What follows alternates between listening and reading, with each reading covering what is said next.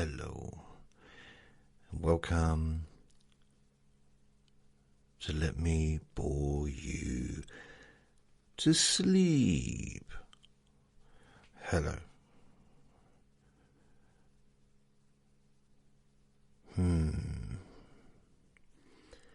My name is Jason Newland, and please only listen when you can safely close your eyes.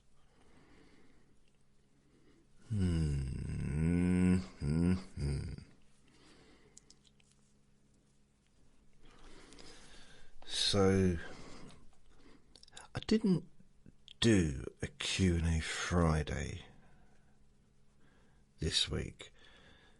I didn't ask for any questions, and I completely forgot about it, really.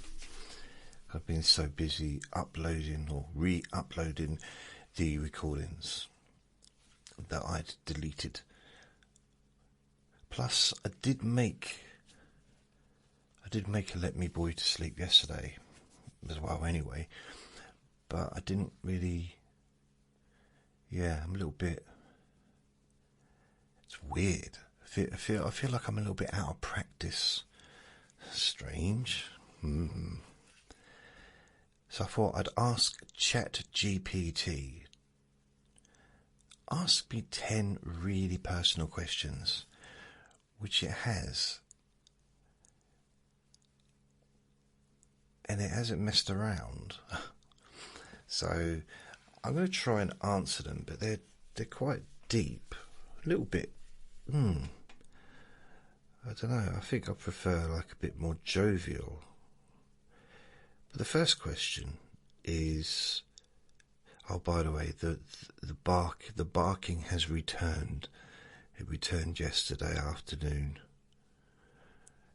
and it started again at 5:30 this morning. It's not happening now at this moment, but it's like, oh man, really? It uplifted my mood not having that barking outside. Just, it was life-changing in a positive way. It was a nice little respite, I guess. I don't know where it couldn't have been there because it wasn't barking, so I don't know where it was for a day and a half. So the first question is, what is the biggest regret you have in your life? And if you could go back, would you actually change it?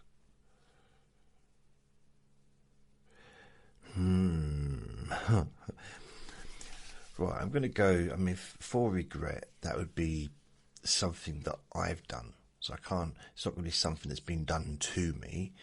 It's not going to be something out of my control. So something within my control that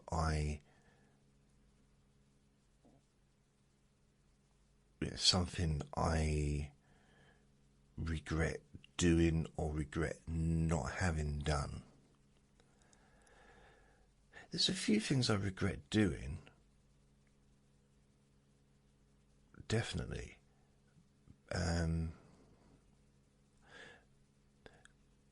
And I know it's a cliche, but it's the things that I didn't do that I regret, probably. Opportunities. But then there's opportunities that I didn't know were there. For example, when I left school, when I was 15 years old, it was a weird period because I left school, I had to go back to do my exams. Well, I didn't really, but I thought I did because it wouldn't have made any difference if I'd not turned up anyway. In fact, I probably would have got a higher score. And so I was working in a chip shop full time, earning £60 a week, which was brilliant money for me, at 15. And I was living at home still, still in my room upstairs, still getting fed. Everything was just the same. And then the family split, as it were. The parents separated. After about probably maybe a month of being in the chip shop full time. I did start part-time while I was at school, I think. I was there a week on a Saturday, but that was while I was still at school, but that was only for about a month or so, maybe 2 months, I don't know. But yeah, so it was weird because, I mean, there was some stability there, and then suddenly that stability was gone. So I was 15,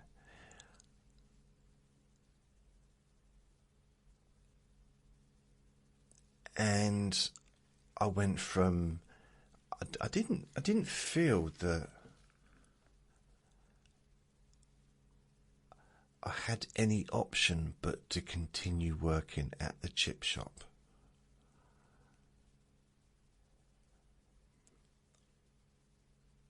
And I went from having my own bedroom at the top of the house,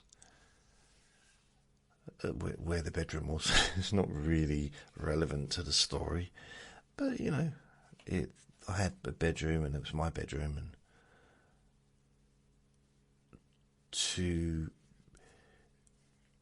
moving into my step grandmother's flat, sleeping on a camper bed in her living room. And that was because I wanted to be with me mum, me mummy, me stepmummy, but still, I wanted to be with her.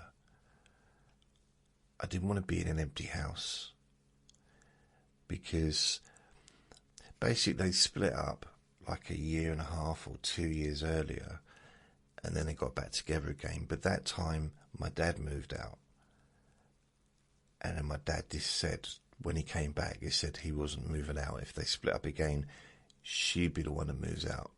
And she did. But it wasn't a home anymore. It was just a big, empty, cold house.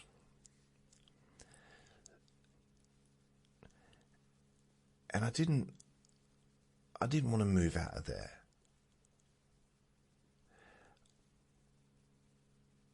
But at the same time, I didn't want to stay. I didn't want to be without me mummy, you know. It's true. I just didn't. So I went and lived with her, and, you know, in a not a very good sort of environment. It was a lovely flat, and before I moved in, I got on famously with my step-grandmother. Really close to her. But living in a living room, sleeping in a living room, the relationship changed to the point where after, it wasn't a whole year, it was probably about 10 months. 10 months of living together. Maybe it was nearly a year, but about 10 months of me living there, sleeping in her living room, and her daughter sleeping in the spare bedroom with my brother. My little brother was 7 or 8 at the time. That ruined my relationship with her. So we never spoke again when she moved away and I moved out. And basically, that's how I ended up having to move into the chip shop, flat above the chip shop, because they were moving.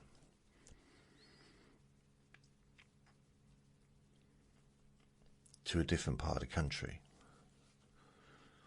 So it's like, what's this got to do with regrets? I do regret taking sides, because I did take sides. I took her side. because I was a mummy's boy.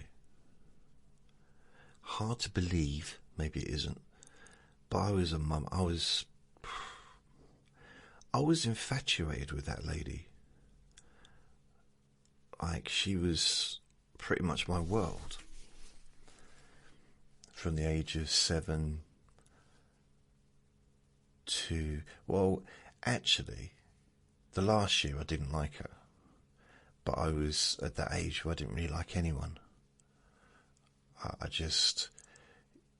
still loved her, but I just couldn't stand. I think it was so claustrophobic and not having my own space, and I just could not stand any part of it. I fell out. I didn't fall out with my mum, but I definitely fell out with my nan, my step-nan. And she used to, honestly, I'd be working all day and I'd come home. I'd finish at work about 9 o'clock in the evening, come home, and I'd turn the TV on. I'd have it down very low. So I wasn't having it blaring out or anything like that. I had it down low, and my step-nan would come in and just turn it off. It was like, what am I supposed to do? I've literally just finished work. I'm supposed to just go to bed at 15. Well, by this time, I turned 16 at the end of August, so I was 15, then I turned 16. But I was like, I don't want to go to bed. I don't want to go to sleep. I've literally only finished work half an hour ago. I want to just do something. I just wanted to do something. A bit of limitation. I couldn't really go out clubbing or going to the pubs because I was 15 and I looked about 12. So yeah, there was a few limitations there. And I was living in a little town. I suppose I could go for a walk on the beach. Yeah. So I kind of regret what happened there, but it was out of my control to a degree. I mean, I made the choice to go and live with her, to go and stay with my mum. But then I disliked it so much, I did move out. I went back to my dad's, or went back to the family home. I think I did that twice, but at least once, and I lasted for about 2 days because the house was freezing cold. So this must have been probably October time. So I probably went back in October, no heating on, no food. I mean, I could afford to get my own food because I was working, but at that point I was used to not getting my own food. I'd eat at work and then I'd eat at home. When I got home, I didn't have to. I was still a kid, man. I was still a baby. I was still like 15, just turned 16. I wasn't used to kind of getting my own food and doing my own laundry and stuff like that. That was still being done for me. That all changed when I moved into the flat above the chip shop. So yeah, I then had to do my own laundry and do my own food and all that stuff. Like that most adults have to do when they live on their own. Yeah. I suppose the regret is kind of a wide regret. There's individual little regrets along the way. And I don't sit up at night worrying about it, I'll be honest. I mean, I think when it comes to like I've got emotional regrets. When it comes to, well, I think in reality, I don't know if I'm ever going to have another girlfriend or ever have a relationship with a female. I don't know if that's ever going to happen again. I mean, I was thinking about it, and I've not even felt the touch of a woman for what, 4 years. You know, it's like, it might sound weird, but I know there's people out there that haven't had a physical touch, and I'm not talking about, you know, and I'm not talking about you know, like sensual stuff, but just having someone, or cuddling someone, you know, like watching TV and cuddling them, or just that kind of stuff. It's been so long, and even then, but that was only like for a short period, and then it was like years before that.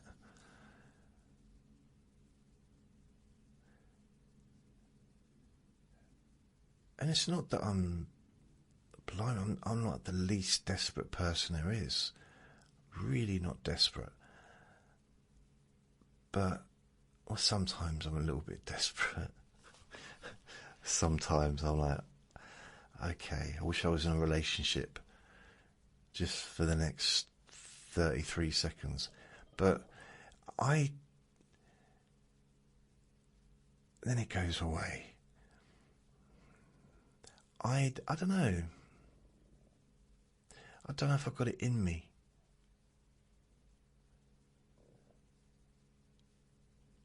I'm not sure if I ever had it really in me. Never been able to hold a relationship together.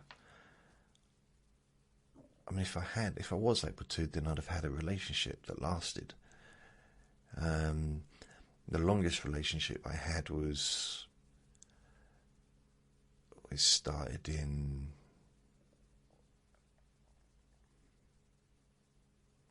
where would it be? Probably May or June 1996, and was pretty much finished by the new year 1997. So yeah, I mean, what was that, like, what, June, July, August, September, October, November, December? That was probably like 6-7 months. That was the longest relationship I had. In fact, I don't even know if we were still together in 97. I think we were. Partially.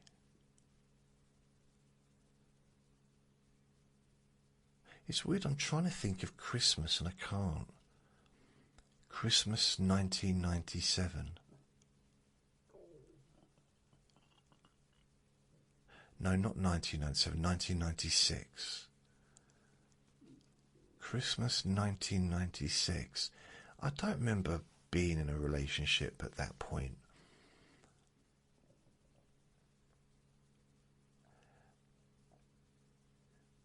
That's a piece of mapping that is missing from from the charted map of my life. So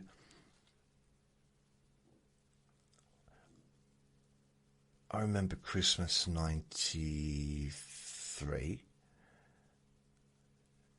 Christmas 94,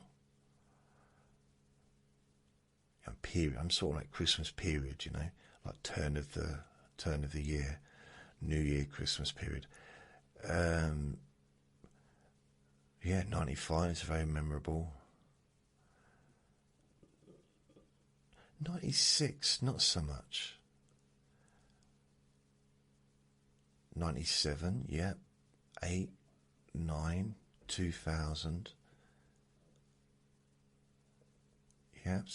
So Christmas 97, 98, 99, 2000. Remember those. I don't have like specific memories necessarily, but I remember roughly what was going on. If I magnified a little bit more, I could probably get in there. Oh, by the way, I signed up with Ancestor.com, And that's where I got my DNA test done, where I'm 48% Irish. And I spent hours on it the last couple of days, going through my family tree. It was giving me hints, and I was looking through it and cross-checking, cross-referencing, whatever. And I was doing quite well with it. And I went on there this morning, well, about an hour or two ago. It deleted everything I'd done, apart from the basic, like me and parents on there.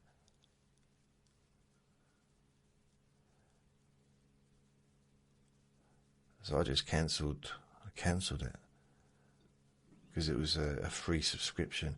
And what I noticed is I cancelled, and I pressed cancelled, like the button. Now, if I didn't know better, I would have just assumed it was done, but it wasn't done. You had to go all the way down to the page, and it started offering, are you sure you want to cancel? Look what you're going to be missing out on. We help you to build your family tree up, and we'll help you for hours, and the next day it'll all be deleted for you, so you can start all over again and enjoy the fun. Ooh, just stuff like that. And then saying, do you still want to cancel it? Yes. And then go down again. Oh, can you just answer this question? Is it too expensive? Is it just not enough? Enough options? You just lost interest in doing it? Or is it because we keep deleting stuff? I mean, after all, you do like deleting stuff, don't you, JJ? Which is a bit rude. And I say just like, no, just don't, whatever. I just click anyone and press cancel. Well, what if we offer you the price, cheaper price monthly? So instead of £13 a month, we'll give it to you for £10.99 a month. What about those apples?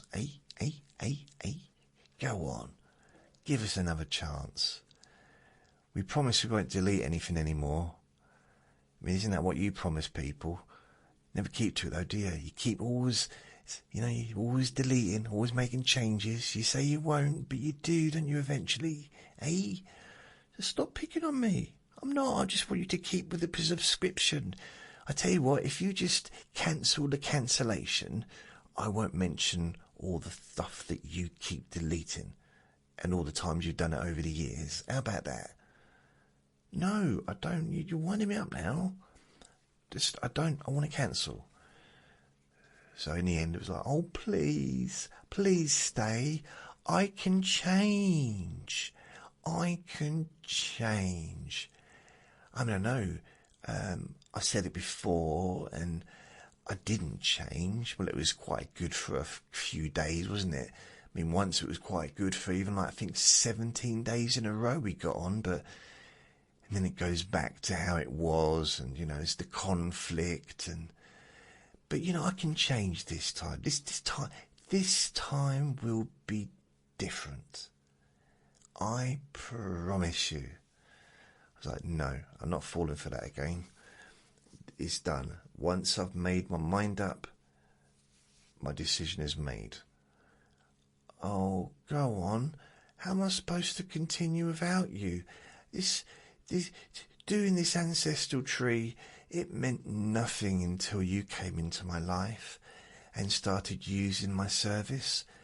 I know there's 12 million people using me to find out their ancestral background, but you're the one I really care about. You're the one. I mean, you're my everything. Without you, I don't think I'd want to do this anymore. So, no, come on.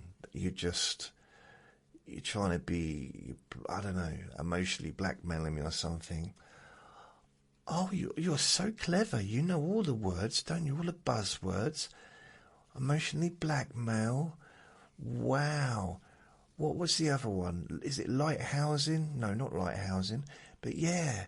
No, I'm not. I'm being genuine. And genuine as well. So I cover both sides of the continent. So yeah, go on. Please stay. Please. Be your best friend. No. Oh, go on. Listen. No sometimes means no. What do you mean sometimes means no?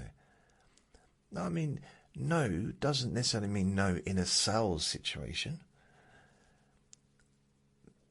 But in a lot of situations, you should respect when someone says no.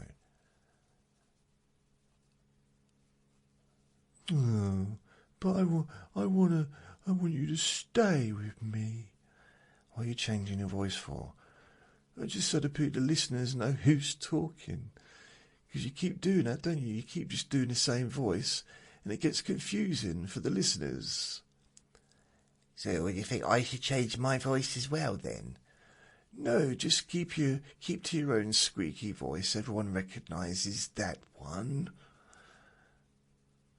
That really is rude. I'm not happy about that. Wow. Right, I'm going now. I've had enough. You're cancelled, alright? Okay.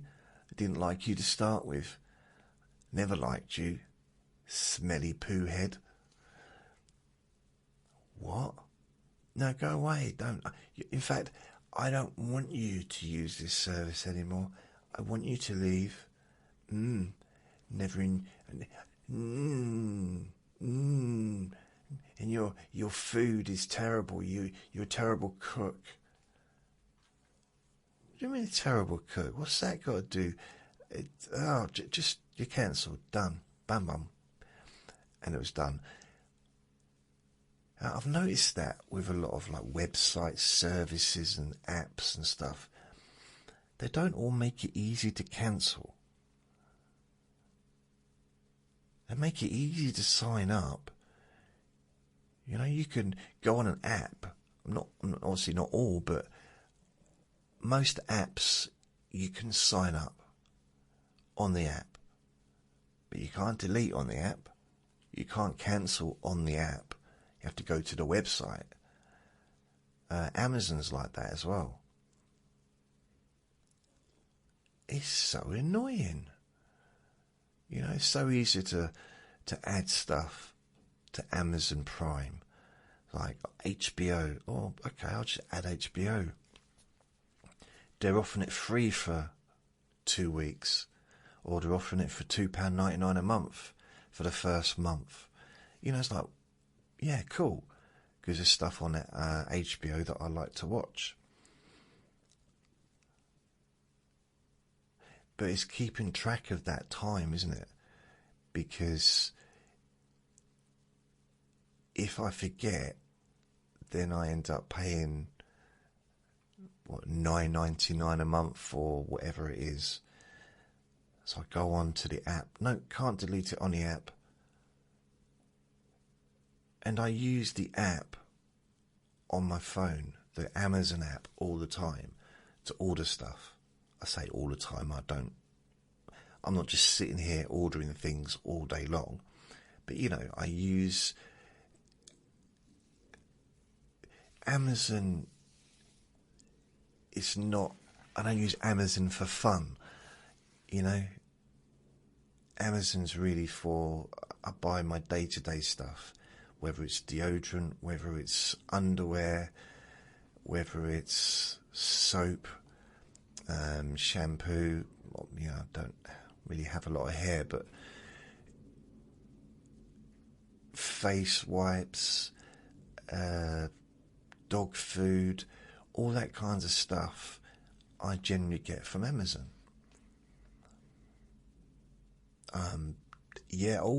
Ready Break. I get like big packs of Ready Breaks. I think there's 5 boxes in a pack, so it works out a lot cheaper than buying them individually on Uber Eats. That's another thing. Uber Eats, I went on there the other day, and normally it just only has the stuff, and it has other stuff, but you know, when it comes to breakfast cereal, it just offers me what I've already got in the past, recently. And I want to get what I had 6 months ago. I want to get something a bit different. Nope, not available. Sorry. But I looked at the app not yesterday, I think the day before. And in my favourite section, which is basically just what I'd previously bought, it had stuff that I have not bought from, I use Uber Eats to get Sainsbury's deliveries. And it just had old stuff. When I say old stuff, for example, I wasn't able to get Ready Brek on Uber Eats, on the app, for months. That's why I started getting it from Amazon. Now it's available again on Uber Eats. It makes me wonder if they communicate with each other. I think it's not as so much that it's like sharing information. I think they're just gossipers. Uber Eats, Uber Eats app is gossiping with the Amazon app about me. Uber Eats is like saying, oh, it's weird, he hasn't spent as much money on Uber Eats lately. He's not getting as much breakfast cereal as he used to. And the Amazon app says, oh, I've got a bit of gossip for you. You know what he's been doing? He's been getting like the big packs of 5 boxes, which will last him for probably 2 weeks. That's why he stopped buying it on Uber Eats. That's why he stopped buying it on your app. Oh, is that so? Bit cheeky. Yeah. But don't tell anyone I told you, don't just keep it between ourselves, yeah? Alright. But then Amazon doesn't realise that Uber Eats is going to get in with his friends. Say, listen, we need to start making Ready Brek available again. Because he's going elsewhere, and that's not good for us. Maybe there's a way we can buy all the Ready Brek from Amazon so it's not available. That's a good idea. I wonder if they ever do stuff like that. What's it they call that? There's a word for it in sales. Right, it started barking again.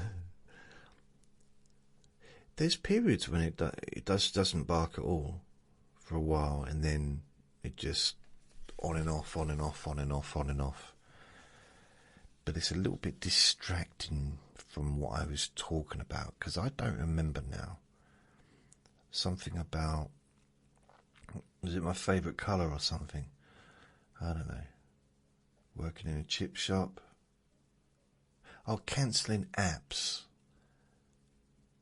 Uber Eats, Amazon, yeah. So I think one of the regrets, I guess, would be, and there's nothing, the thing is with regrets, you can't do anything about it. We can learn for the future. We can learn maybe if I got into a similar situation again to maybe do things differently.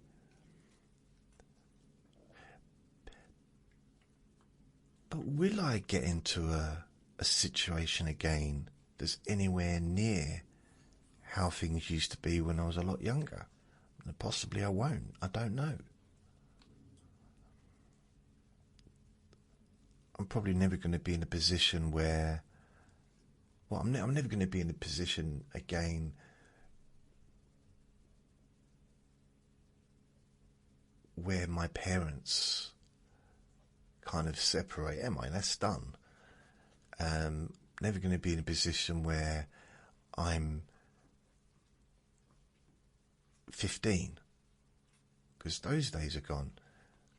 Working in a chip shop, gone.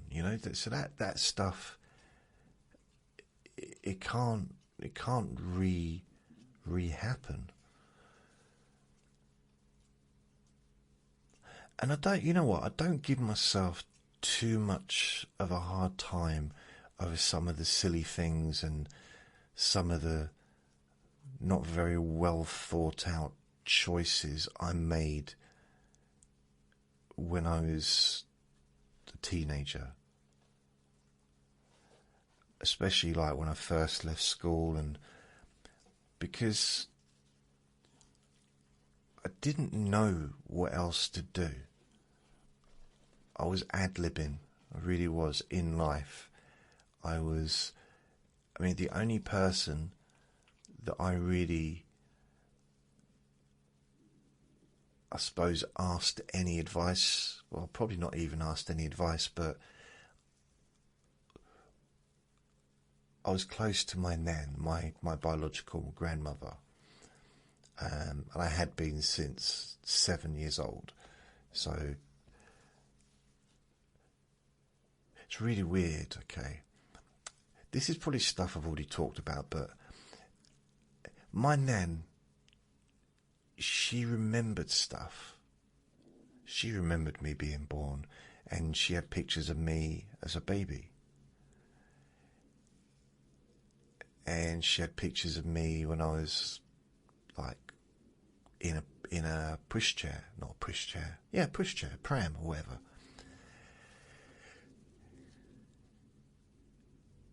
And I didn't know until she told me that the very last day of me and my brothers being in Southend, because we were living in Nazareth House children's home run by nuns.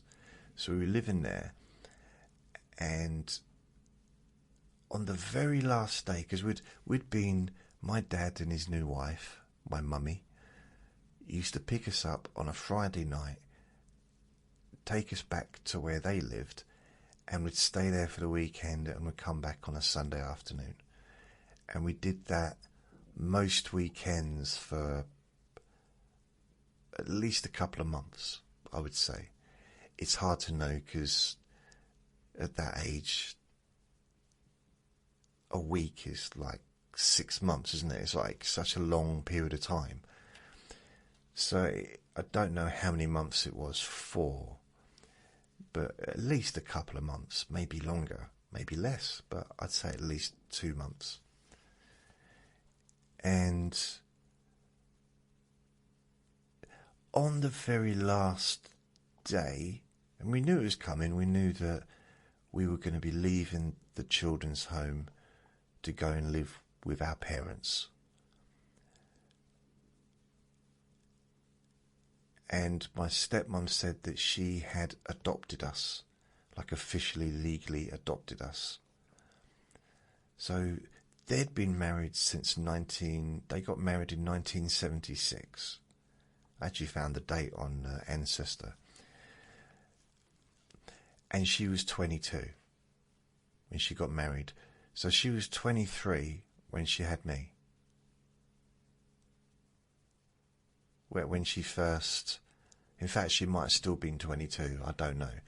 But at the time, and for years afterwards, I couldn't see it. I couldn't really see it in I guess, this way. But I view it a little bit differently to how I used to. Because I'm thinking, first of all, 22 is young. My dad was older, but not huge amounts older. He was born in 47. She was born in 54. 55, something like that. So, you know, it's what, 7, 8 years difference. Maybe 9. And so she's married with her new husband, probably blissfully happy. I don't know. I've never been married. I definitely have not married my dad, so I don't know whether or not I'd enjoy it. But I'd rather not, thanks. But, you know, so they were probably blissfully happy and living together. She was working full time. He was self-employed, I think, or he was working full time. So they had plenty of money coming in.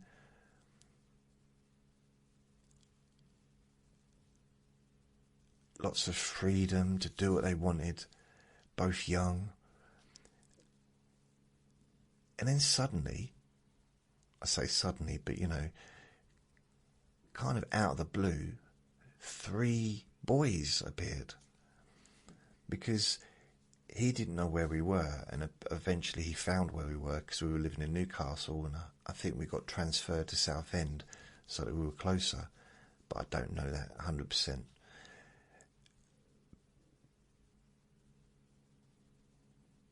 So she went, within a year of being married,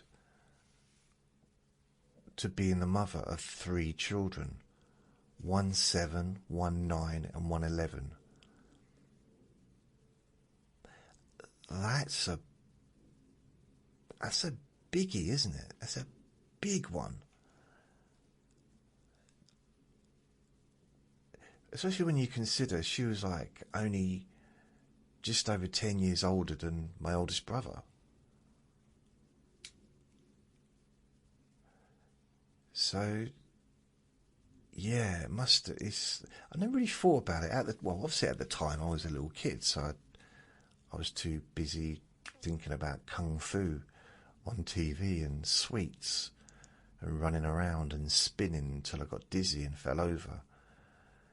You know, I was busy. I was busy doing that stuff and thinking. I was a deep thinker, but I don't think I really gave that any thought. It's very preoccupied in myself, very, very much like now, really. And it must have been weird, must have been very strange. But I found out on the very, very last day that we lived in that children's home, and we knew that we were going to be going back to live with my dad and my new mum. We were going to be living with them permanently, forever and ever and ever and ever and ever. And we were going to be together and have a family, which is what I wanted. You know, there's nothing more in the world that I would want than to be at home living with them, with my 2 brothers. You know, that was the dream, really. So I was blissfully happy, I think. I've said the word blissfully happy twice, haven't I, in this lecture. And what happened is we spent the afternoon with our biological mother, which is a little bit freaky to do something like that, considering she didn't visit us, as far as I'm aware. But she was told that was the last time we were going to see her. So she just rolled up, didn't expect her to turn up, and she took us out. And I remember that day. I remember we went onto the Southend promenade. I got some pens that had weird kind of animal lids and things like that. So she bought me some of them, and like, I just want to look at them. I didn't want to own them. The thing is, I like looking at stuff, but I don't want to carry it home. And she was saying, but it's only small stuff. I said, yeah, but still, I don't want to carry it home. I'm lazy now, and I always will be lazy. She said, what? I said, well, I've decided I'm going to be lazy forever, and I don't like carrying things. So can you carry it for me? And she did. She put it into a bag. I think she was a little bit confused. And I was very much focused on her, because she was that. I don't know if I understood that we were never going to see her again. I'm not sure if it really, because I wasn't quite 7, So this was in, shall we say, possibly June time, 1977, and I was 7 at the end of August. So I was 6, but I was nearly 7. And I'm not sure if I understood that was, because we'd see us sporadically, if that's an actual word, occasionally, now and then. I remember when I was in Newcastle in a children's home, I came down. It was during, my birthday's always been during the summer holidays when I was at school, because it's just always was. So I came down. I'd had a sleep in, so I wasn't up at the same time as all the other kids. And I went into the conservatory. It was a big conservatory with tables where I used to eat. It was a much nicer children's home than Southend. In fact, I don't even remember there being any nuns there, but it was still Nazareth House in Newcastle, so I guess there was. I just don't remember them. I do remember them in Southend. We used to call them the little penguins, but not to their face. And so I come down, it's a really bright day, really sunny day. It's 1975, something like that, maybe 1976, 1975. So I come down, looking around. Oh, there's no one here. I had no idea what time it was, so I just went down and got myself, I think I probably just one of those, just got myself some breakfast, probably in a little box, and some milk and orange juice or whatever. So I'm sitting there, and I'm facing away from the glass. So it was like a conservatory, and it's a big place. Loads of kids living there. It's a big old place. There's a big courtyard there as well. So yeah, it's a big place. And someone came in, one of the staff. He said, "Happy birthday."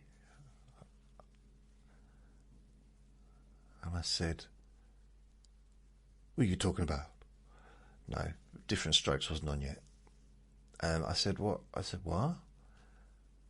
He said, "Happy birthday." I said, "Oh, cool." See, I didn't know about birthdays. I didn't know what day my birthday was on. I didn't even know how old I was, to be honest. Things like that weren't important, and no one mentioned it. This is the first time in my memory that anyone had even mentioned birthdays to me. I'm not saying that I never had birthday presents previous, but I don't remember it. And when you live in like a kid's home, especially, I don't know about now, but in the 70s, you didn't have anything really of your own. There'd be toys to share with the other kids, but I didn't have anything of my own. The only belongings that I left the children's home with that were mine, other than some clothes and stuff, was my book, my Jackanory book, which I'd kind of learned to read with. And I used to read it over and over and over and over again. And I say learned to read, I'm sure I was learning to read at school, but this really kind of helped me a lot.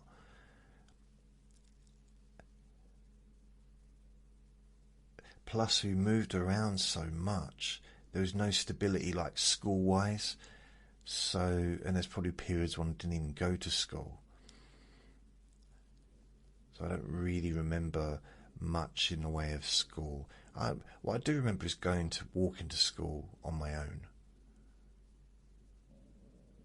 at quite a young age. But that that's probably more to do with the times. You know, walking to school at the age of 7 was kind of normal back then, you know. I suppose it's different if you live miles and miles away, but if you live near the school or within like an hour or like half an hour walking, you just walked. The kids would walk on their own. Didn't need parents to take them, or at least I didn't. I got this kind of a memory of I think it was a bridge that we used to walk over and then walk down, which led to the school, but not got a great memory of it. There's not many memories of schools that I remember before the age of 7. There was one where I was standing in the school grounds near not the gate, you know, where you come and go, and there was a lady there and she fell over.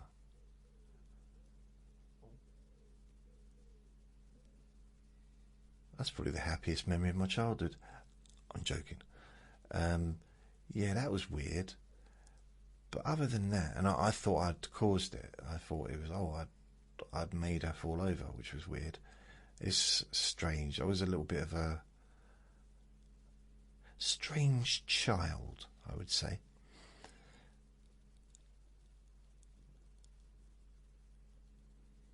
And this bloke in a children's home was like, "Oh, happy birthday." I said, "Oh, okay. How old am I?" I had no idea. I didn't know, really didn't. And none of us knew our when we went to live with my dad and his new wife, I don't think any of us actually knew what our dates of birth were. Which is probably quite a weird thing, isn't it, for kids? I think maybe my oldest brother did, but yeah. We used to have arguments like, no, it's not December, it's August. No, I got presents in December last year, like that was Christmas. It was Christmas, and I was 12 at the time. So yeah, it took a while to kind of get around to the normal societal norms, the normal norms. And the bloke said, "Oh, your mum was here." I said, "Really?" "Yes, she left a present." "Okay," and he handed it to me. I'm like, "Why didn't she stay to say hello?" "Don't know. You could have woken me up. I was asleep. You could have, you know." So basically it was a little, I'm not sure if it was wrapped. I think it might have been wrapped. But it was a box of Maltesers. You know, not a bag, but a box. So it was a decent, I like that's maybe why Maltesers have been kind of quite, I don't want to say sacred because that's a weird word to use for chocolate, isn't it? But there's probably an emotional connection to most Maltesers for me, and I still like them today. I don't really eat that much chocolate anymore, but I did. Maltesers is one of those things that I kind of used to enjoy. But yeah, that was that. I was like, why didn't she say hello then? Which is weird. But anyway, we saw her for the very last time, and we had some chips. We went to the chip. It was like it was in Southend, this chip place. But it was almost like it was built on the prom, like a chip shop, but it was built on it. that's my memory of it. We go in there, got some chips. I think they were in a cone. And we went and carried on walking around the prom and whatever. And then we went back to the children's home in Southend, and we were in a room with her,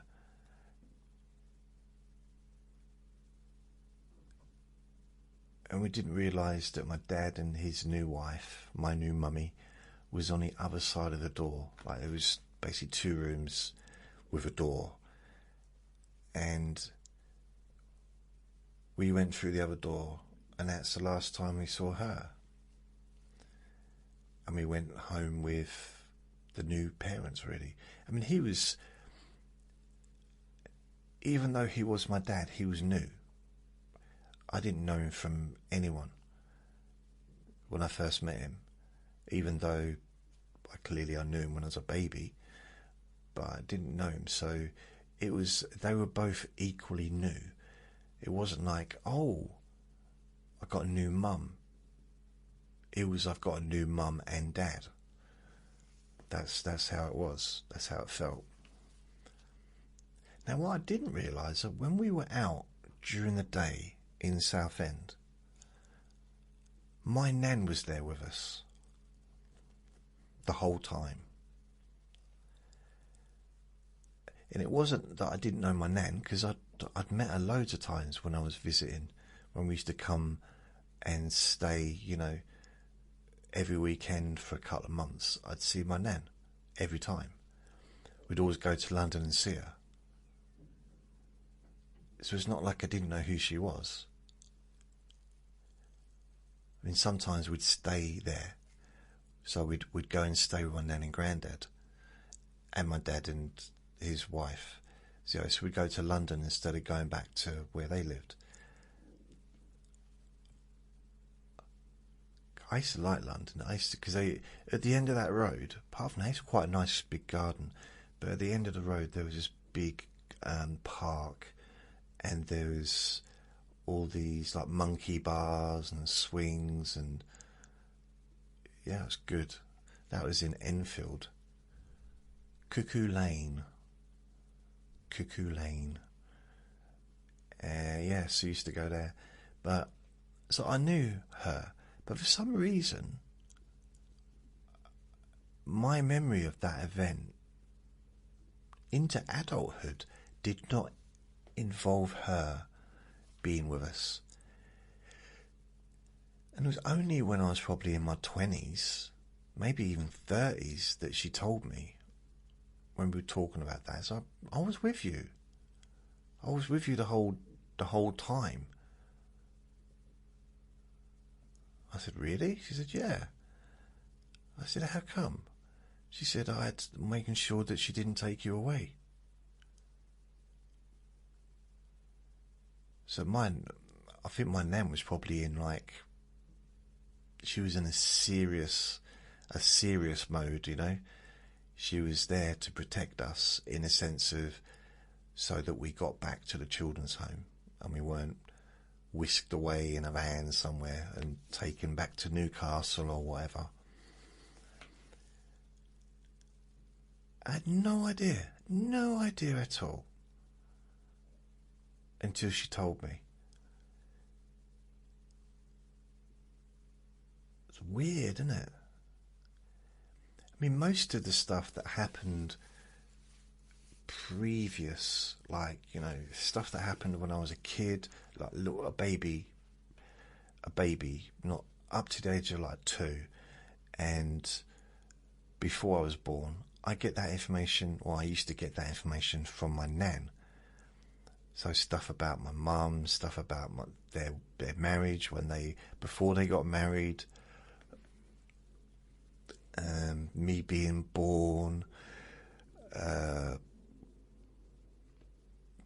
got a little bit of information from my dad. I mean, there was a couple of times when I was in probably about 17-ish, ish, we spent a couple of nights or a couple of evenings drinking Scotch whiskey, and that's the only time my dad ever opened up, and he'd go into a lot of detail about his marriage to her and stuff that happened in his life,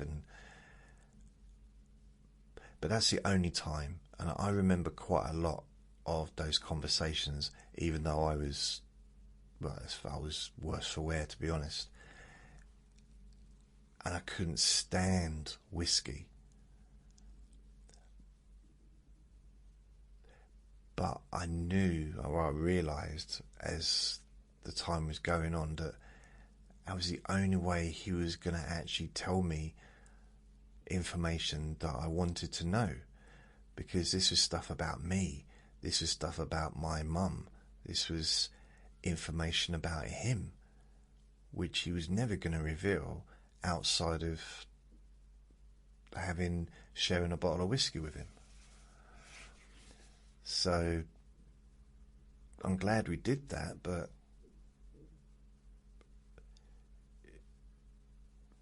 and it was interesting as well, the stuff, because I would never have known that. So between, I think, twice we did that, and my nan telling me kind of what went on and stuff, I had to put a picture together. It's very fragmented. There's probably a lot of information missing,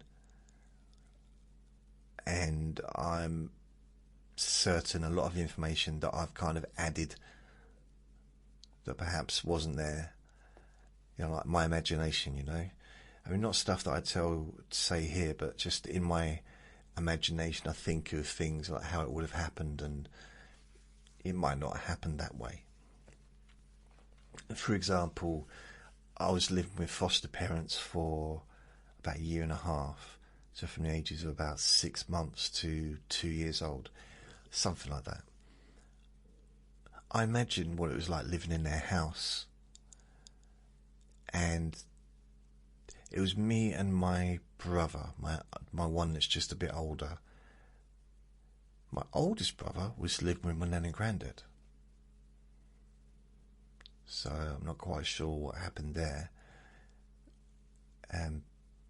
So during that period, we didn't really have any.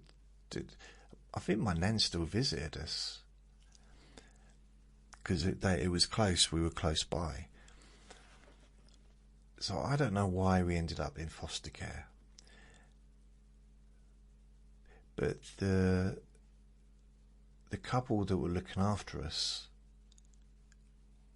decided they wanted to adopt us, like permanently. So they must have loved us, absolutely adored us. So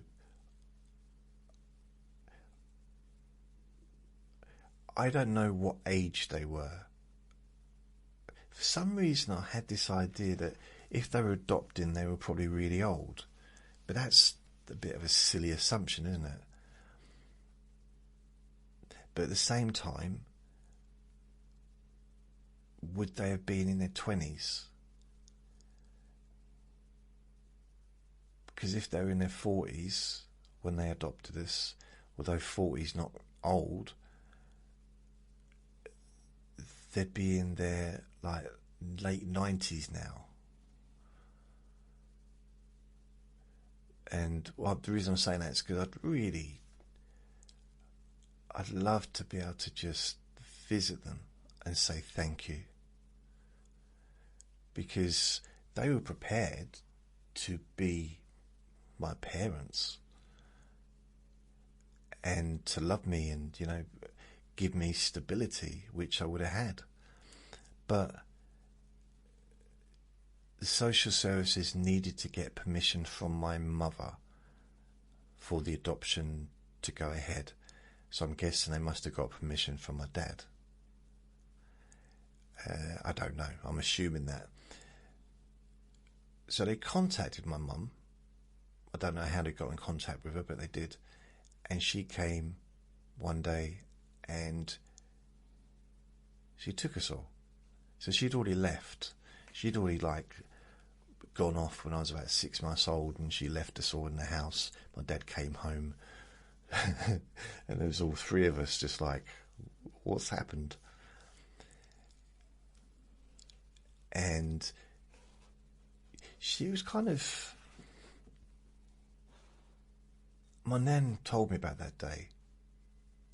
So my granddad was still at work. If my granddad had been... Because if my granddad hadn't retired yet, if my granddad had been retired, he would have stopped it. He would have physically stopped her taking us. He would have like, grabbed us or whatever. He would have... She wouldn't have got away with it. But it was just my nan. And the foster parents didn't have any say in it, because she was our mum. You know, they didn't have a word in. And I think even from a social service perspective, she had the right to do that as well, because she was our mum. So she came along. She probably took my oldest brother. What would he have been? If I was 2, he was 6, so he was probably at school. So she probably came and took him out of school and took us to Newcastle. And again, my dad come home and my oldest brother was gone. You know, it's like the second time that she'd done something. So, yeah, if they hadn't wanted to adopt us, so it's their fault, isn't it? It's their fault. Yeah. I'd like to, if they're still around, I'd love to just say thank you. Because there's something special, I think, about someone that is not biologically related. They got no... They don't need to love you, you know? They don't feel pressured to love you because they've not given birth to you, or they're not the sperm donor or whatever. It's like there's no pressure. But they loved us because they loved us. And in some ways that could be an even deeper love.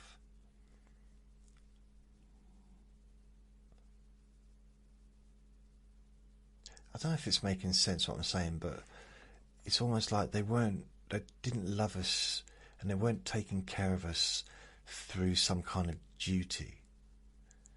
They must have really, really loved us deeply to decide to have us, to look after us for life.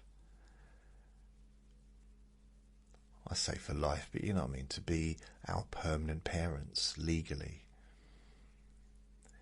But yeah, so I don't know. They must have been living in Enfield at the time, and that would have been the early 70s.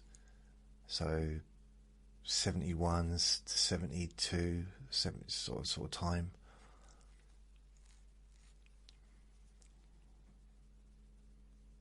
So I don't know. I mean, if they were in their 20s, or even if they were 30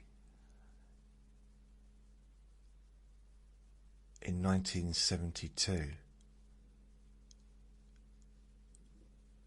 there'd be 80. They'd only be in their early 80s, wouldn't they? Is that right? I was born 1970 and I'm 55. I'll be 56 at the end of August. I know I don't sound it, I know. We all know. I wonder how old I actually do sound. Well, according to ChatGPT, I look my age, which isn't good. I really thought if I took a picture of myself and they'd say, oh, you look early 40s, and like, yeah, brilliant, I can have a good day now. But no, I think the first picture they said I looked 58. And I'm like, come on. And they said, yeah, but it's because of the grey. You're very grey, you've got a very grey beard. Yeah, but I could have dyed it grey. I mean, there was a fashion, wasn't there, a few years ago where people used to dye their hair grey, like young people.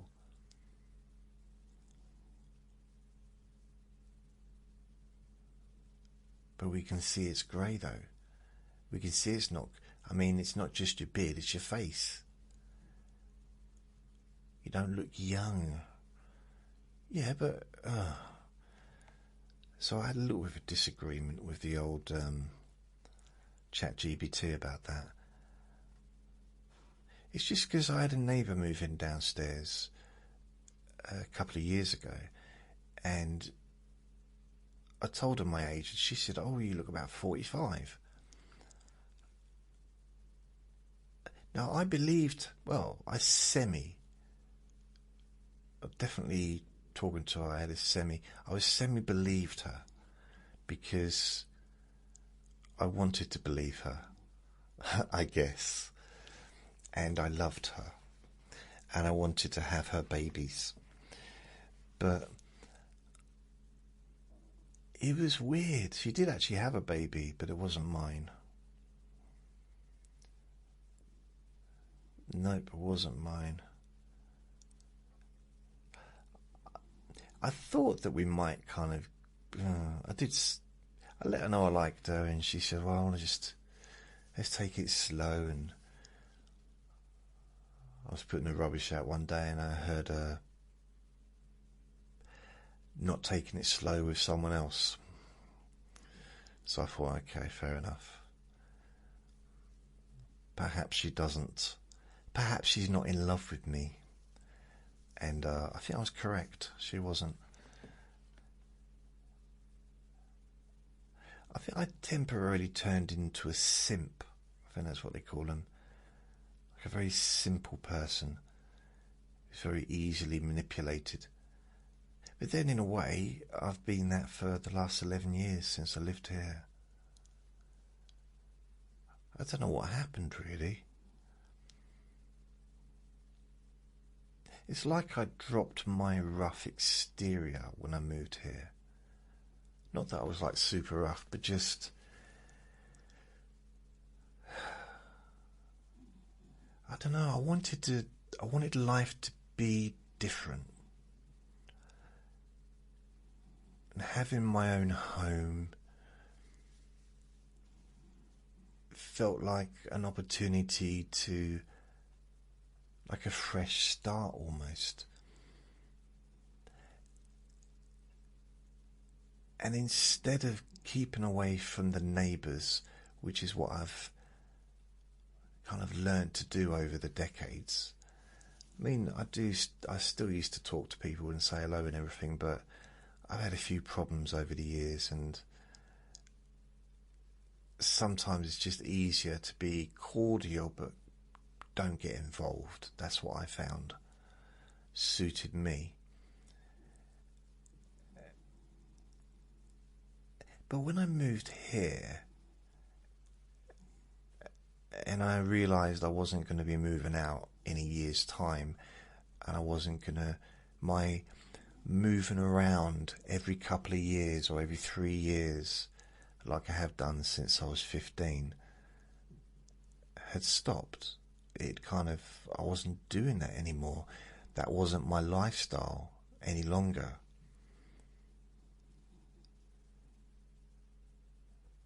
And to be fair, that was my lifestyle when I was a kid as well, when I was very young. So moving around a lot from the age of, well, being born, I guess, up to the age of 7.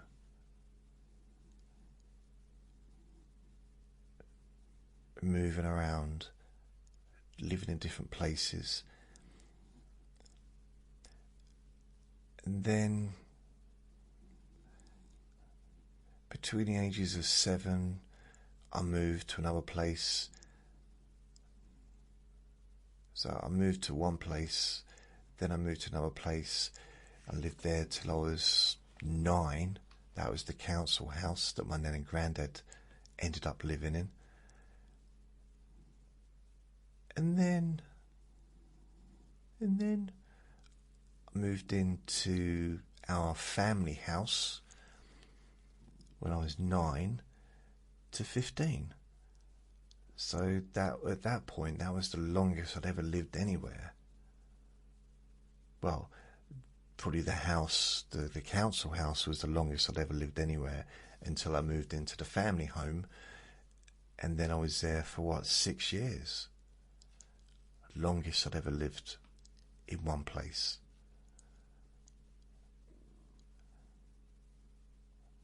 And then after that, I just kept moving around again. I think it's like between 40 and 50 times I've moved since I left school.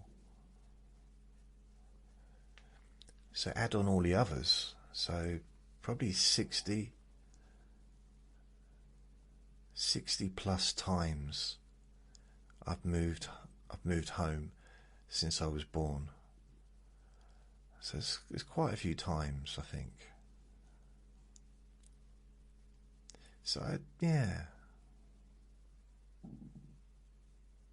In some ways, this might sound a bit strange, but in some ways, I do miss it. I miss that change of scenery, the newness, even if it's a bit rubbish, even if it's I've lived in a lot of really horrible little rooms over the years, but there was like a degree of excitement of being somewhere new, somewhere different,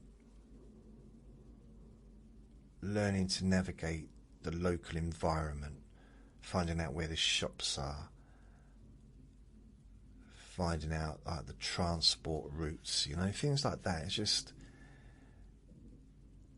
getting a job, things like that. It's very, I kind of partly liked it a little bit.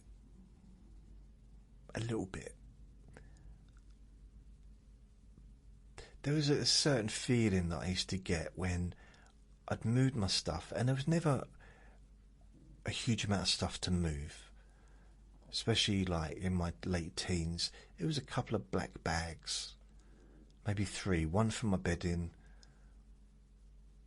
one for a few bits and bobs, and the other one's for clothes. So it's 3 black bags, and sometimes I'd just walk with the bags to the next address, so I'd get a taxi depending on how far away it was.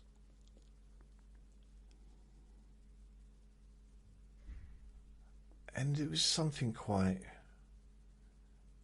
nice about, once the move was done, sitting on the new bed. Well, it's not a new bed, but sitting on it was new to me, or the new chair, or at the new table, watching my old black and white television,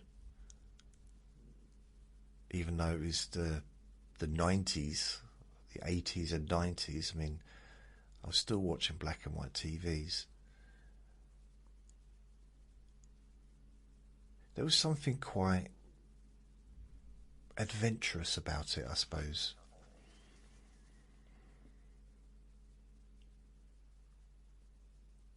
Yeah, the lack of stability did have I guess there was a sense of danger with that. I mean, it can be quite a dangerous situation in a sense of, not knowing really where you're going to be, not being able to plan ahead too far, because I don't know, because I used to just move. I got through so many different jobs because I couldn't get out of bed, or I'd walk out of the job if someone said something I didn't like. I had 1 week, it sounds like it's a lie, but it's true. In 1 week once, I had 3 full-time jobs. So I already had a full-time job, and on the Monday afternoon, I just walked out. On the Tuesday, I had a job interview and started on the Wednesday with that new job.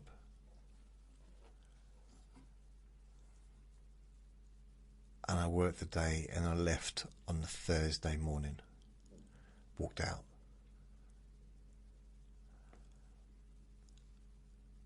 And Thursday afternoon, I found another full-time job and I started on a Friday. And I lasted probably 3 or 4 hours and I walked out. Or I was sacked, one of them. So, yeah, it's the only time ever that I've done that, but 3 full-time jobs in 1 week. I'm trying to think if I remember what they were. One was working on a caravan site, cleaning caravans. That was hard and it didn't last long. And I didn't get paid from any of them because I didn't work like a whole week. The second one, I know they said it was working in a kitchen in a hotel.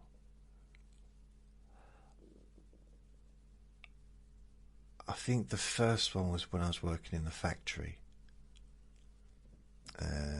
So yeah, I'd left the factory then. So 3, that my oh no, blimey! I remember now. I worked in, what's the thing where you clean clothes? Dry cleaners, but it was like an industrial dry cleaners. Wow. The heat. And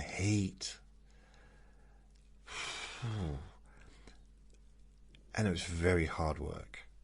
And it was basically dry cleaning all the bedding really for, and tablecloths for all the hotels in the town. Well, probably most of them. And I lasted, I think I went home at lunchtime on that one. Then there was the caravan, cleaning the caravans. That was another full-time job. And then the last one was, I was working in the kitchen, and it was just kitchen porter, so about just washing up really and cleaning and stuff. That was weird because I was there and my friend from school, Jason, was the chef. So I think he'd basically done his apprenticeship. So I would have been probably 18 or 19, no, 18 at this point. And he'd done his 2 years at college to become a chef or whatever. And I suppose he was still training, or maybe, but anyway, that's what his job was there. So he was kind of in charge.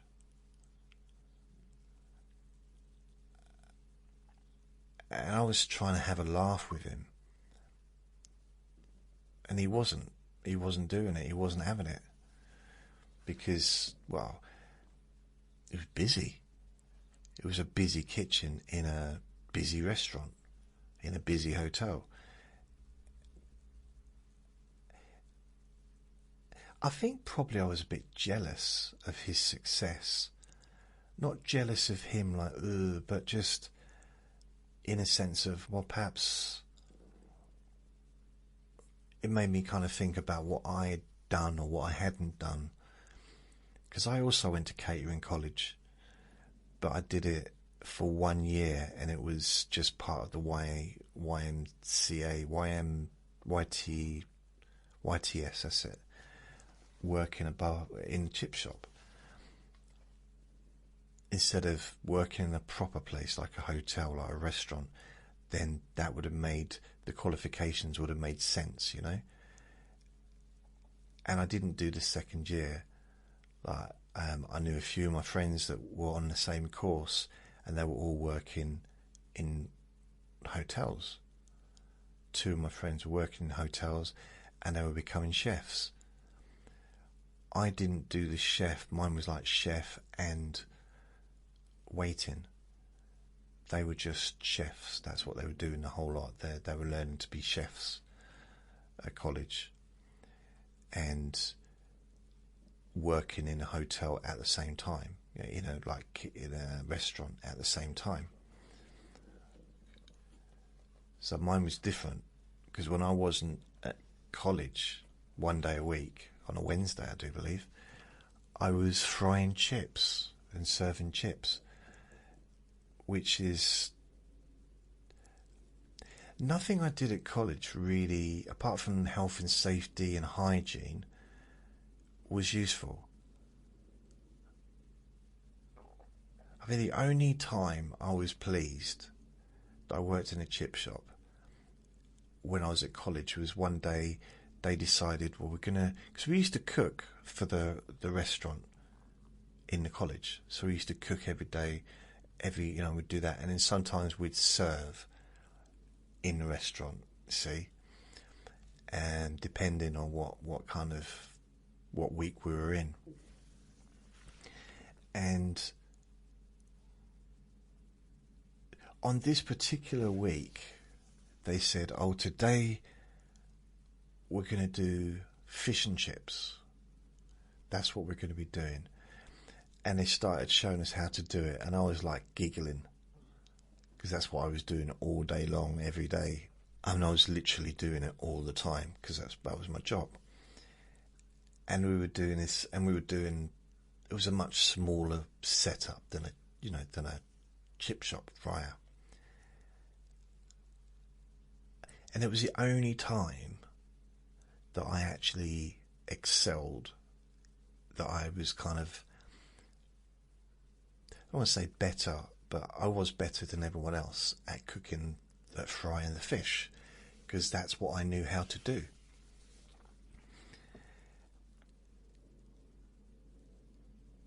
But that was the only day when I was good. Well, not good, but that I kind of felt comfortable, because that was my domain. You know, I knew how to prepare fish. I just knew how to do it, because that's what I did. That's what I'd learned. That's what I'd been doing for quite a while. In fact, I think I probably helped some of the other people out. Right, the dog started barking again. But I remember one of the students said, how are we supposed to know if it's cooked, if it's covered in batter? What are we supposed to know? And I said, and I felt like I was being really wise, I said, you know when it's cooked, when it's ready, because it floats. You still got to turn it over a few times, but it floats. If it's at the bottom of the pan, or at the bottom of the frying pan or whatever, it's not ready. When it floats. I kept saying the word floats. Now, I do believe that's still true. I can't remember. But it was one of those things, like, because it sinks to the bottom. Well, not all fish sinks to the bottom when you put it in, but generally, some stuff does, and it floats when it's ready, when it's cooked. Plus, if you cook something all the time, you know when it's ready. That's the one thing I did learn from doing catering and working in different catering places. I know when food's cooked. Not particularly good cook or anything, but I know when something's ready. I can almost smell it. It's like, yeah, that's ready. And I know how to check as well.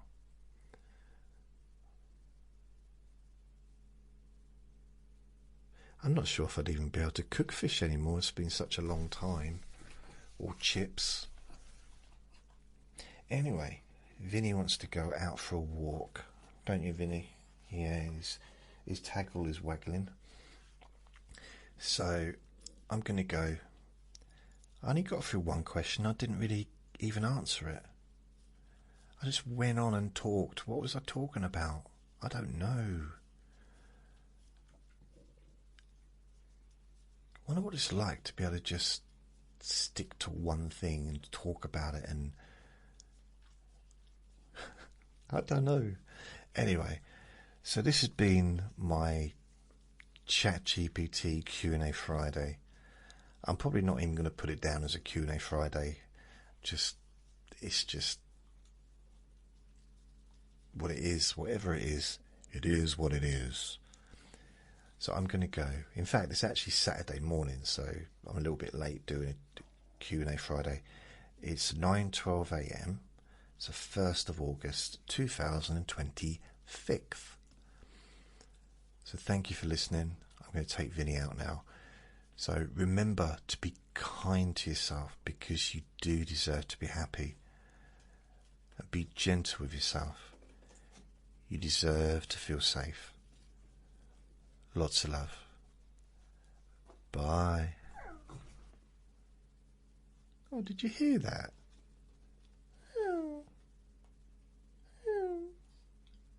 What's that, Vinny? What? Bye.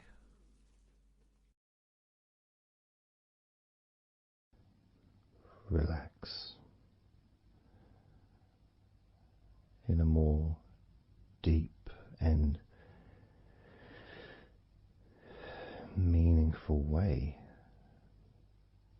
Maybe in a way that can not just allow you to feel calmer now and throughout the time we spend together here, not just relaxed at the end of the recording when it's finished and you can enjoy that sense of comfort and peace, but also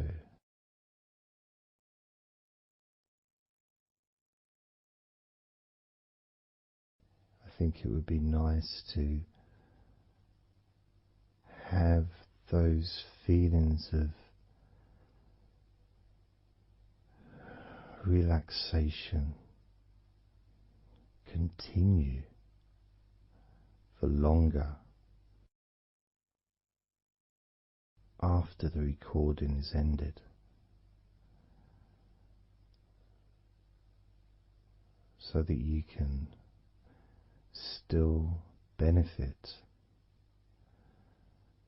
from listening to my voice, maybe in a few hours' time, perhaps tomorrow.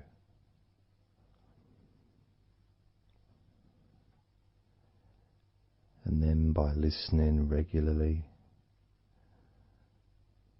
especially if you find, like some people do, and myself as well, sometimes I find one particular recording that really resonates with me, and I just listen to it over and over again, like every morning, every evening.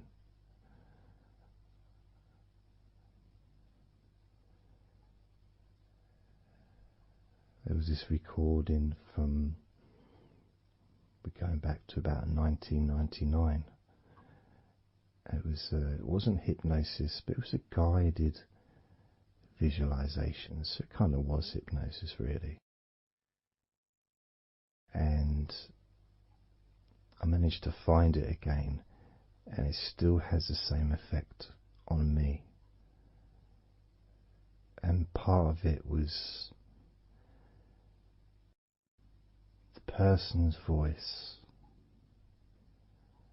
relaxed me.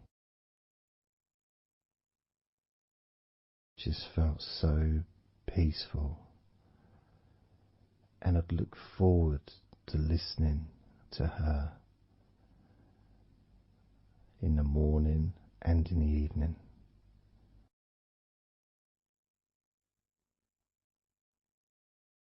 And I knew before even pressing the play button that as soon as I'd done that, pressed the play button, this was in the days of CD players,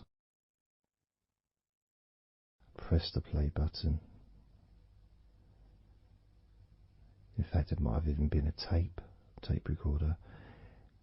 I'd lie down on the bed and then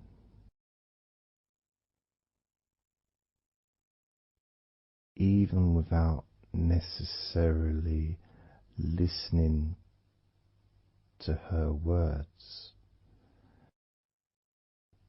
because I had them memorized really. It was as if my body knew exactly what to do. And the muscles just almost went into automatic relaxation.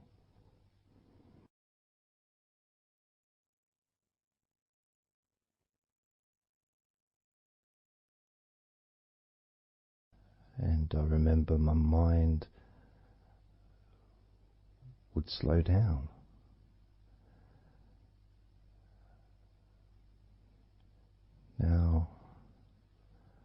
Now, I was listening to this recording in the early days of learning hypnosis, and long before I ever made any videos or audio recordings myself, because I didn't start doing that till 2006.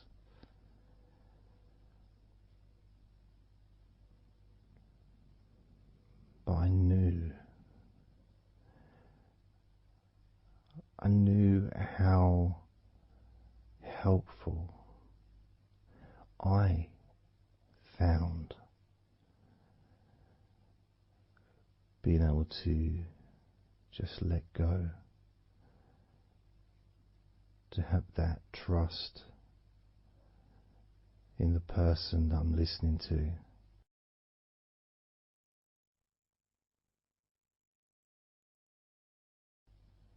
Knowing that it's going to be just as relaxing, if not more so, each time you hear my voice. You may feel the same.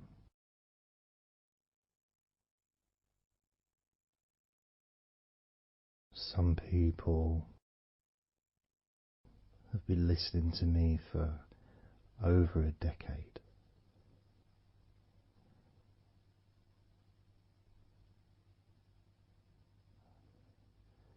Maybe not solidly, obviously not 24 hours a day, but maybe people come back. Some people maybe listen every day.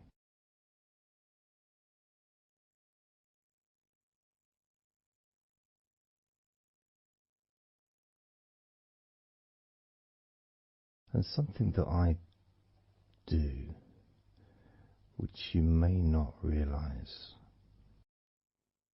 by listening, is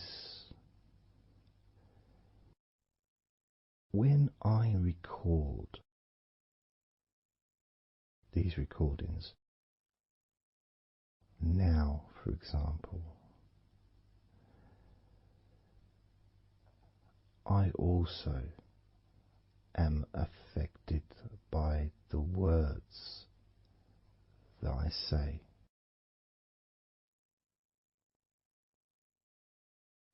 So if I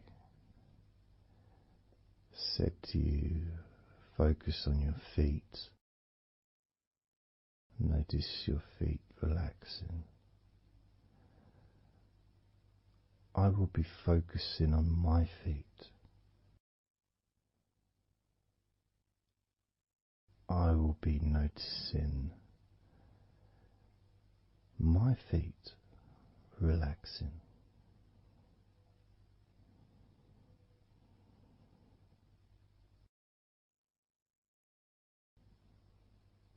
If I said focus on your hands, and maybe notice the difference between each hand.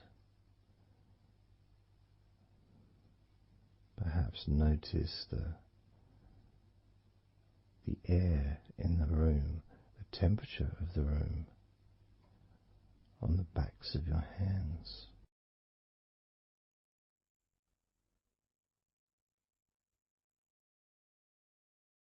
You may start to notice what almost feels like a very light breeze, even though there may not be any type of breeze at all where you are right now.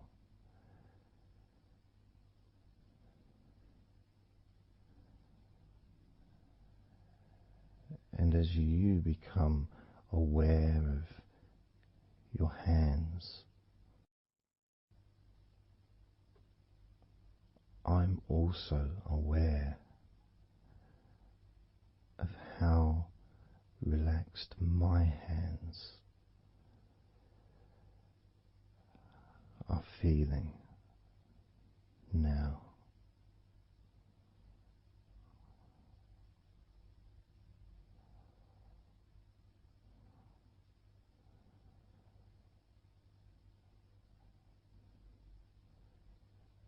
And when it comes to potentially drifting off to sleep, which may be the reason you're listening,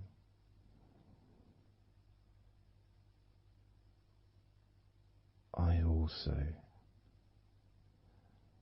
feel drowsy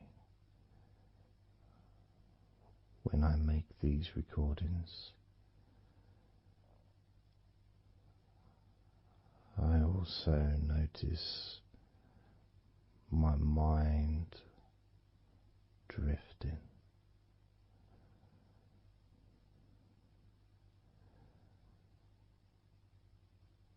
In fact, at times I've actually fallen asleep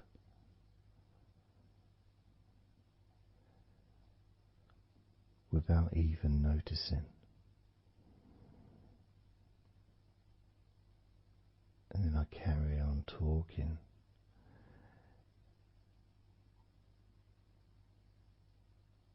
And it's only when I listen back to do the editing, I hear snoring. And I think, I don't remember snoring. I remember talking. Is it snoring or is a pig turned up? That's what I sound like when I snore.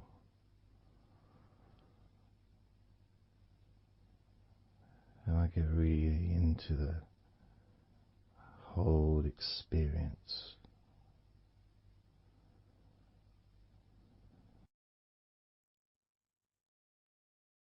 I don't know how you feel.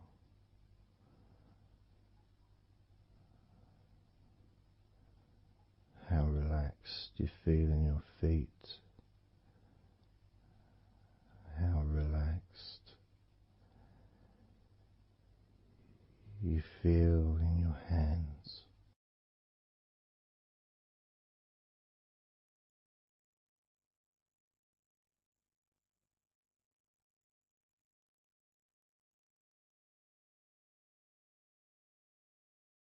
I have noticed more and more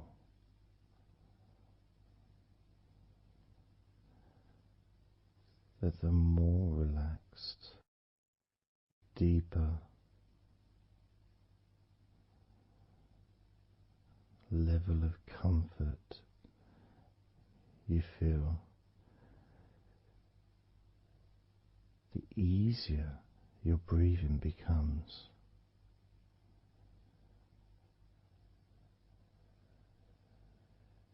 It's almost like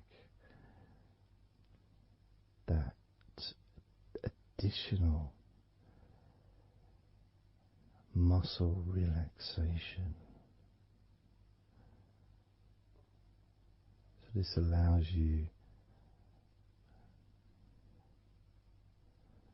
to breathe easier,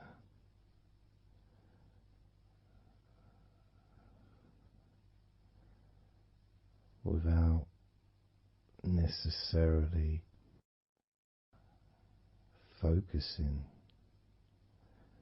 on your breath.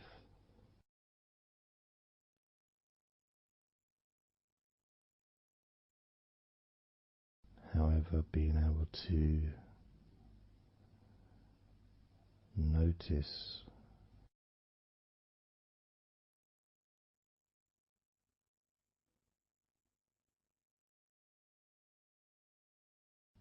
the ease in which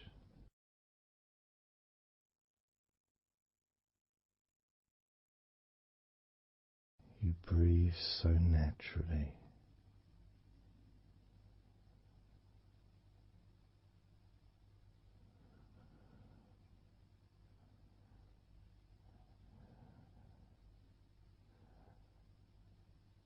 You breathe so very easily and smoothly.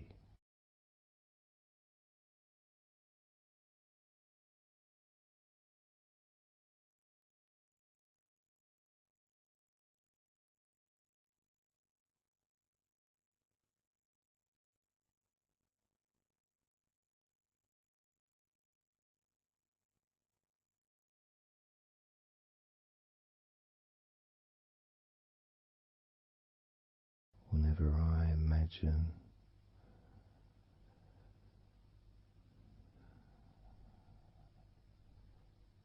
my breathing improving,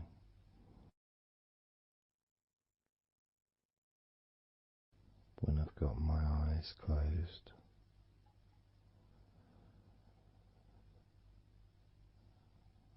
I tend to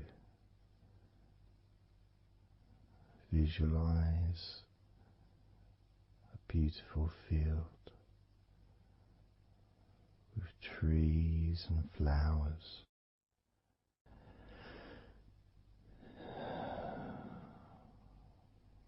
producing all that life-giving oxygen.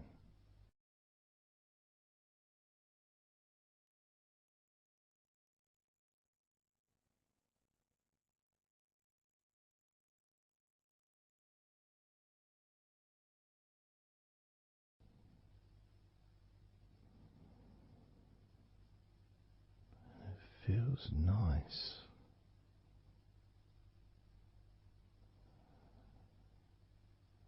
to, if nothing else, just taking some time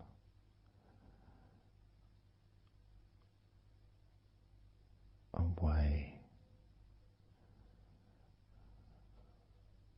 from everything.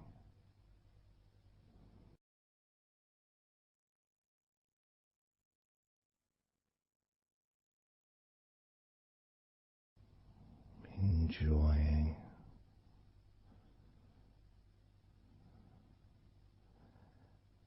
that feeling of peace,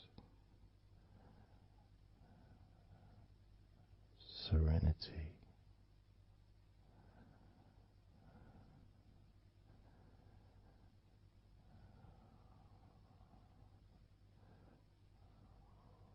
with a joyful heart.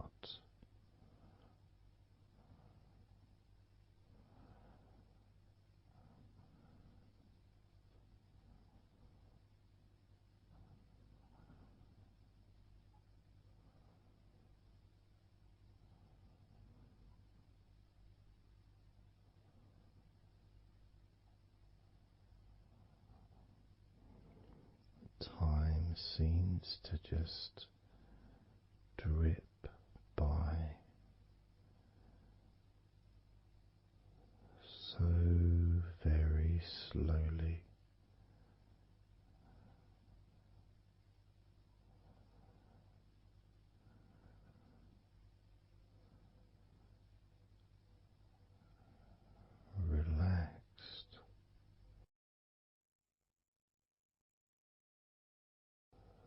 so deeply peaceful,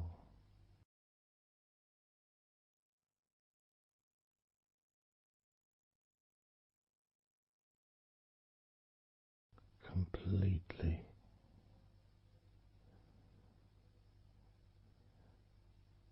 unattached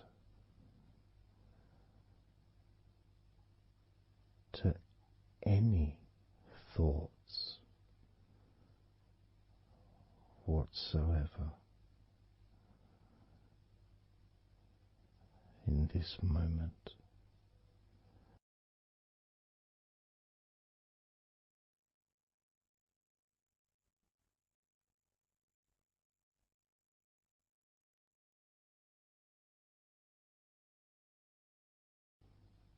Completely free.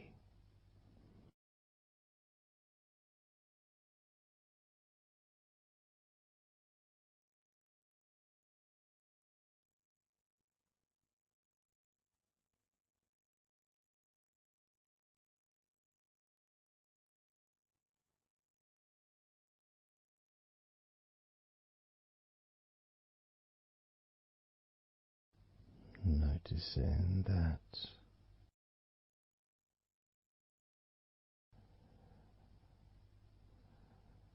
your mind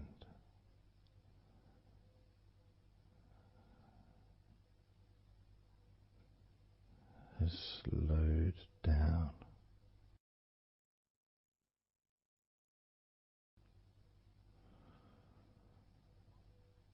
slowed down,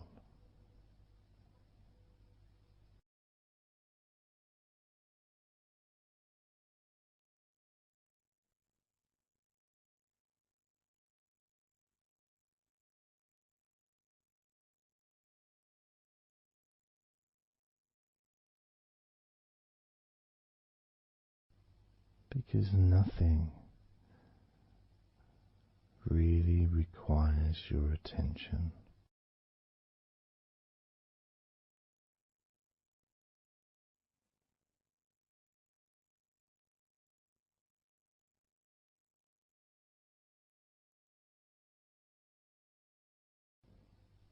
You can enjoy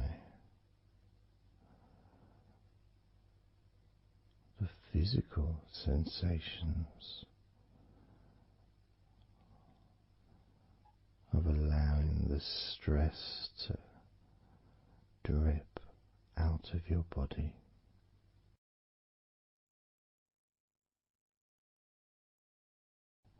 dripping out of every part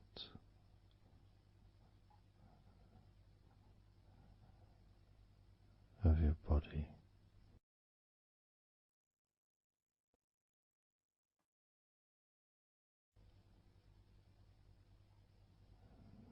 And being released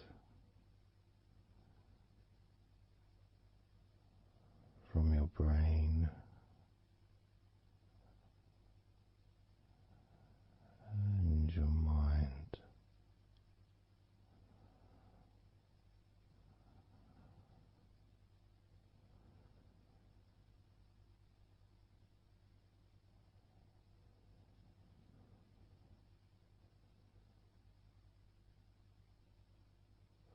Slowly but surely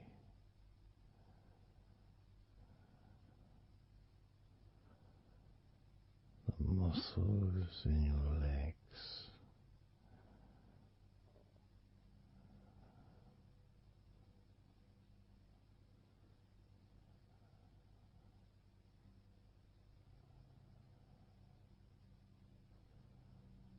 relax,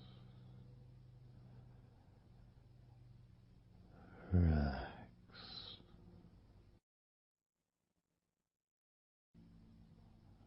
relax.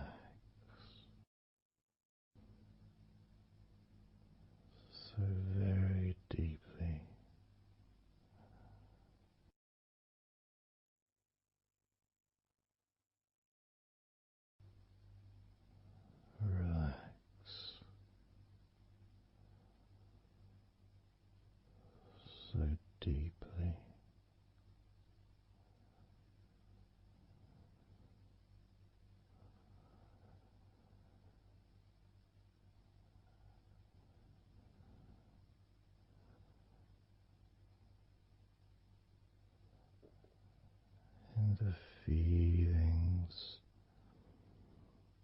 the pleasant feelings in your arms and shoulders.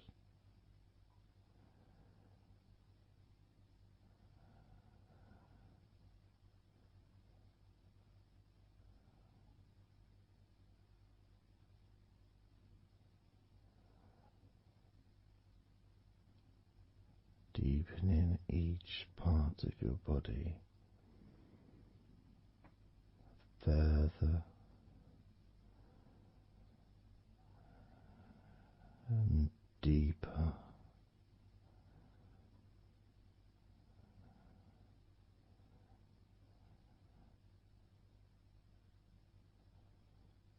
and deeper.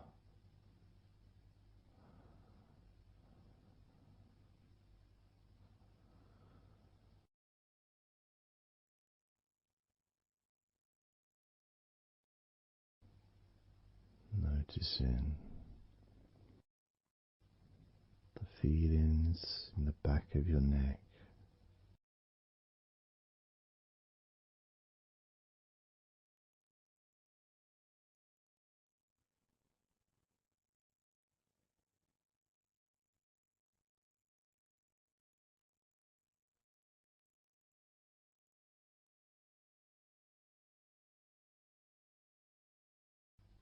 the feelings in your wrists,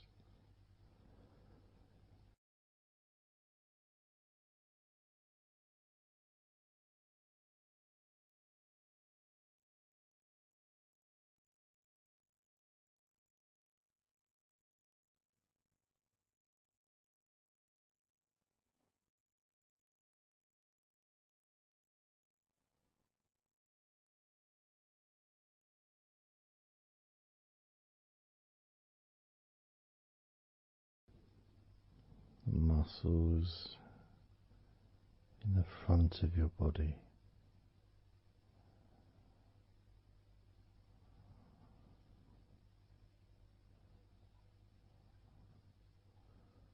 are also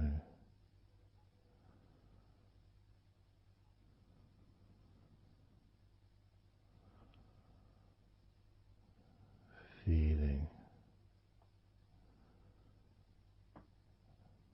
peaceful.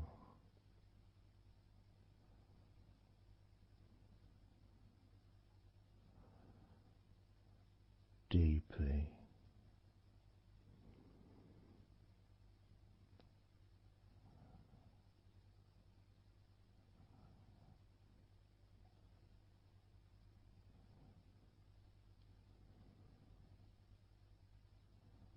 as a sense of peace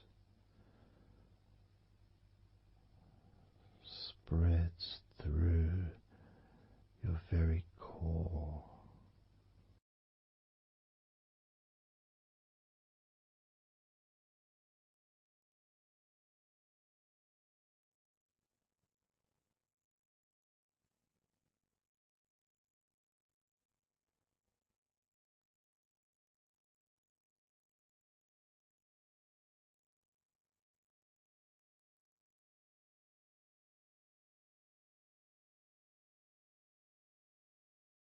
Even when you focus on your mind,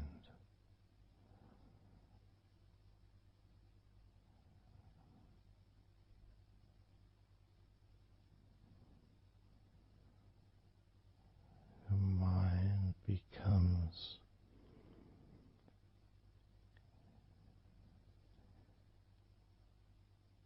even slower.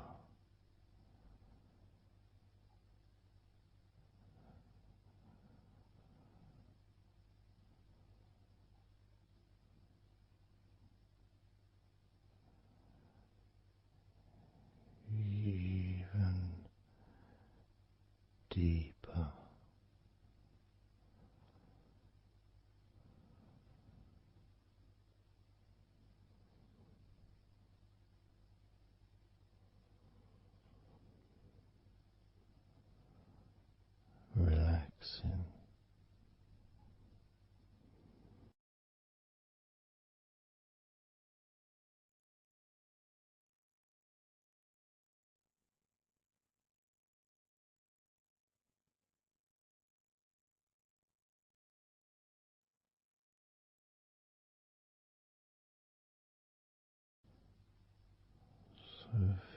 very slow.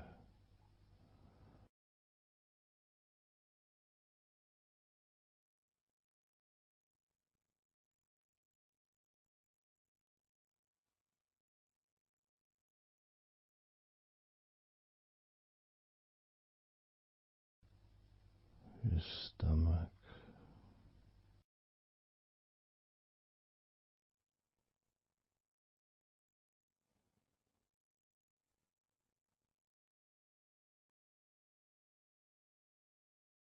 peaceful in your stomach.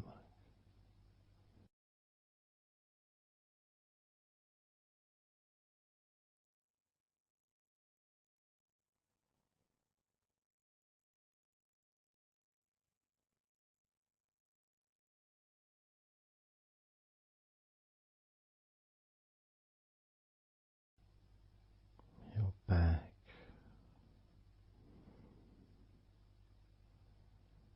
notice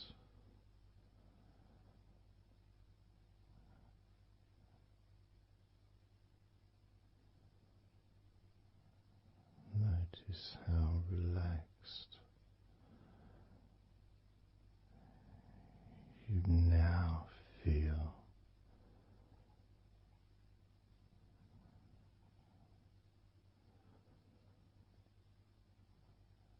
in the whole of your back.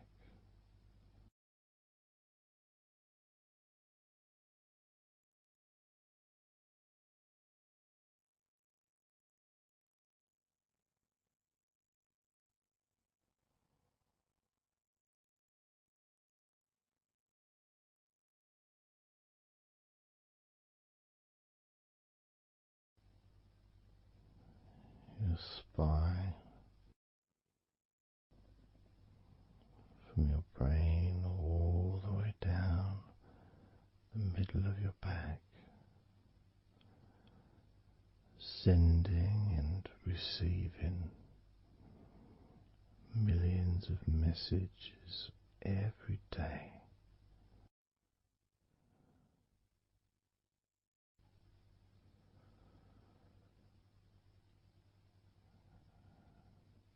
Deep comfort increasing.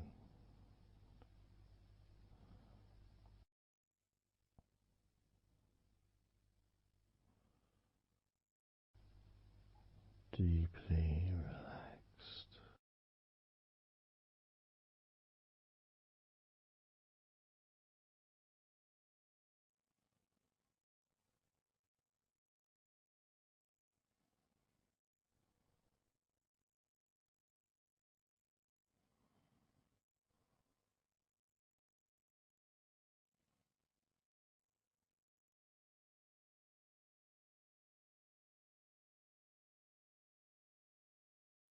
Your knees,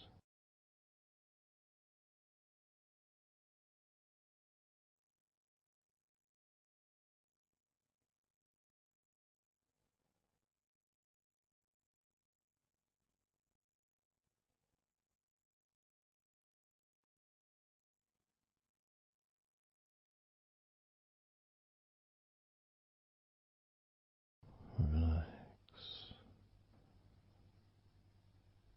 spreading those signals down your spinal cord into every part of your body.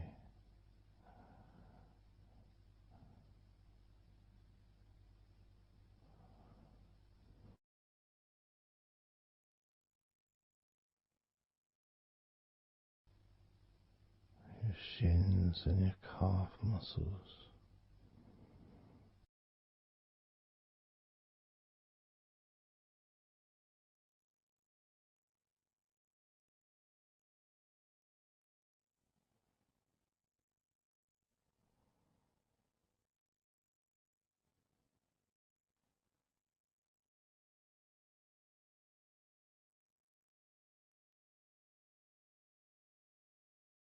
your elbows,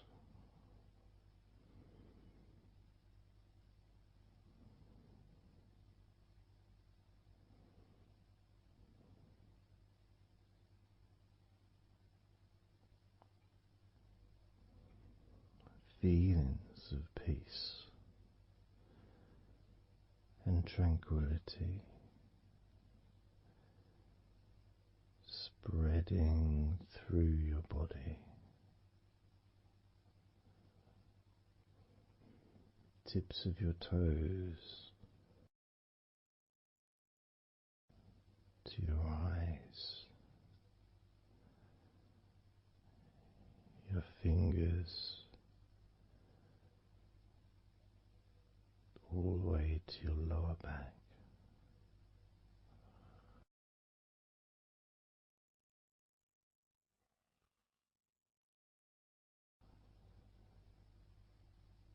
And letting go, really letting go.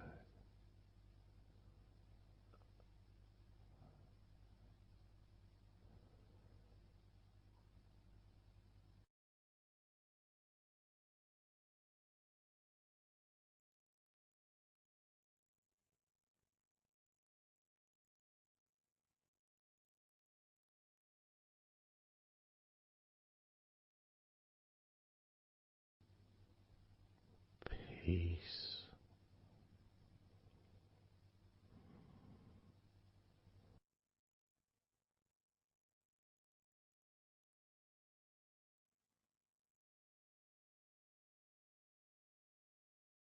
Drifting,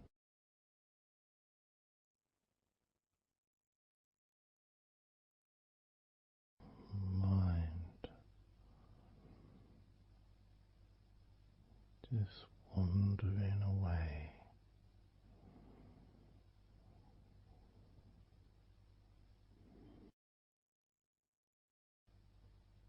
happy to let go, let go, completely let go.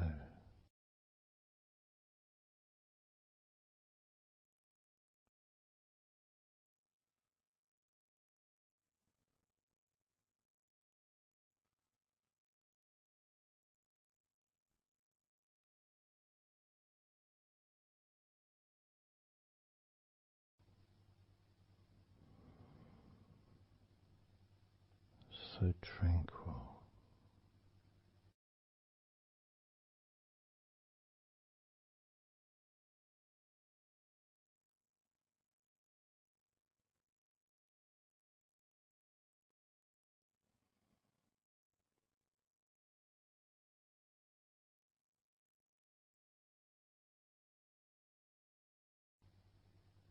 your whole body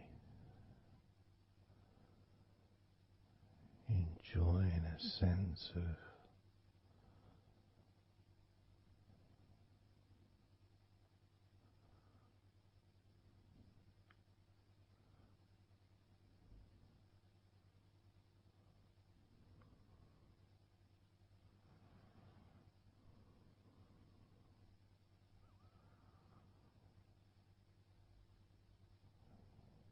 letting go, even more.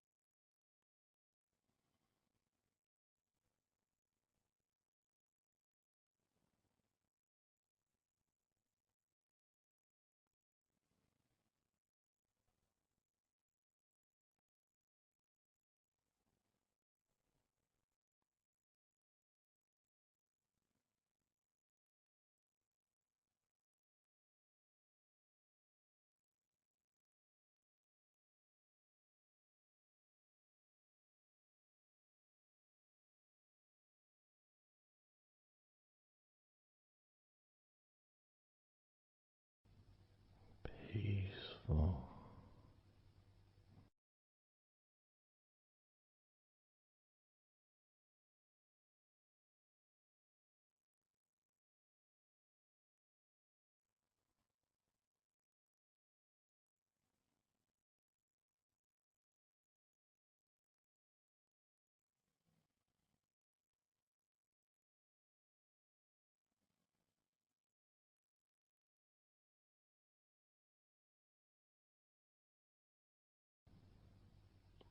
enjoying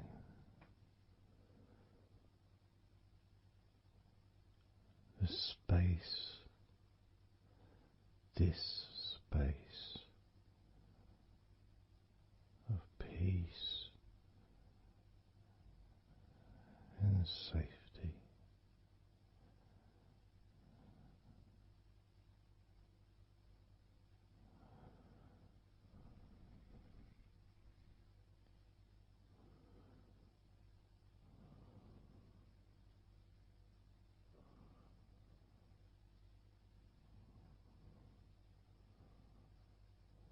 So very, very relaxed.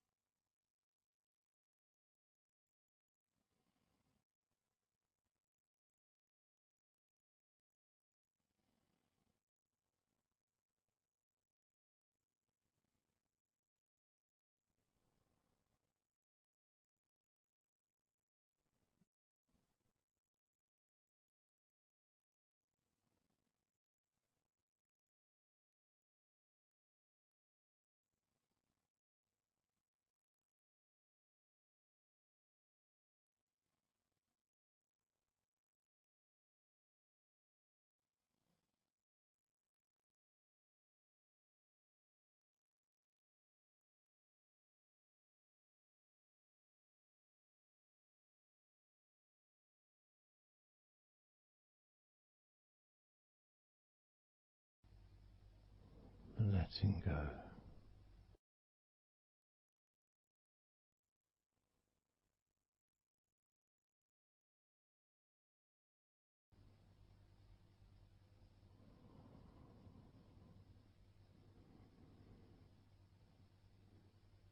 Maybe we can just focus on the different parts of your body, just to notice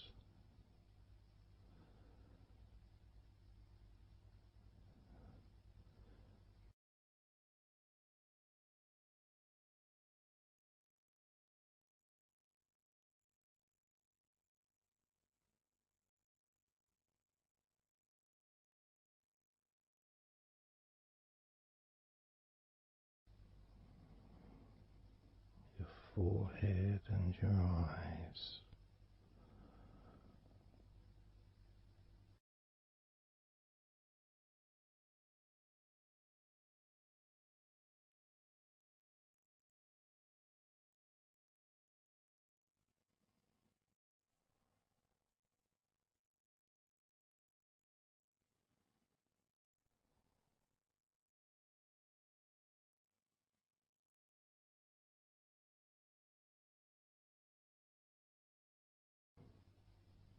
Your jaw,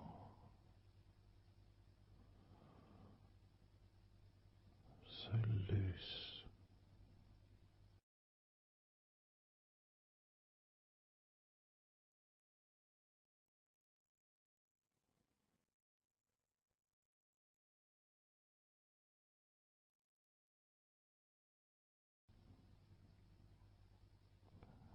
Noticing a sense of complete freedom.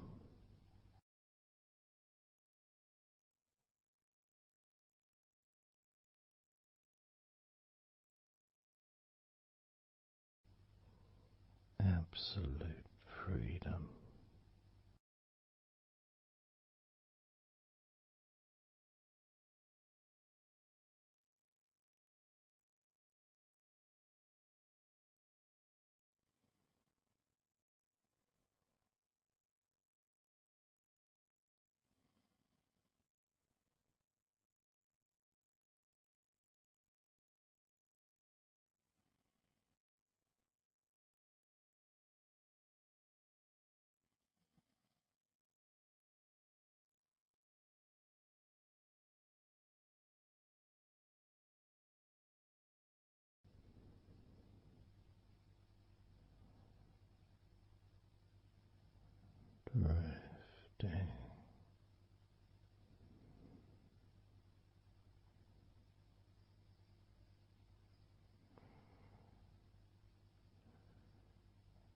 drifting,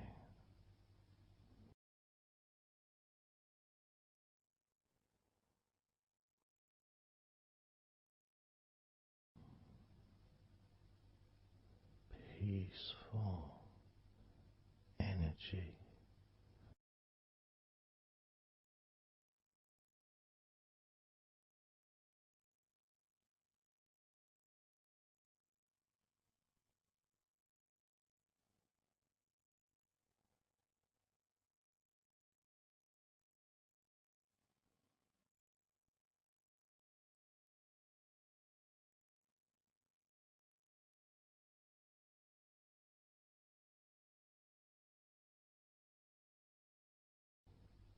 Peace to breathe,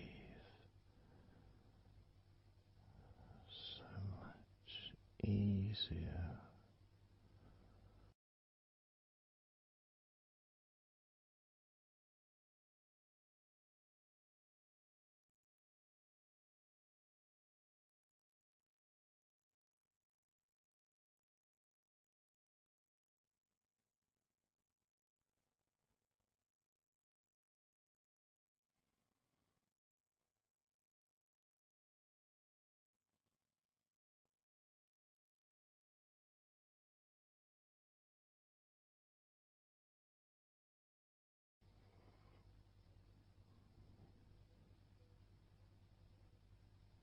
Loose.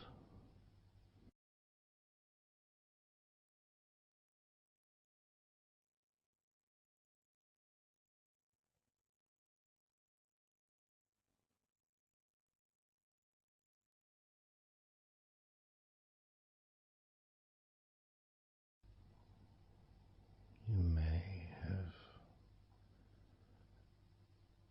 or may not have noticed your mind drifting.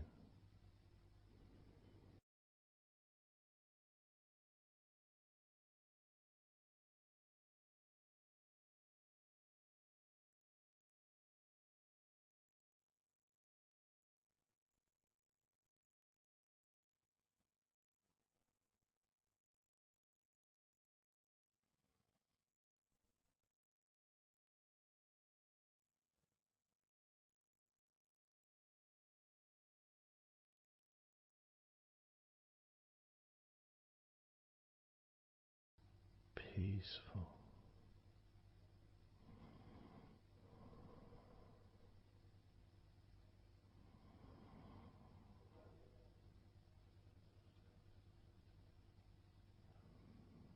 Moving even more deeply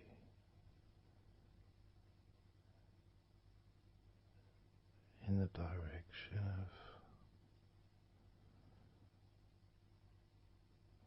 total blissful peace. Blissful peace.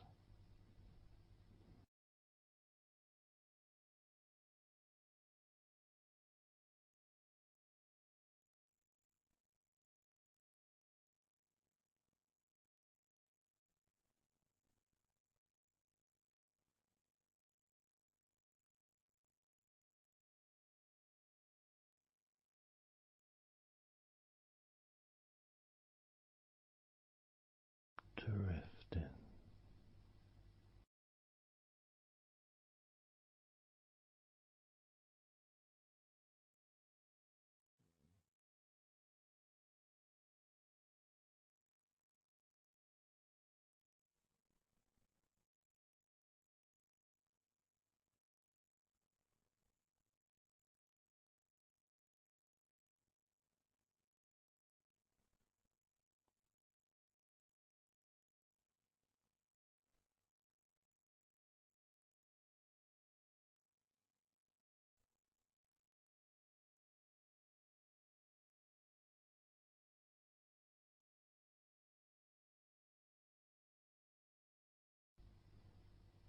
total peace.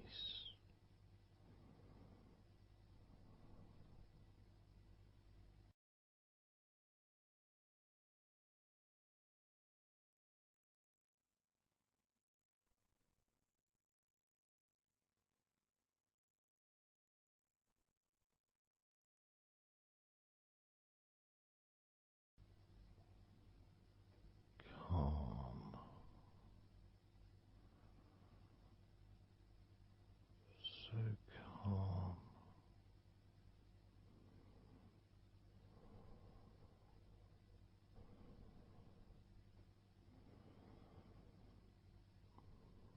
letting go.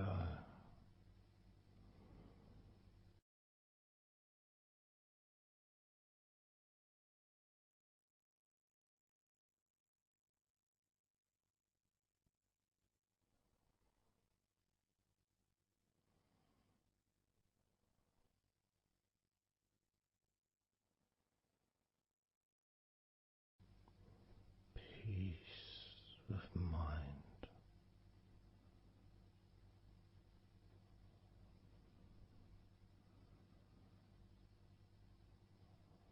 relaxed body,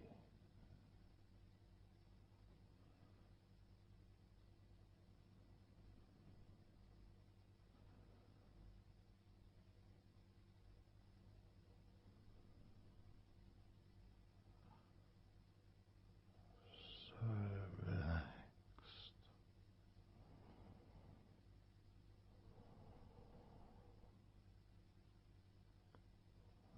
so relaxed.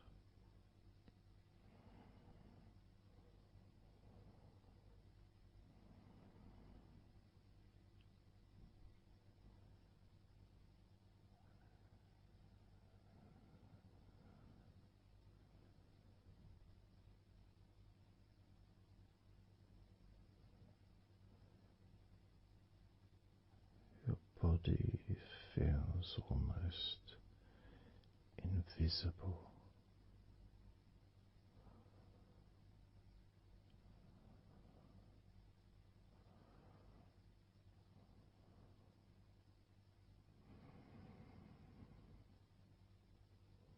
So very relaxed and peaceful.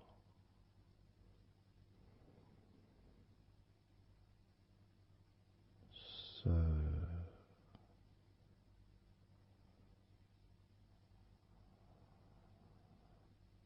peaceful.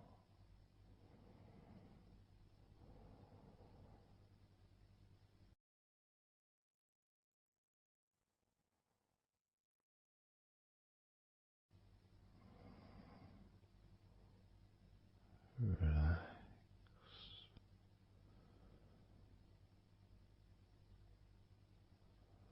Let go.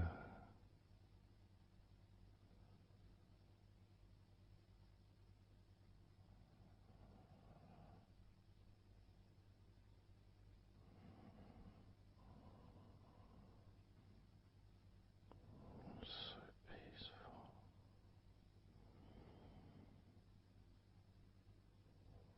So very, very peaceful.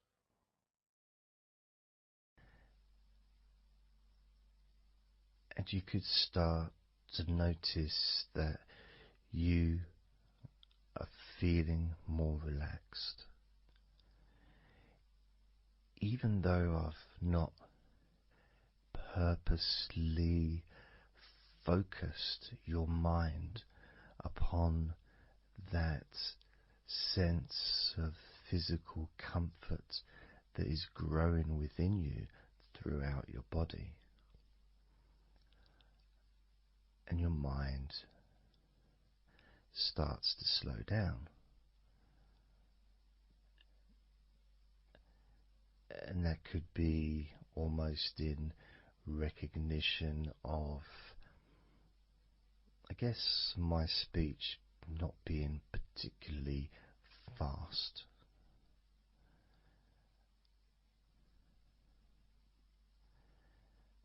things just generally feel calmer just by listening to my voice. You give yourself an opportunity to take a break from the day,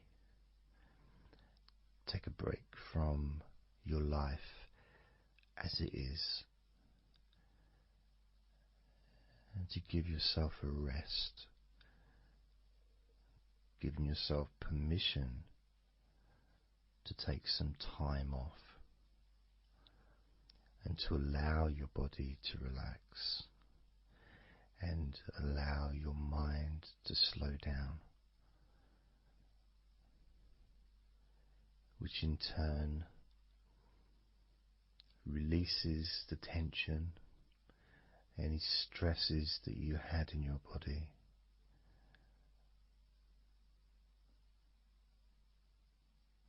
It's almost as if the parts of your body just open up, allowing the negativity out.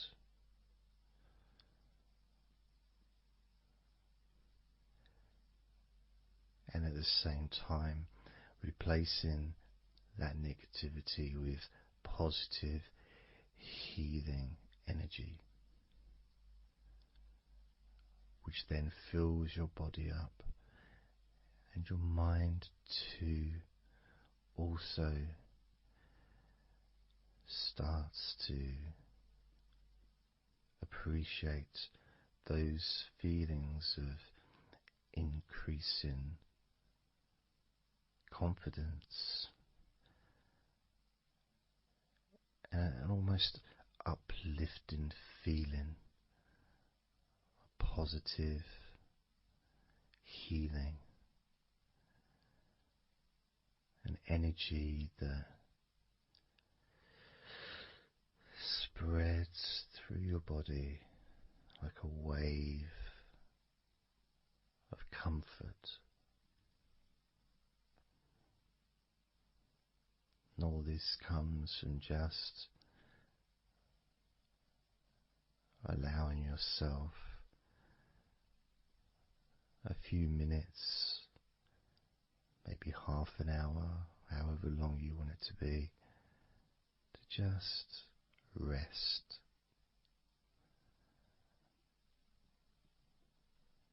And allow your mind and your body to almost reset itself to the settings of comfort and relaxation,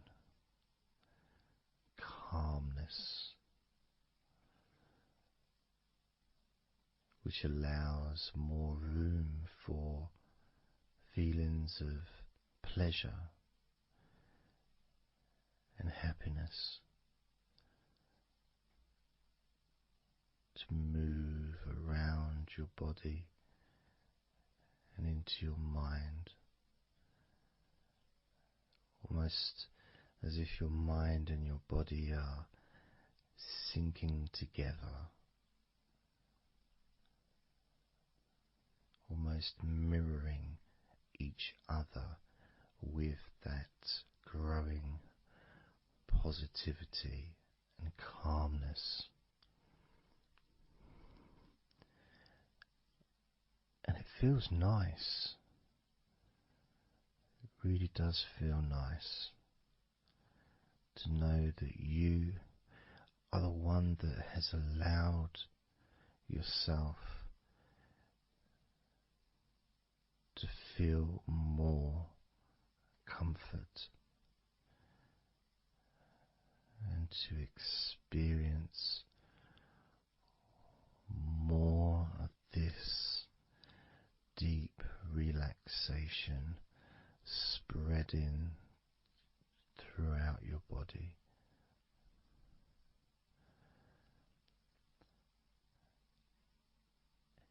And as I focus on each part of your body, you can notice that that part becomes even more relaxed just by focusing on it.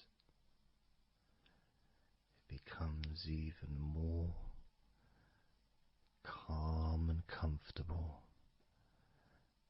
just by focusing. And as I move down your body, starting at your head,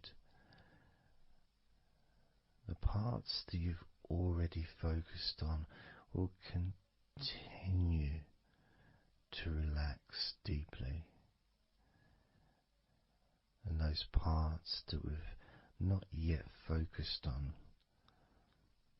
will just automatically release any remaining tension in anticipation of even more comfort about to come.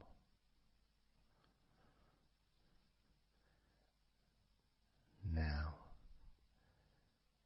I'm going to start by focusing on your forehead. Just being aware of the feelings of your forehead. And any background sounds, like Mr. Herbert the Pigeon, can just allow you to feel even more relaxed. It just means you're in the moment. This isn't a sterile environment. This is the world. I live in the countryside, so there's lots of nature sounds around.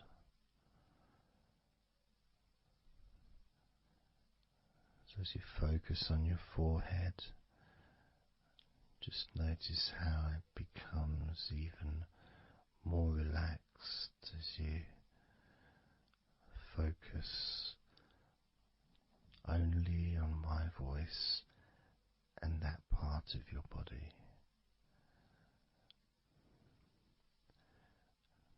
Moving down to your eyes, focusing on your eyes, noticing how your eyelids feel so heavy,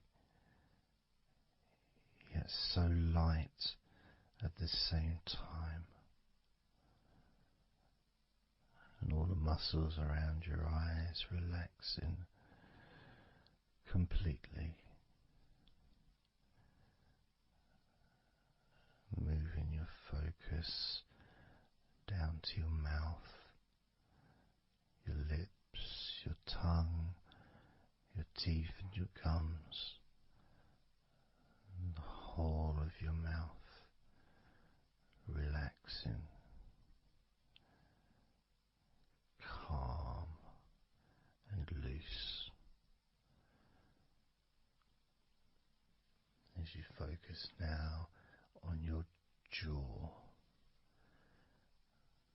not just the part of your jaw near your mouth, your chin, but all the way up the sides of your face to your ears, that whole of your jaw, feeling more relaxed and calm.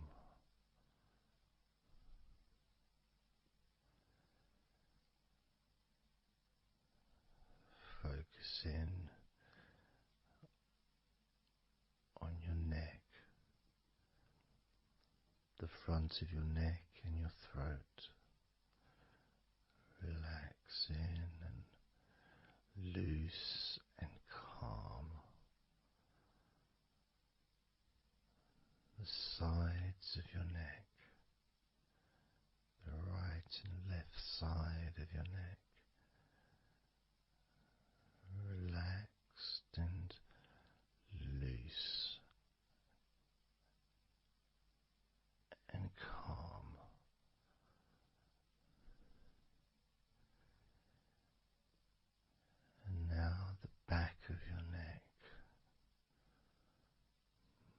focusing on the back of your neck.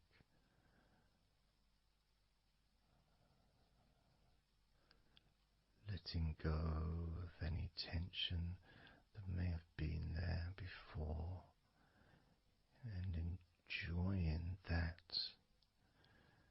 sense of increasing comfort and release that you can experience in the back of your neck.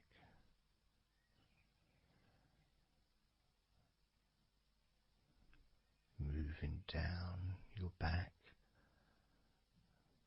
and moving either side of your spine, right from the top of your back all the way down to the bottom of your back.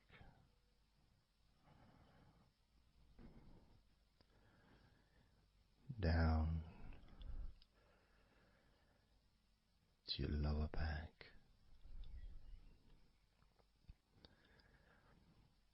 As you move up and down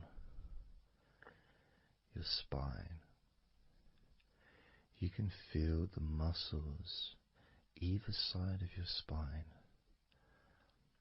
relaxing even more.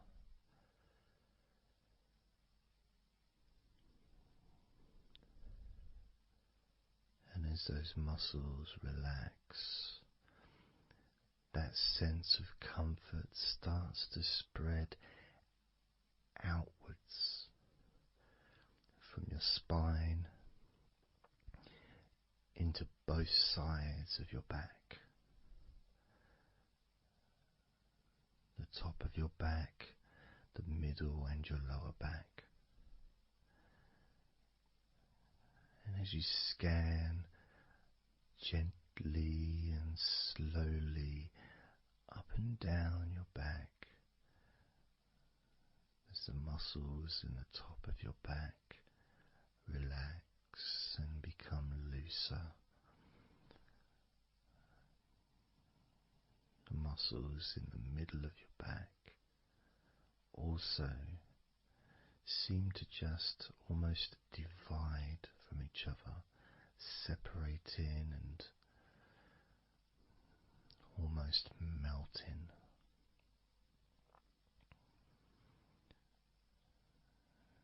And in your lower back, there seems to be an extra special feeling of comfort that spreads into your hips. So down your lower back and into your hips, into the area where your coccyx are, and into your buttocks. And all those muscles that spread from your lower back into your hip area start to melt, start to really let go.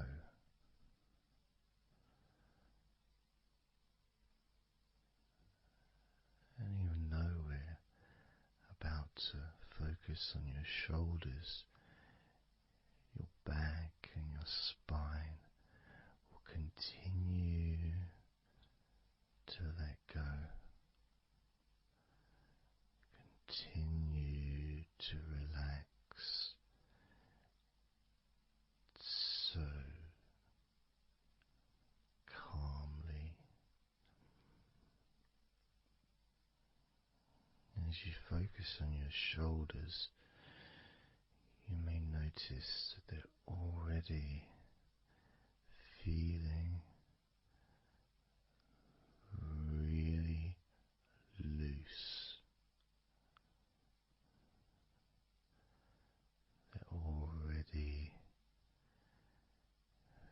feeling calm.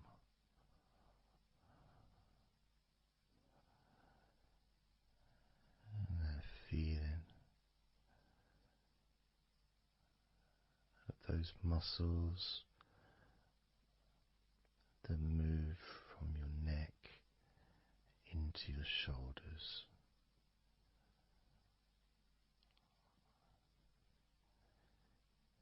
Feel so soft and gentle, so smooth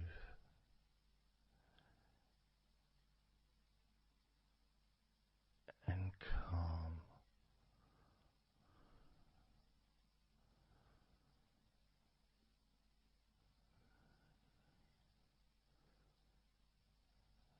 And the feeling in your shoulders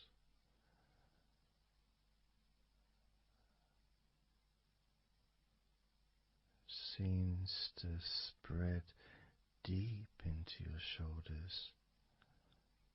That sense of relaxation, not just traveling deeply into your muscles, but also relaxing the bones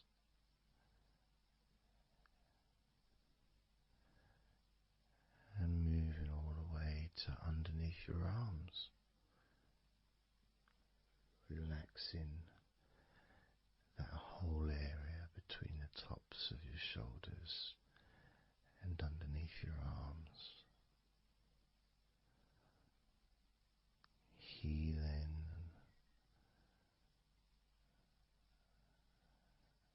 You feel so relaxed and comfortable in your shoulders,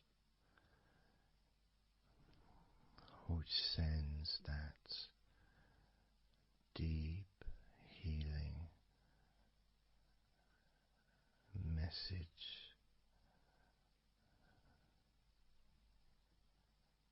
into your arms.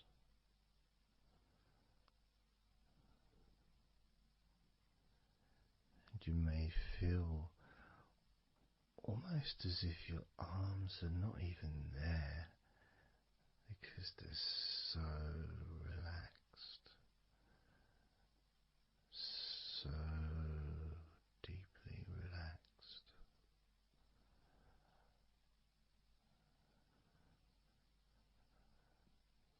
So, so calm.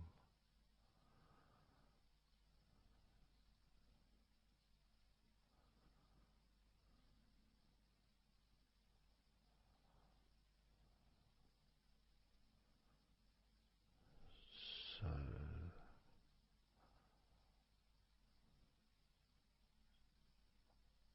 loose.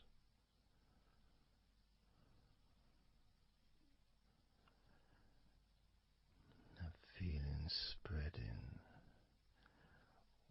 all the way down your arms to your elbows, including your elbows.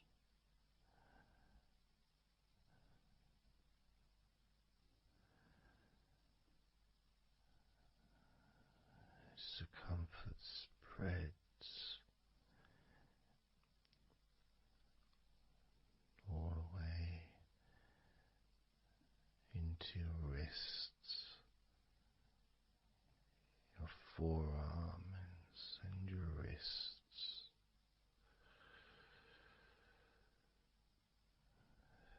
feeling so heavy, yet at the same time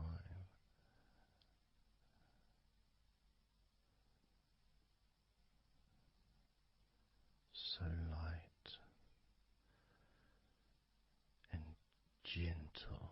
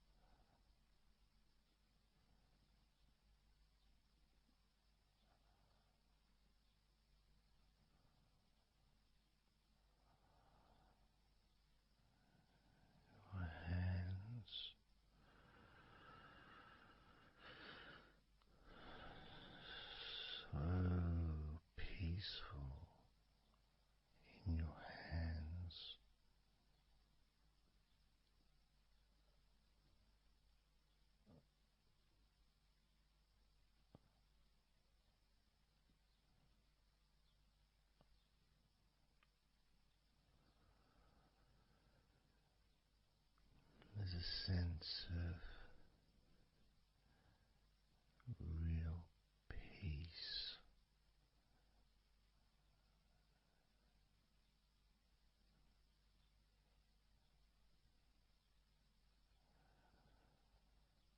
It just seems to feel so familiar when your hands relax deeply.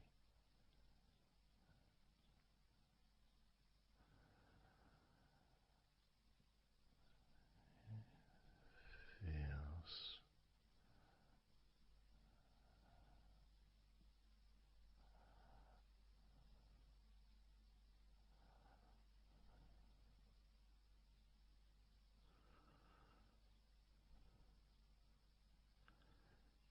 your fingers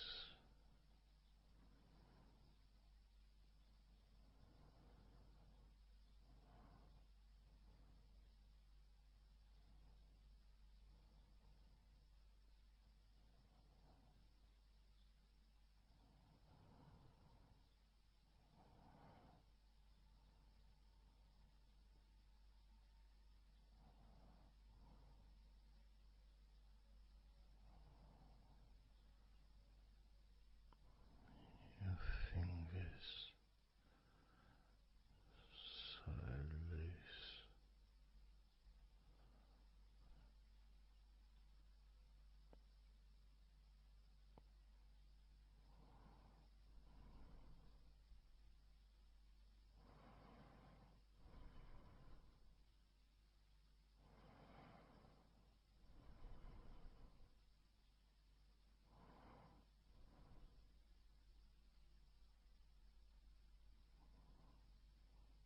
Your fingertips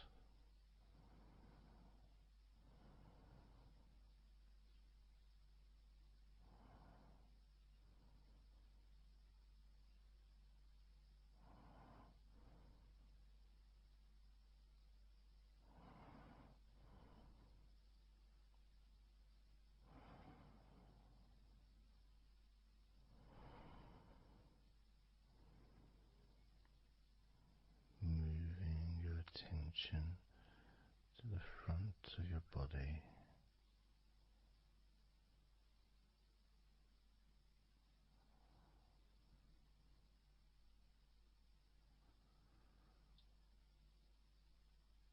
so comfortable.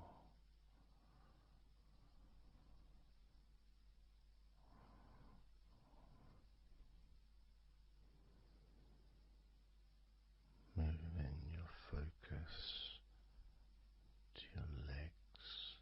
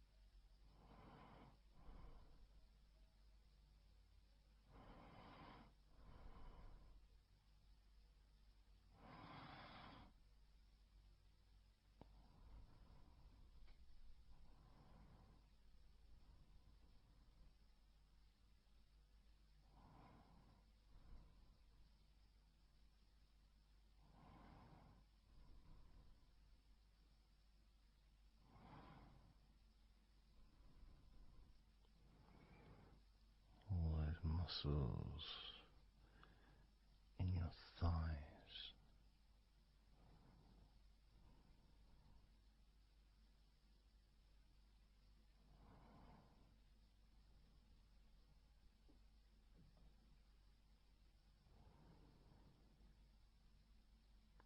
your knees,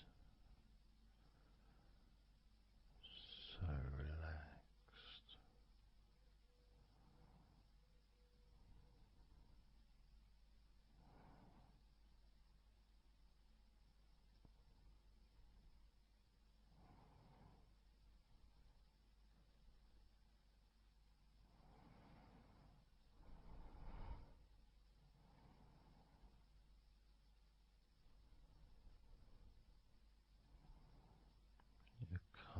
muscles and your shins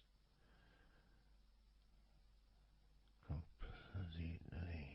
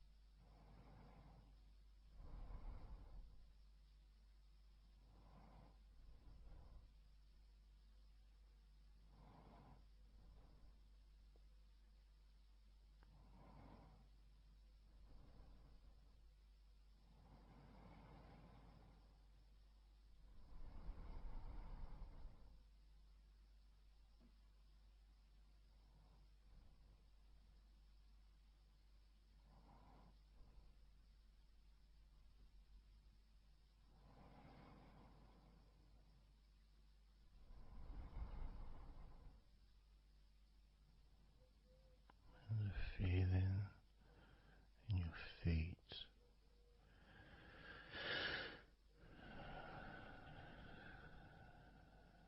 so peaceful and so calm,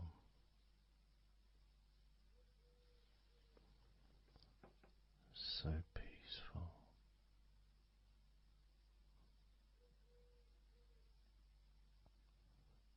so calm.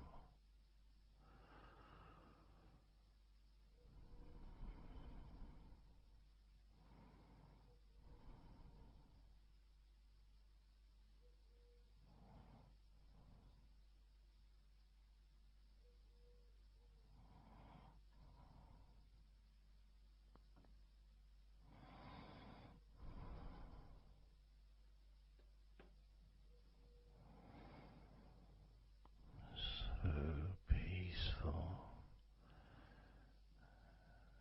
so calm, so peaceful,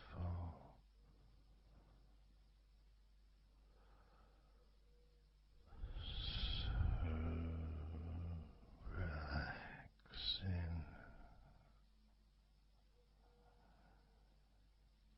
peaceful, so calm.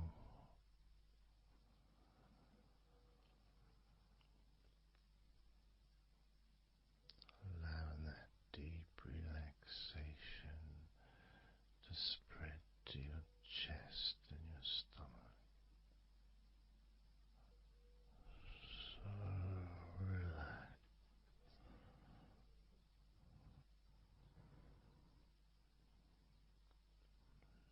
Letting go of everything.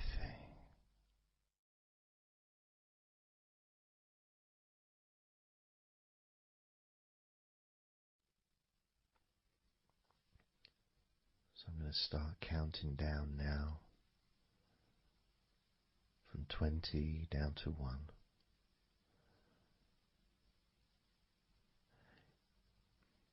You can imagine, in a way, it's like just walking down some steps, and each step, all 20 steps, and each step represents a level of comfort. Each step represents a deepening of that comfort.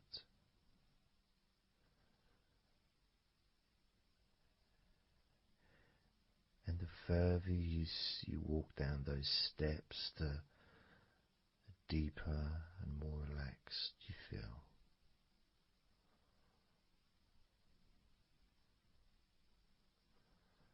So, starting with number 20.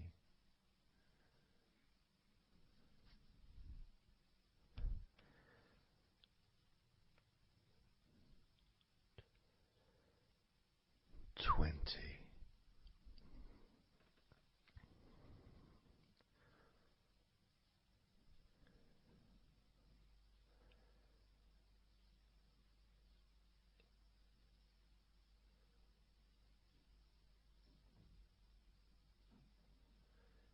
19.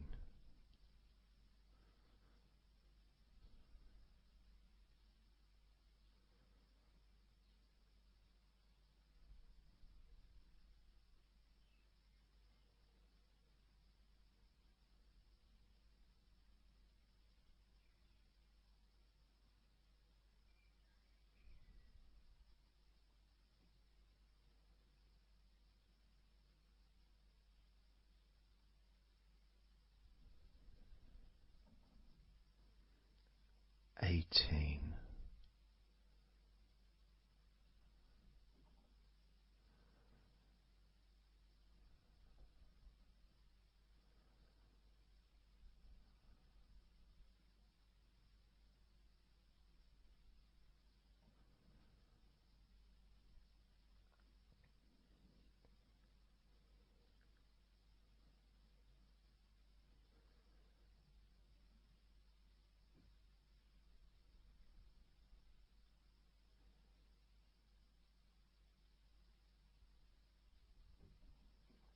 17.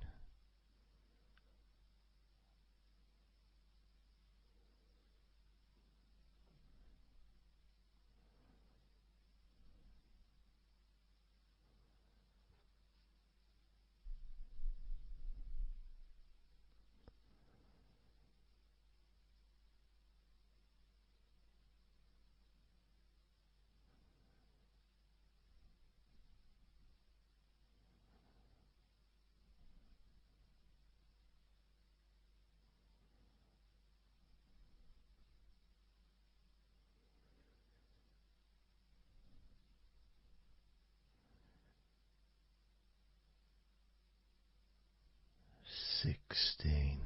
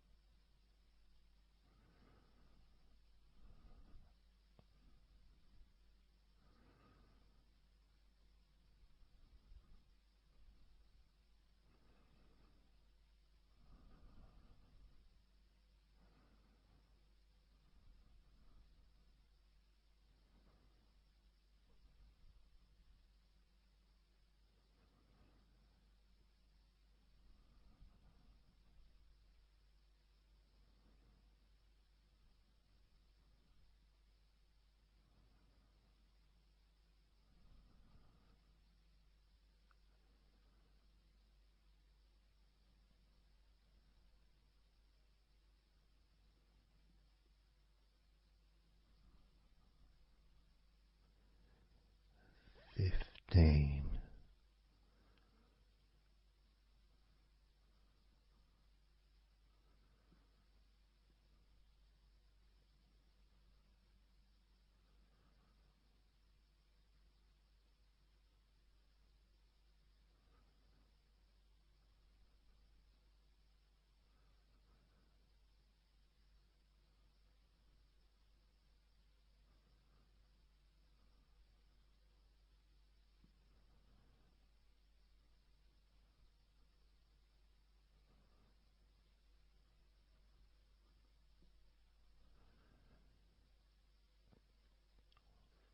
14.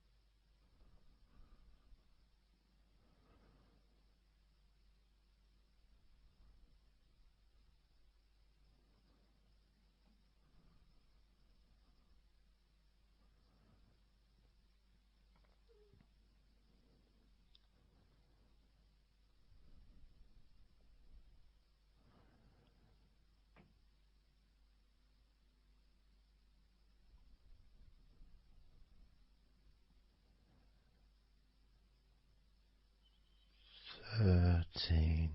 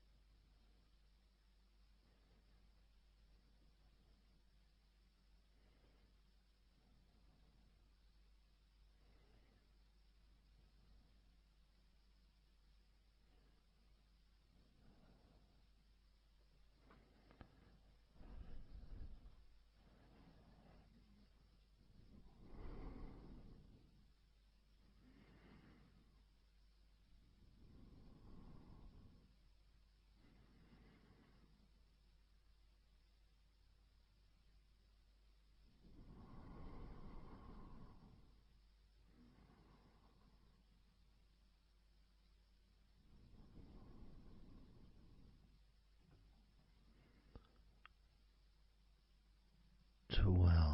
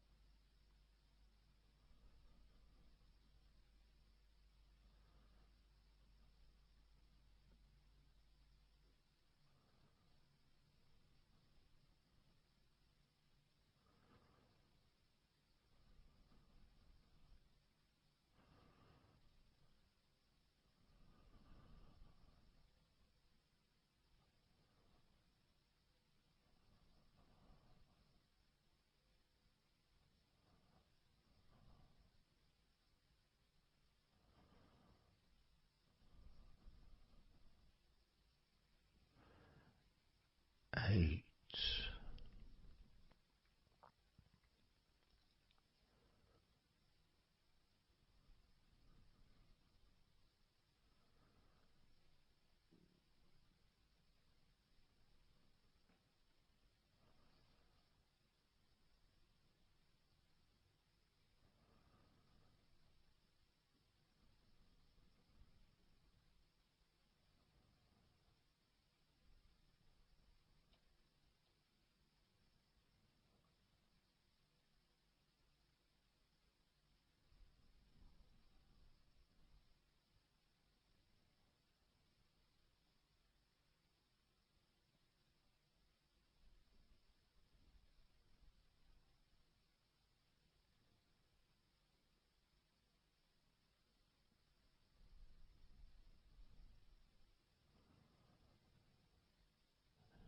7.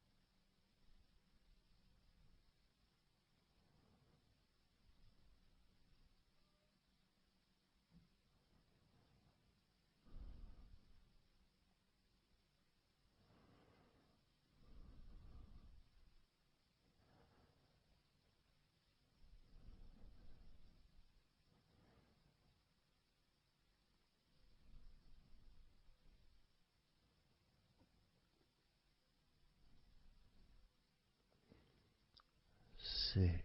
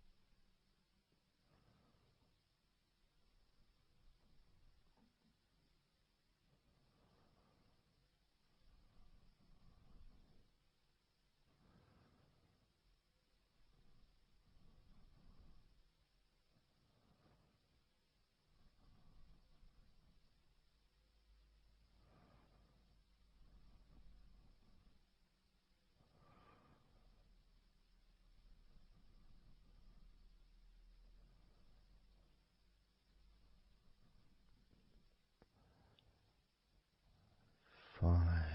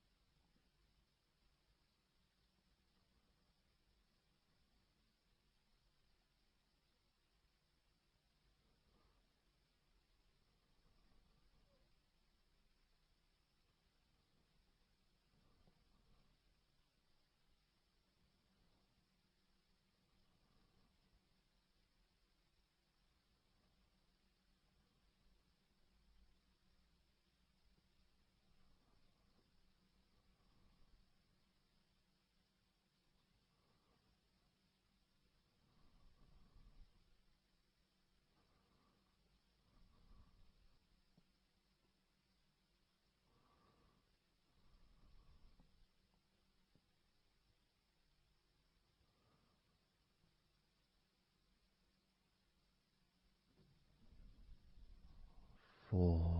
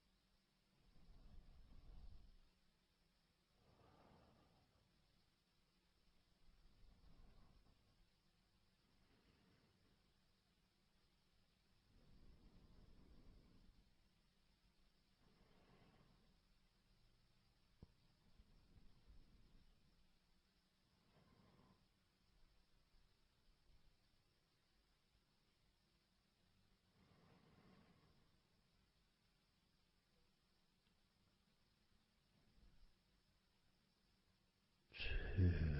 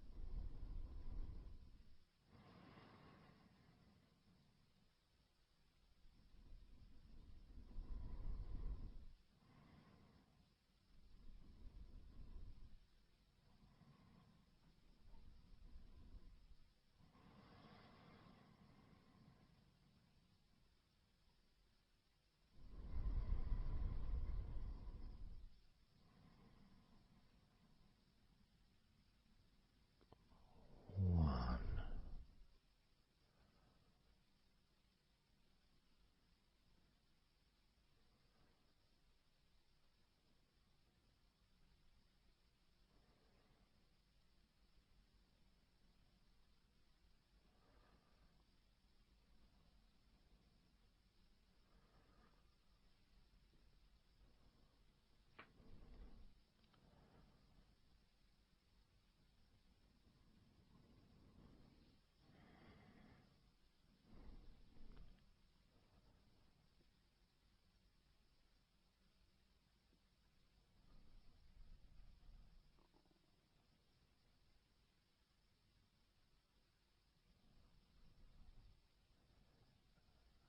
And now, as you focus on your eyes,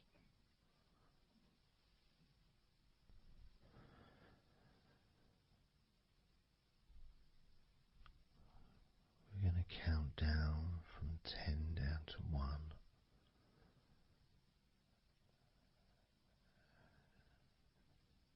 Focus in just on your eyes.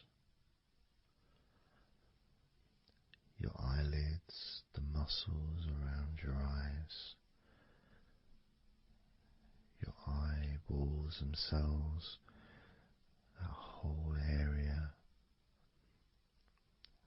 that makes up your eye.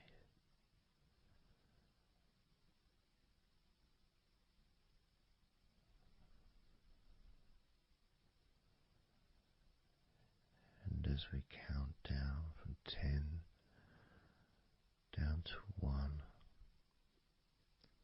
whilst focusing on your eyes,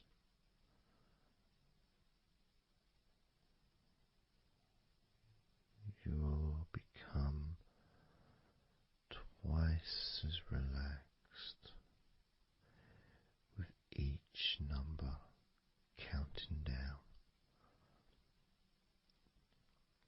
And you may find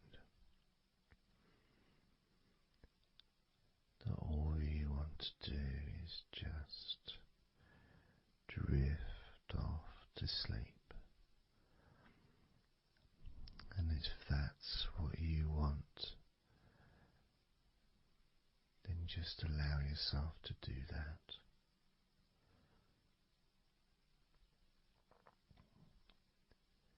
Now, focusing on your eyes, I'm going to begin counting down from 10 down to 1 right now.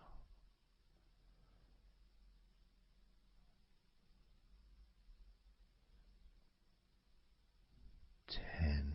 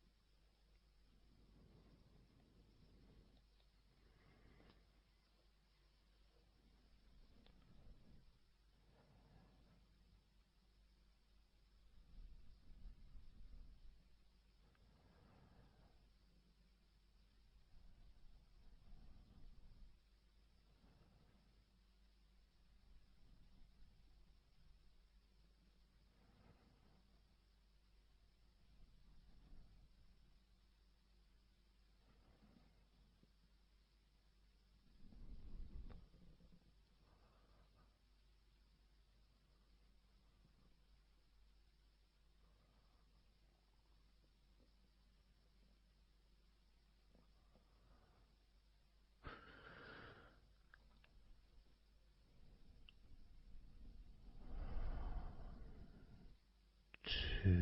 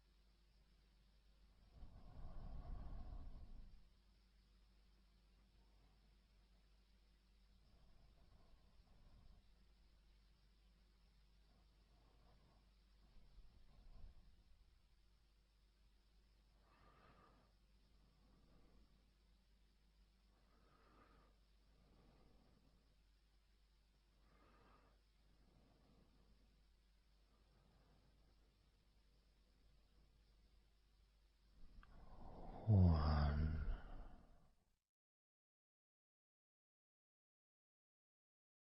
So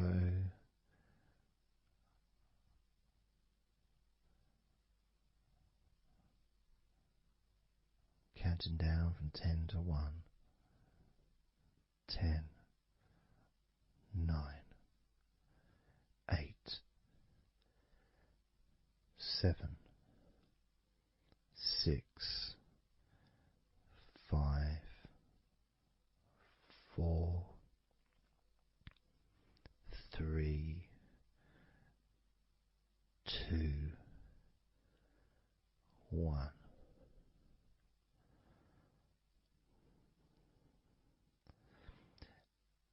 And maybe that was a bit too quick in order to relax.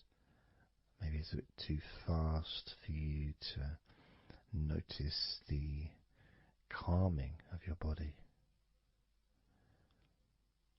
Maybe even a little bit of pressure there, like you're counting down from 10 to 1. What do you expect me to do, man? You expect me just to go all floppy just because you're counting down?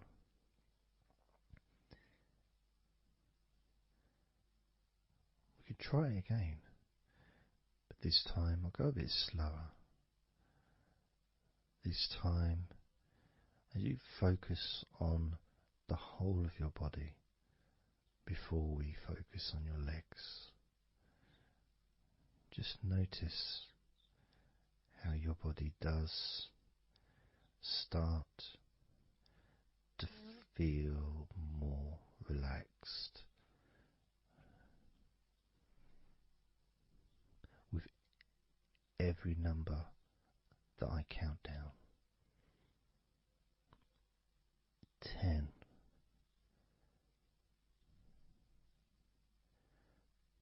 9,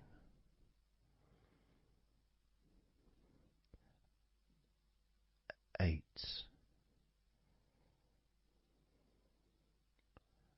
7,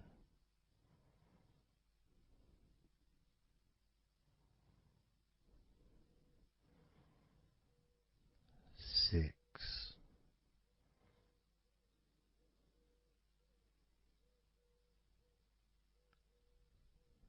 5,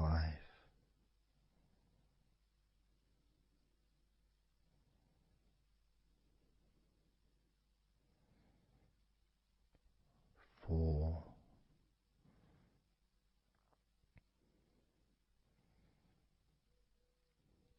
3,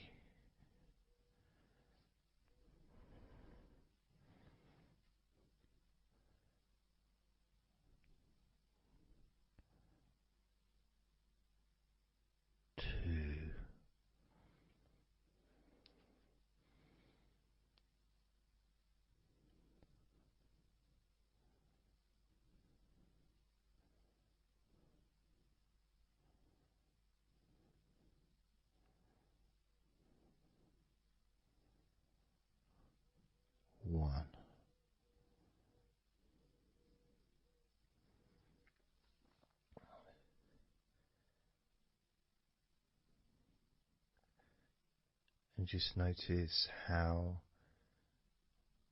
you feel generally, how your body feels.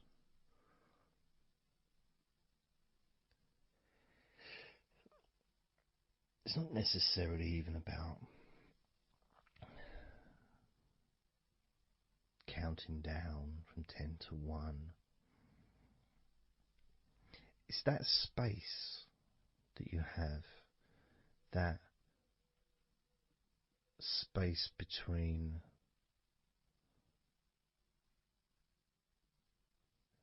being active physically or mentally to just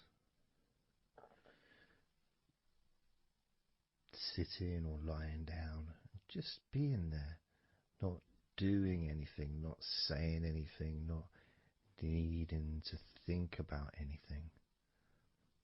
So it opens up a space, a bit of a space, a gap.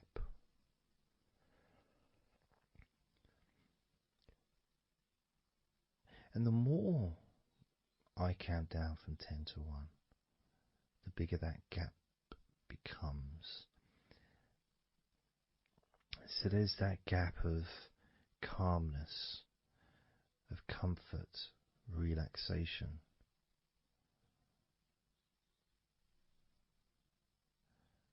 It's a nice feeling.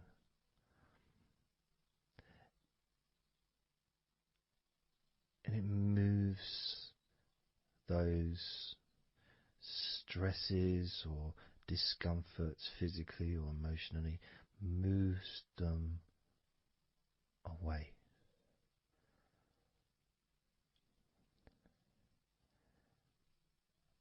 Allows you to just slow down. So I'm going to count again from 10 down to 1 and notice that gap widening. The gap. And as it widens, it's almost like the stress and attention falls into the gap.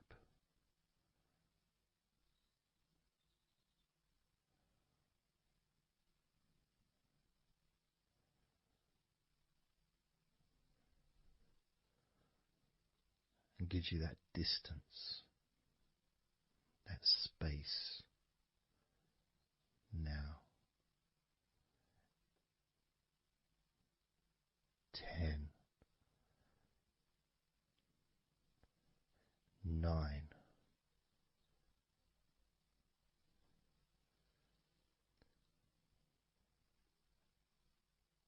8,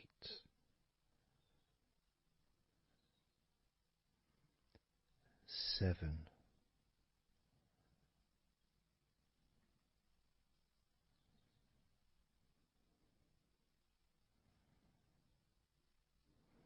6,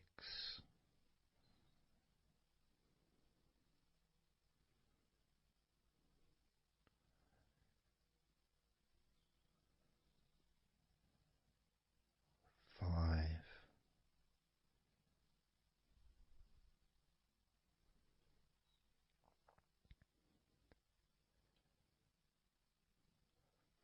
4,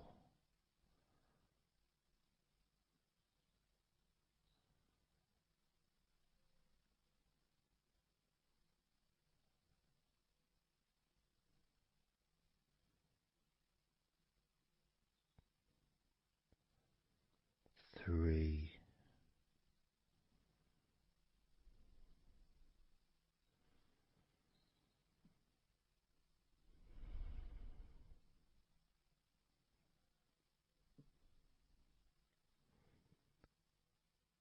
2,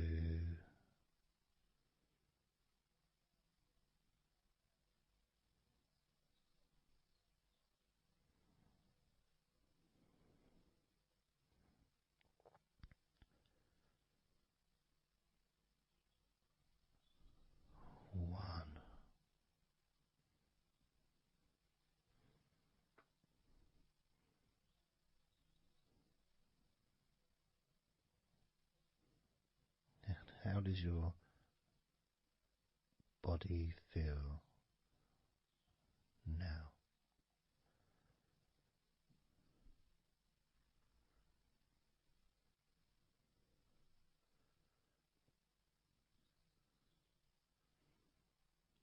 Can you notice that you're feeling calmer?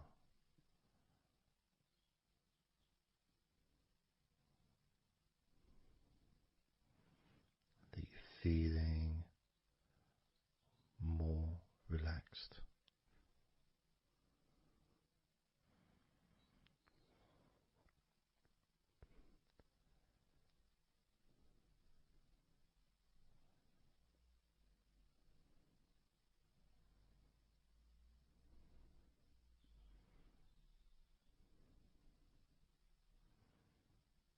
As we now focus on your legs, just your legs.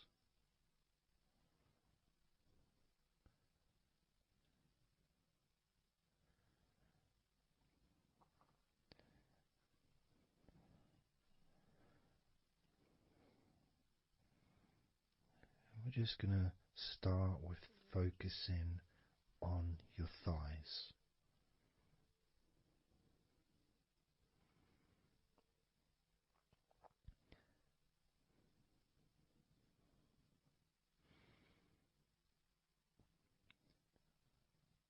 Of course, it's not the most exciting thing to be doing because I'm sure, like most of your body, there's not a lot going on right now.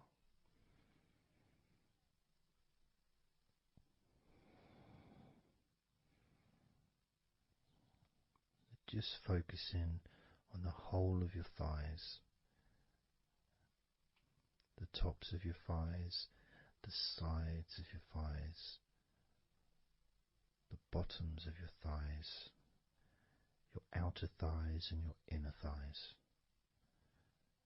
Basically, the whole of your thigh that leads into your hip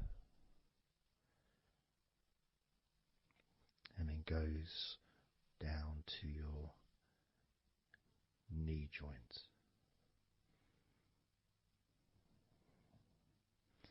Now, this is a big area. It's a very heavy area. It's very strong. Probably the strongest muscles in your body are in your thighs.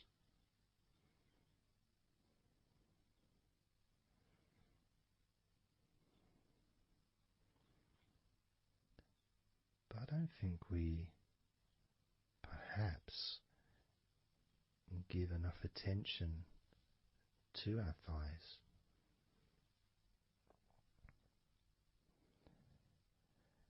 Perhaps we don't acknowledge how important our thighs are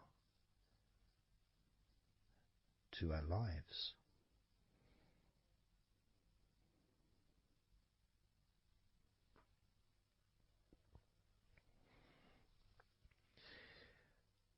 How much they actually do for us all through our lives.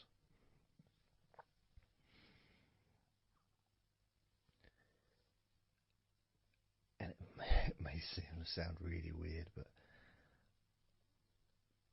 I think that all of our body parts, especially our thighs, need some TLC. A bit of love shown, a bit of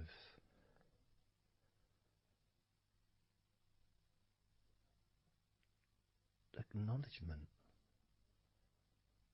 a thank you, gratitude for what our thighs do for us.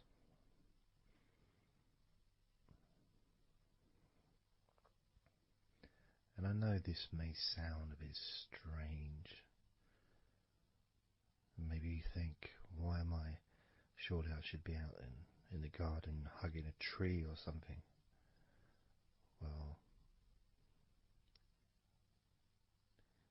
It's hard to set a microphone up on a tree. That's why I'm doing this indoors, otherwise I would be outside hugging a tree. No, I can't see the television from the tree.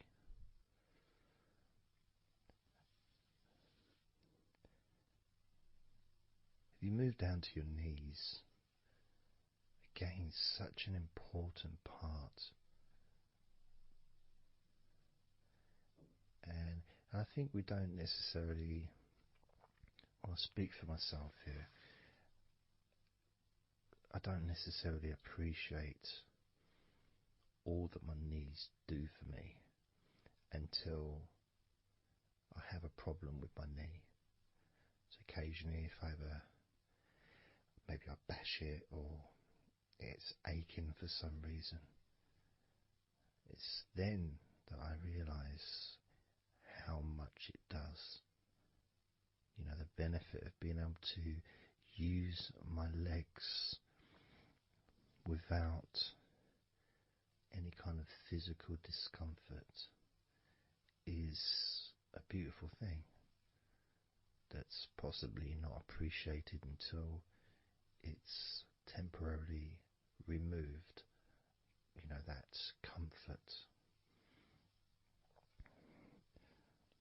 But as you focus on your knees, regardless of how your knees feel,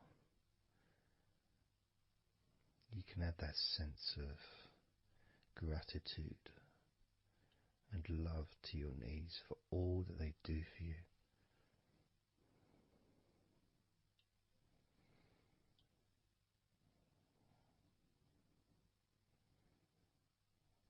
And you can still have that attention on your thighs, and maybe notice how your thighs feel. Maybe you've noticed that they are relaxing more deeply.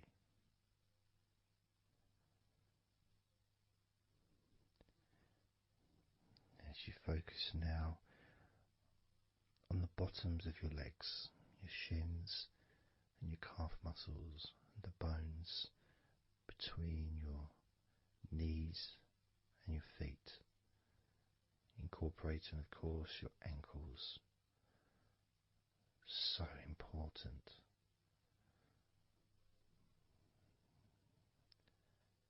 You know, anyone that's had even like the slightest sprain of an ankle knows how much we take our ankles for granted.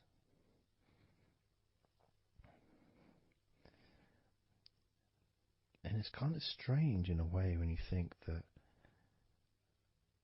you know, logically our wrists are a lot thinner than the rest of our arms, which is okay, can't see any problem with that because we're just picking stuff up. But our ankles are so much thinner than the rest of our legs.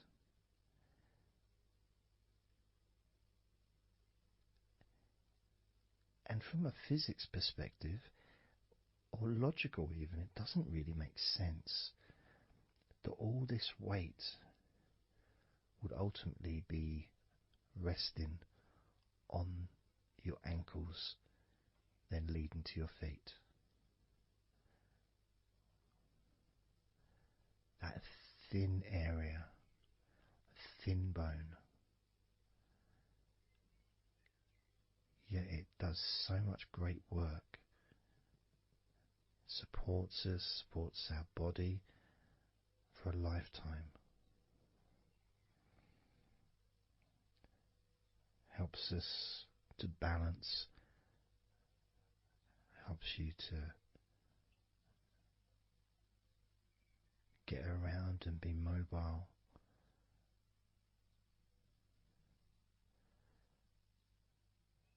And there's the calf muscles, of course. When I was younger, I couldn't see the point in calf muscles. It didn't seem to do anything. Okay, if I walked around on tiptoes, then my calf muscles get some work. But of course, that's not true. The calf muscles are being used whenever we use our legs.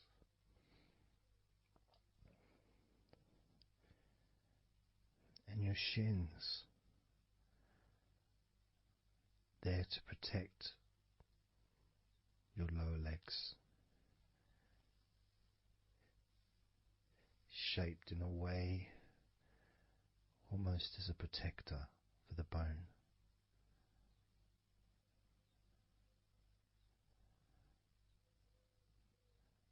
Leading, of course, to your ankles and your feet. But we're not going to focus on your feet, we're just going to focus on the legs. I realise that now that I've mentioned your feet, you're probably focusing on them anyway, so maybe I should focus on your feet a little bit. You can have them in your awareness, the same as you have your thighs in your awareness, even though we haven't been focusing on your thighs for a few minutes. We've been focusing on your ankles,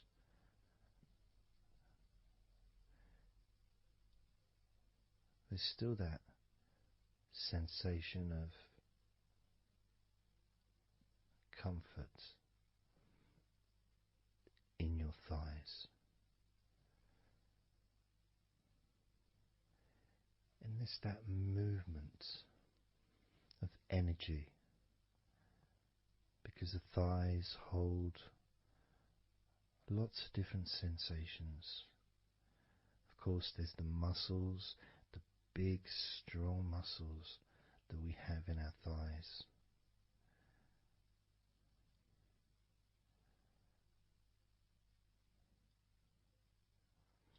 But the skin on the outside of the thighs, as in the outside of all of our body, can be very sensitive. Sensitive to the touch, sensitive to temperature.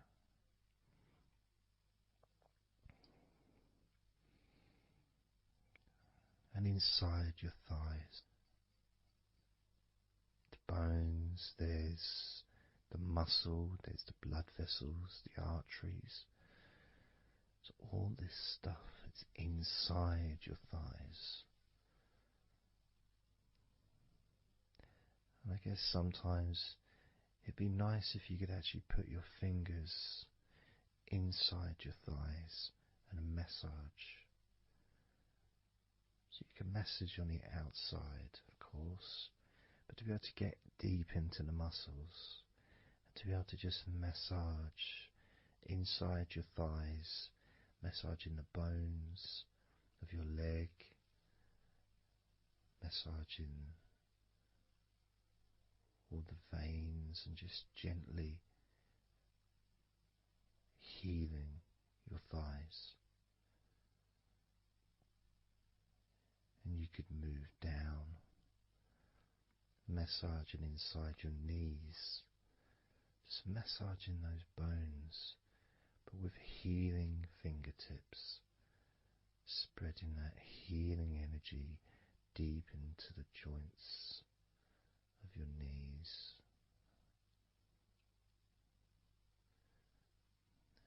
Of course, there's the back of your knee, you know, the inside crease where your knee is. It's a very sensitive area. Feels very nice when you stroke it.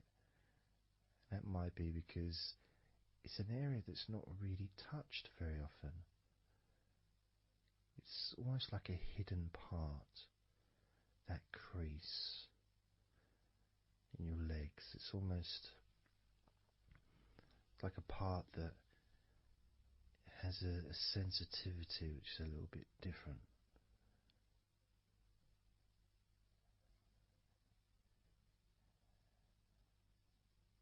Of course, it's protected by your legs.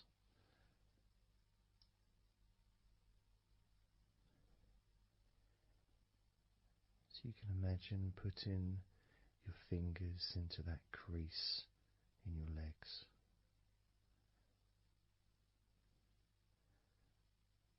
That fold in between your legs, you can just massage with your fingertips. Imagine your fingertips going inside, massaging the muscle tissue. You can of course feel the bones of your knees healing through your fingertips.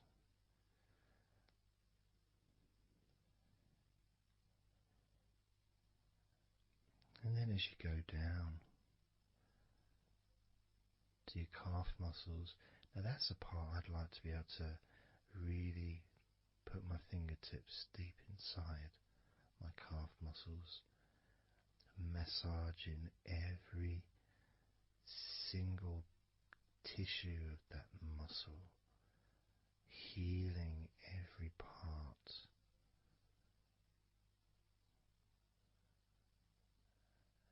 And then doing the same for my shins,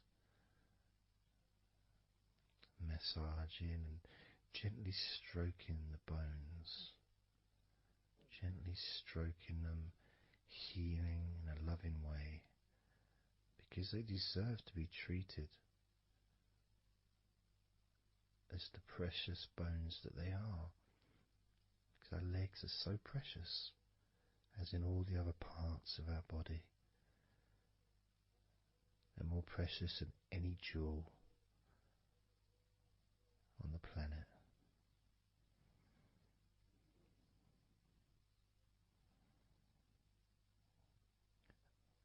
And when you start to think about your legs in this way, it can change your perspective. It might sound a bit silly to start with, the idea of having love for your legs, showing appreciation for your thighs, wanting to be able to put your hands in your thighs and massage the muscles and the bones, and to get your fingers deep in there, releasing all tension, just to show how much you care about your legs, how much you care for what your legs do for you regularly. Your knees, your calves, your ankles. The strength of your ankles, considering how thin they are compared to the rest of your legs, especially your thighs. Yet they're so strong, so flexible. Absolutely amazing things your ankles are. Truly a gift because of what they do for you.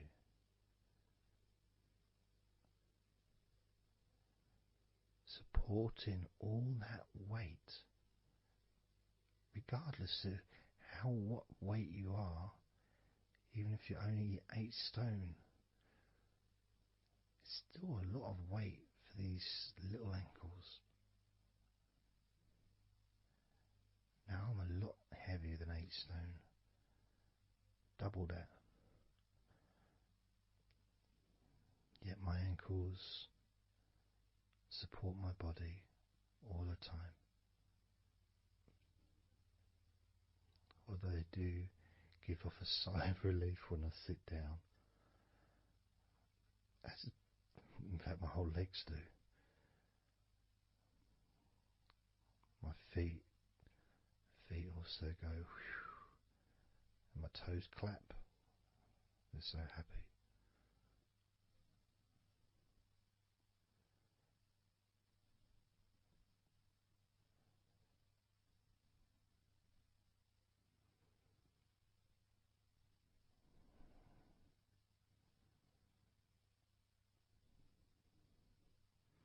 Your legs really are amazing. And I know that talking about your legs is probably possibly among the most boring things you've ever heard anyone say, possibly. But boring or not, everything I said is true. Your legs are amazing.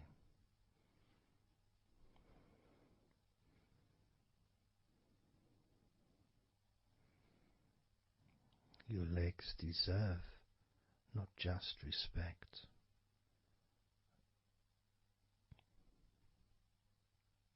but they deserve to relax deeply.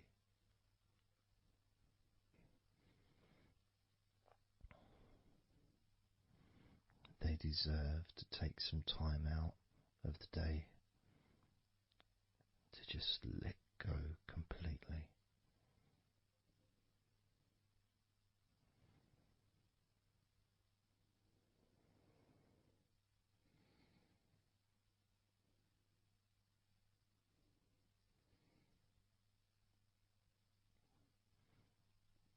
Your legs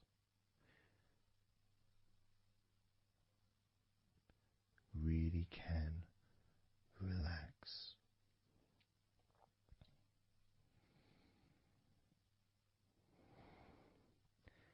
And because the legs are such a very important part of your body, when you relax your legs, the rest of your body also naturally follows in that journey of comfort.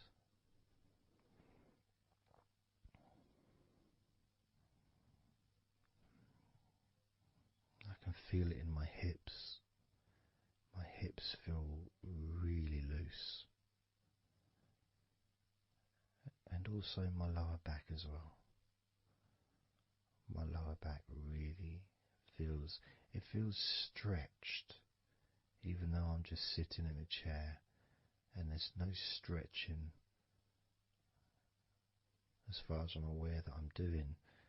But it's almost as if the muscles are just relaxed so much that there is a natural stretch as the tension has reduced a lot.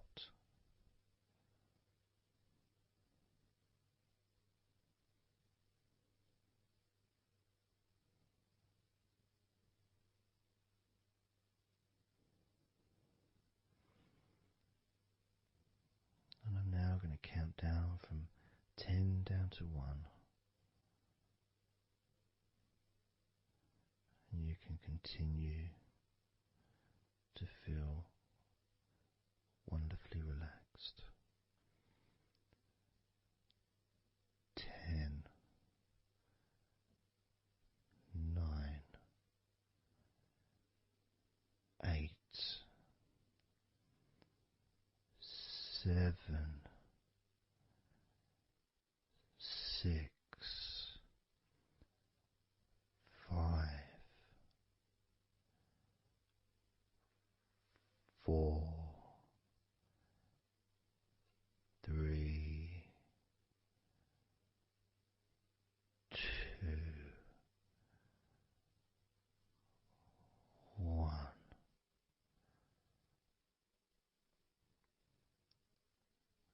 Relax.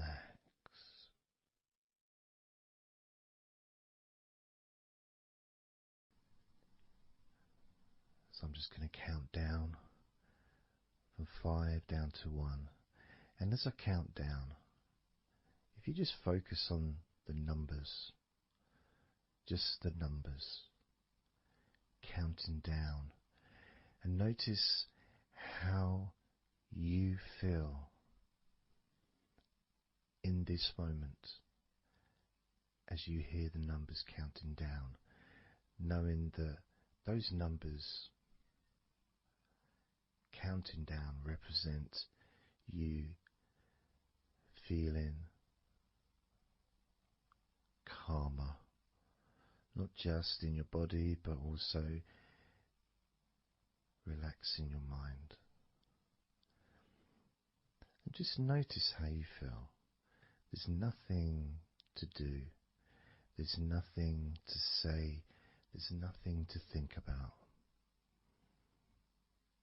Starting with number 5.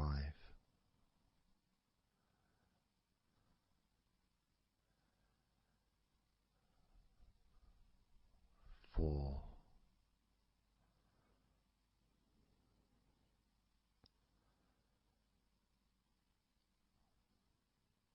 3.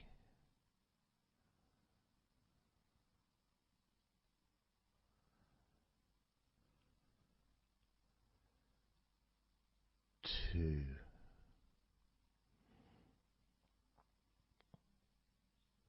1.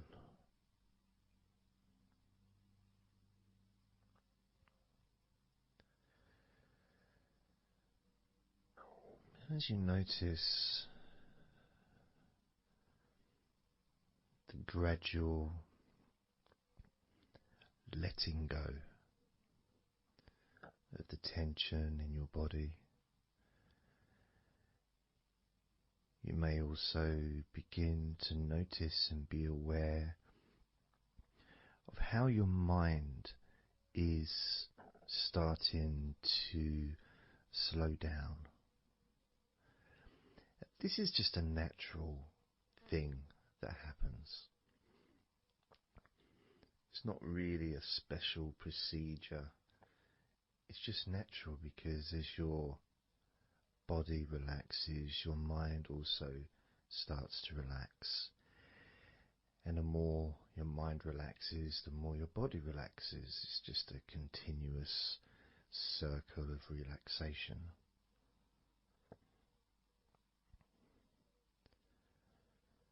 And there's that calmness that comes from relative quietness.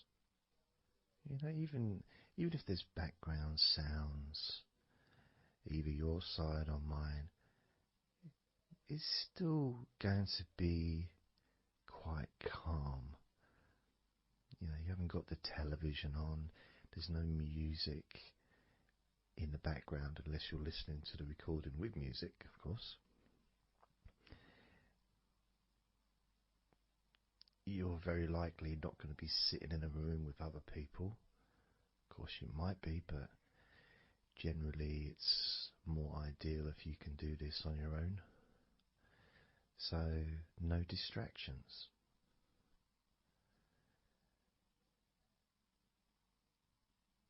And when you stop thinking about stuff,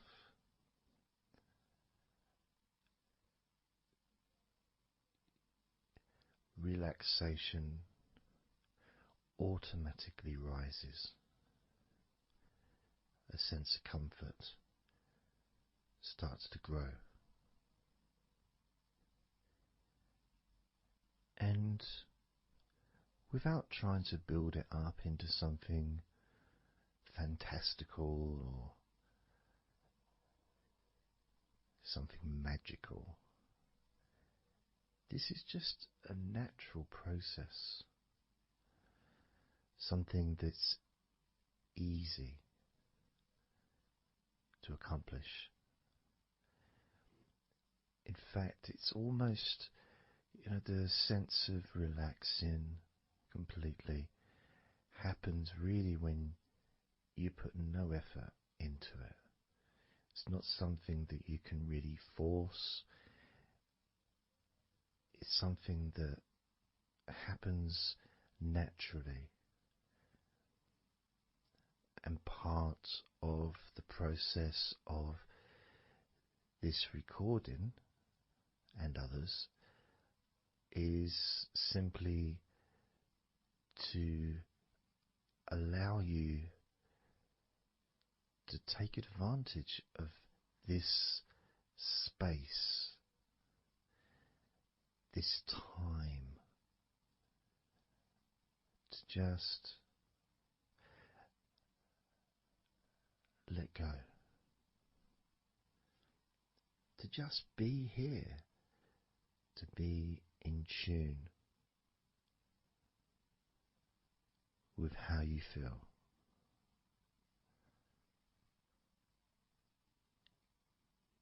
Yet with the intention of wanting to relax deeply, and maybe even to fall asleep, depending on what it is that you wish for yourself in this moment.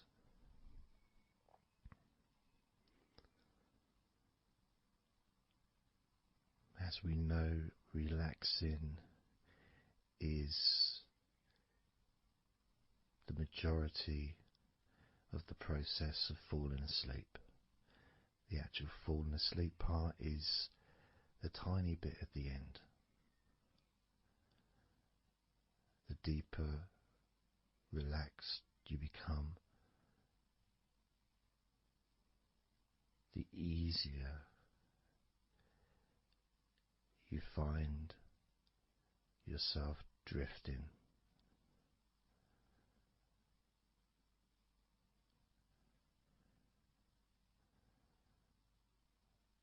But you can also, if you choose, stay focused on my voice and really enjoy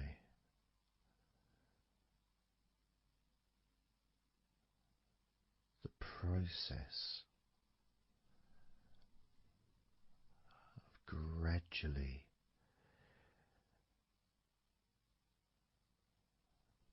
relaxing each muscle in your body, effortlessly,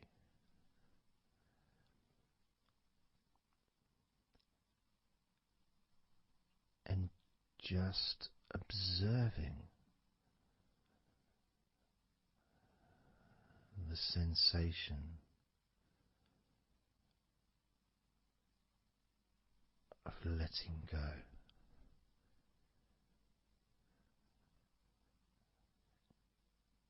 Completely.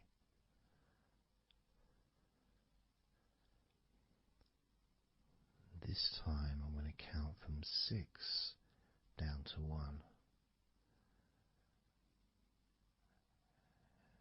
And you can notice your mind calming down more with each number that you hear me say. Naturally feeling calm and slow and peaceful.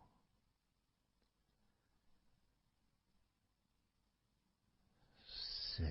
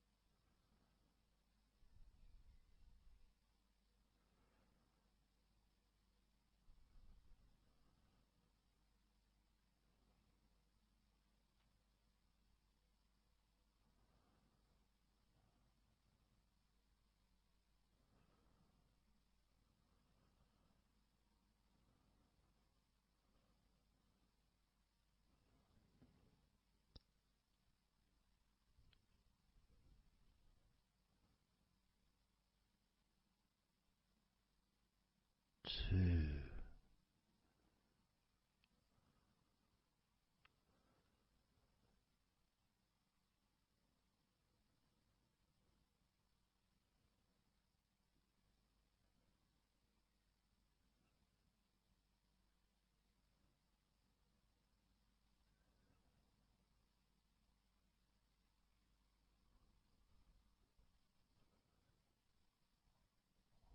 One.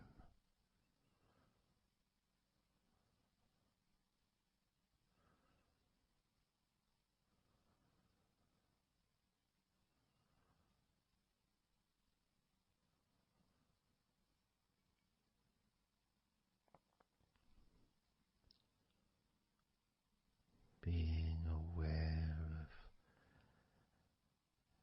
how your mind has slowed right down, sink in deeply into relaxation.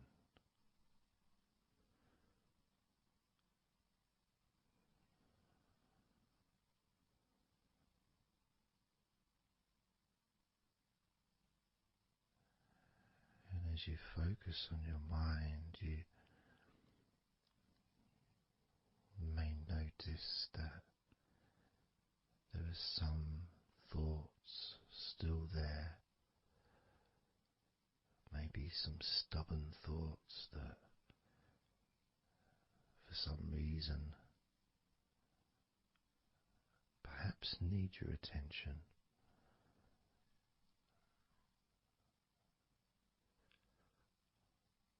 So what you can do is send love to those thoughts. Sprinkle those thoughts with love, like little petals from a flower. Just sprinkle it over them. Petals filled with love towards those thoughts, to let those thoughts know that you're not abandoning them. You just need them. You require them to just calm down, slow down, quiet down for now.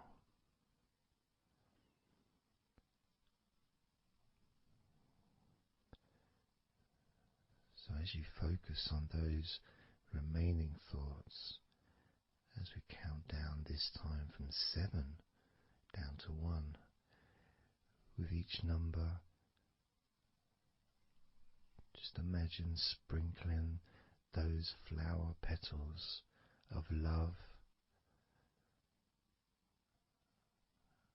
kindness, gratitude over those thoughts, which will allow them to just melt away and relax deeply. With every number,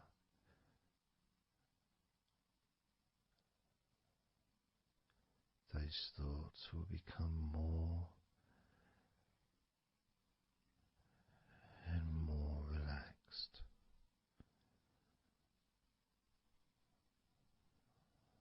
Starting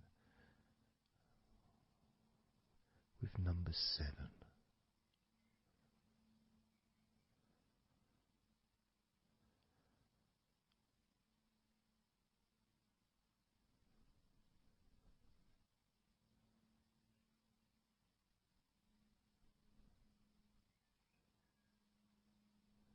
6. 5.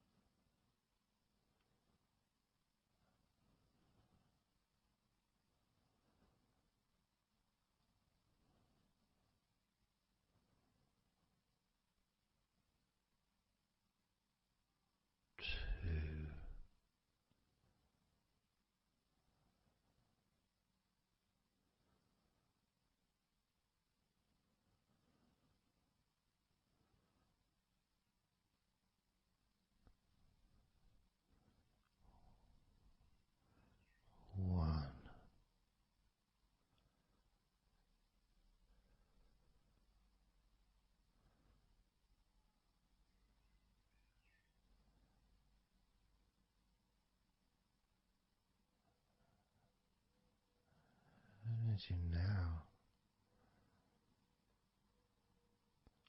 notice how relaxed you're feeling in your body,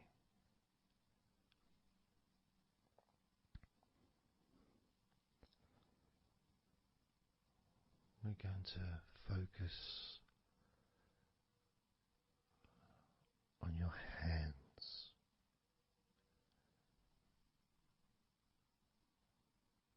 Because the more relaxed your hands are, the more relaxed your body and mind are.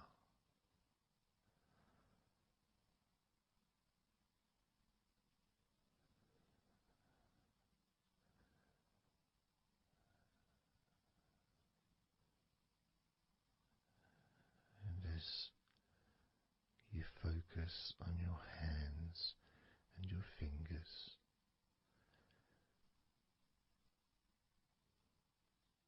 there's nothing needed to be done.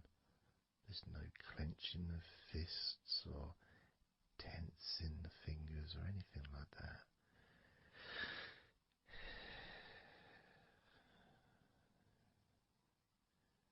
It's just noticing and focusing on your hands.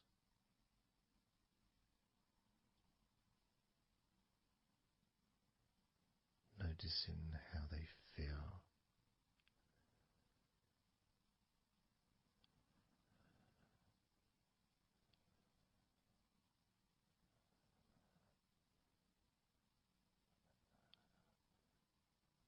Because the more relaxed your hands feel, the calmer your mind feels, and the more comfort you feel throughout your body.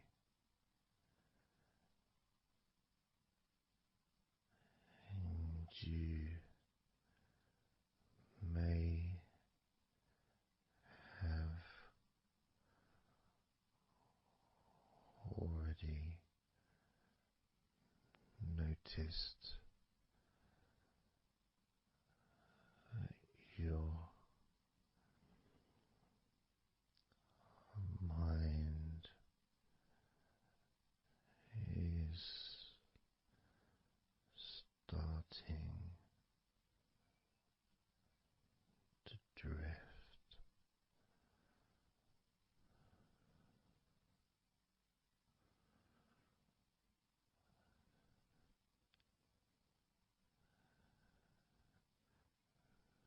Focusing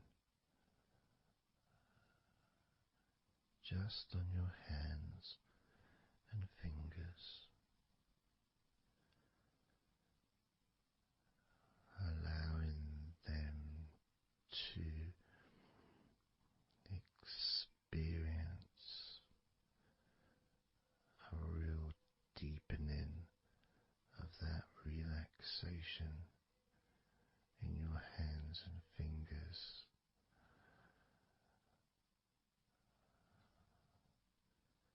More and more relaxed with each number.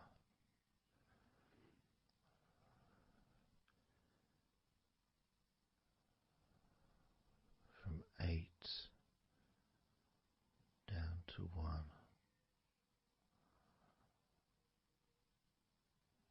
You can almost feel that healing and relaxing energy spreading into your hands and fingers, becoming even more relaxing with each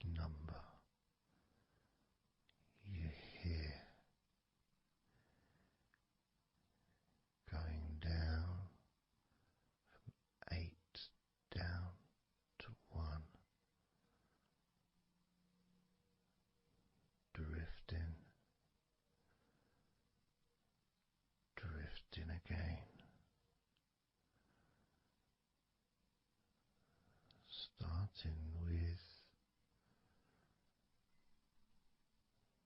number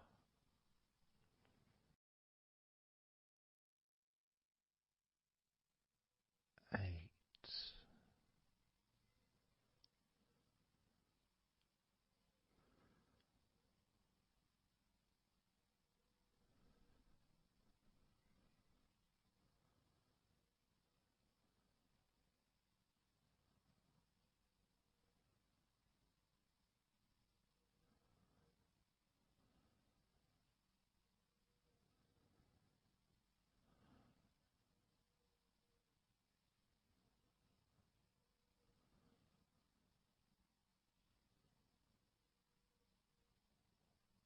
7.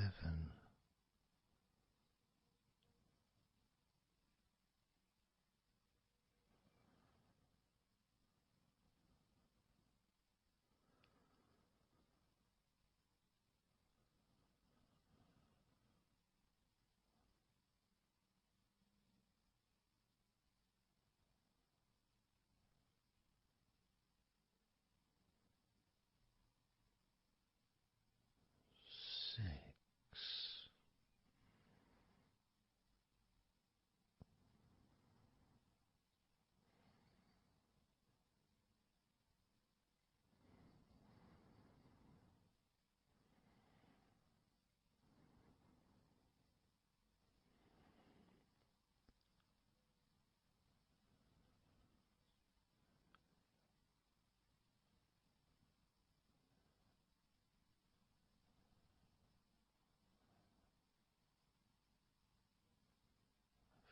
5.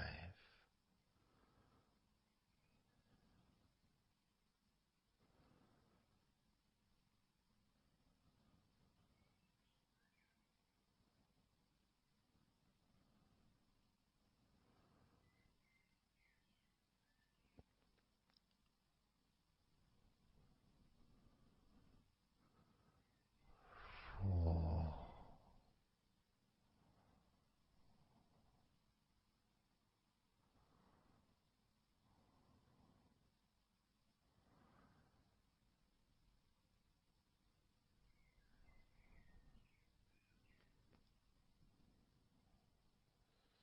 3.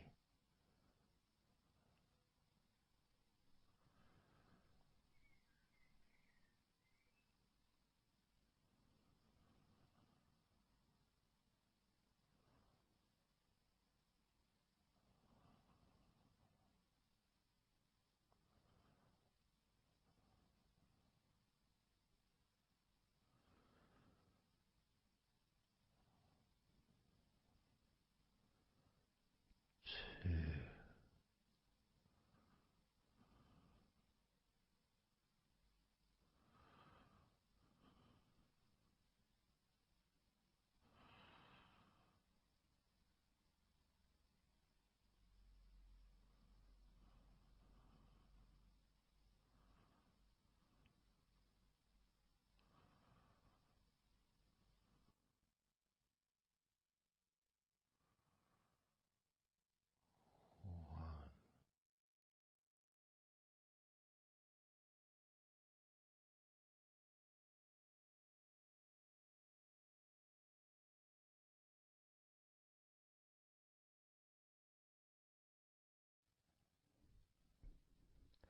Just being here now. Nothing to think about, nothing to do, nothing to say, and everything just feels calmer. And this is your natural state of being.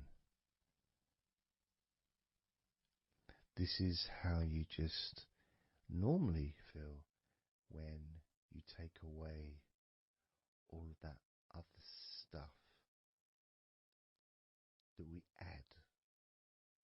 You know, things like stress and worrying and overthinking and anxiety, tension, just generally thinking about stuff. When you take that away, which is what we're doing now,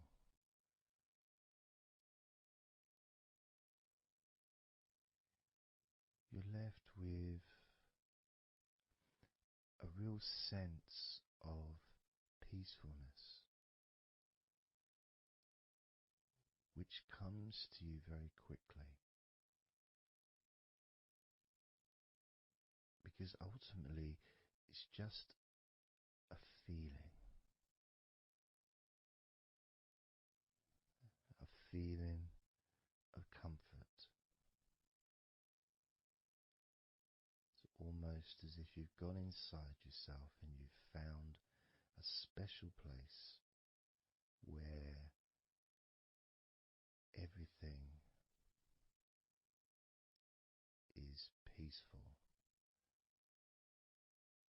A place where you can feel relaxed and your natural sense of comfort. A place where you can be you. Where you can accept yourself for who you are. A place where you're not trying to please anybody else, ever. A place where you can actually not just love yourself, but in some ways, more importantly, you can like yourself. Appreciate who you are.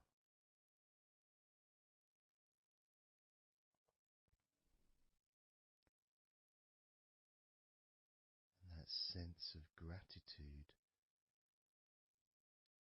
is in the air all around you.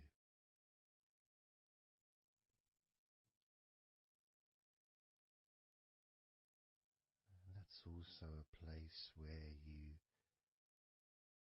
can actually feel the healing energy soaking into your body.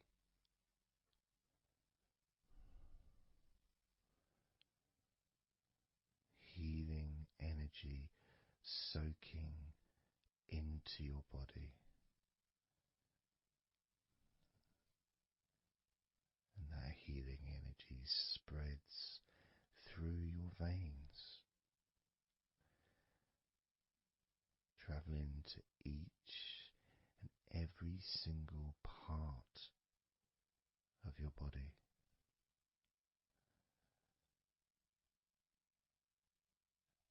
And you start to realize that actually that healing energy has not just entered into your brain, it's become part of your brain. And that spinal fluid is now mixed with healing energy.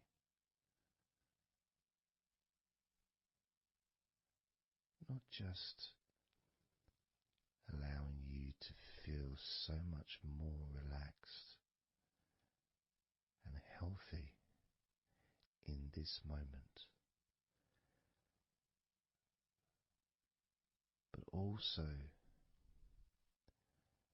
you start to realize that actually what's happening now with that healing, relaxing energy spreading through your body is actually changing your life. It's actually changing the way you're going to feel, not just now, but tomorrow and the next day, as your health improves.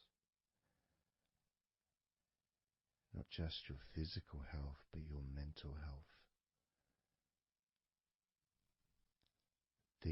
things that used to bother you in the past, for some reason, no longer have the effect that they used to,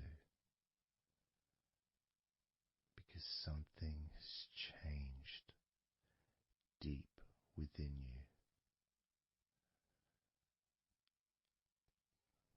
Maybe things that used to cause you to feel anger no longer have that power to control you the way they seemed to be able to before. As you realize that you're the one who decides what affects you. You're the one who decides to feel relaxed and calm when you choose to enjoy noticing these natural developments of healing continuing to grow and improve your life day by day.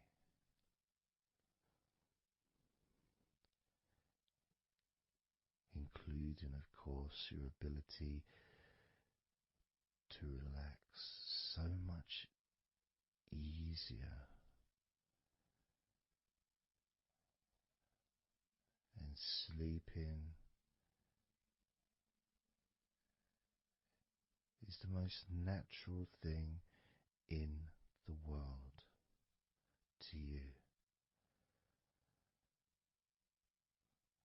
because falling asleep is something that you've done so many times in your life, and you know that you were born, as we all were, with the ability to fall asleep naturally. We were born with that ability to just drift off into a deep, healing sleep.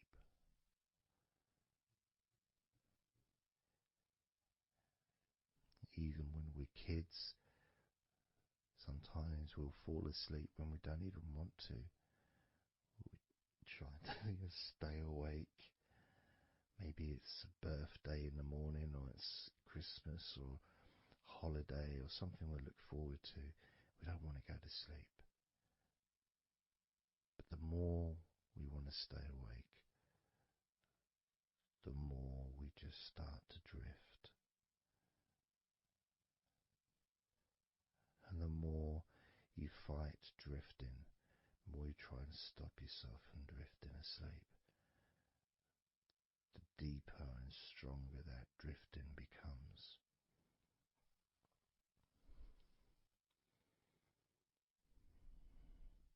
Because we're born not just with the need to relax deeply and to naturally fall asleep, but it's our birthright. It's part of our DNA.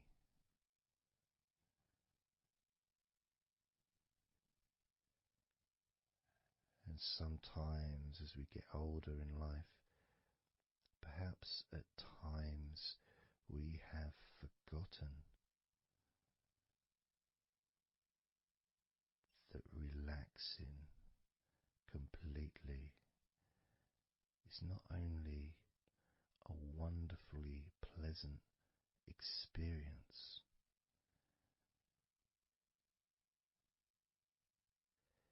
it's also really easy.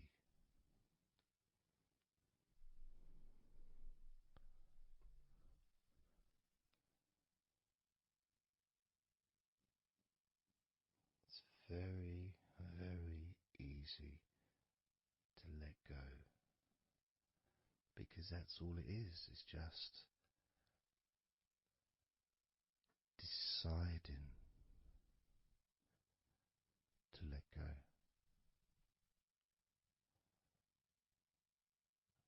And when you press the play button on my recordings, you have given permission for my voice to relax you. When you press that play button, you have given me permission for my words to affect you in a positive,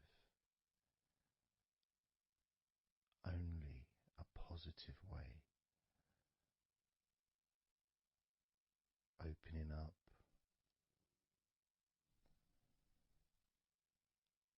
your mind to useful and healing suggestions that can have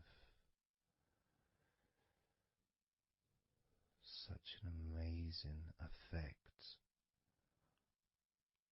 on how you feel right now, as well as those changes that continue long after the recording ends, those changes within you that continue to flourish and grow, transforming your life in a positive, beautiful way, allowing you to move forward in your life in the direction that you choose for yourself.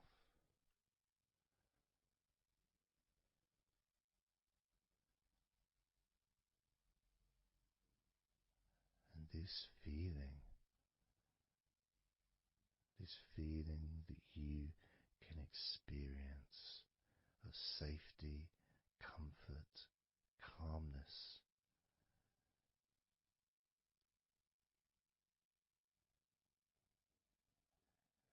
just feels so nice.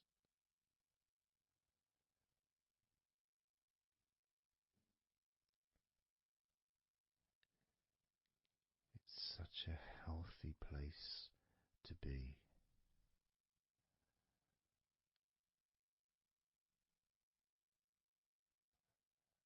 And that positivity grows within you.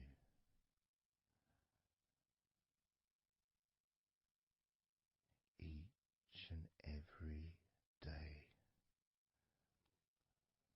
moving forward, you're going to find that you're more relaxed physically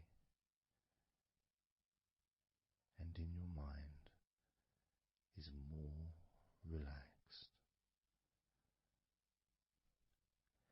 And it's not that you're thinking slower,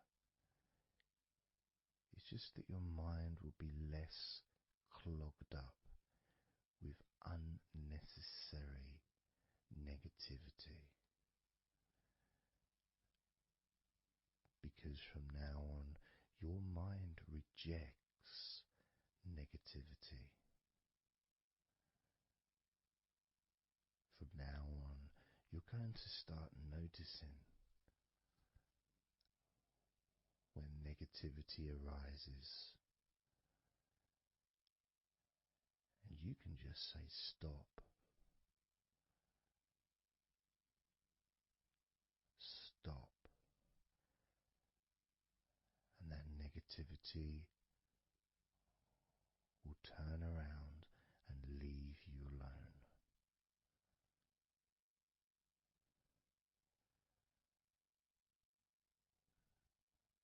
stop, and that negativity would disappear.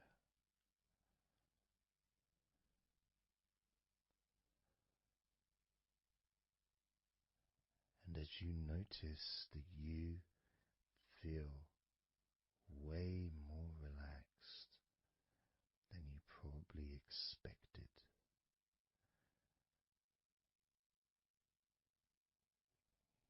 you can now congratulate yourself because you're the person that has done this.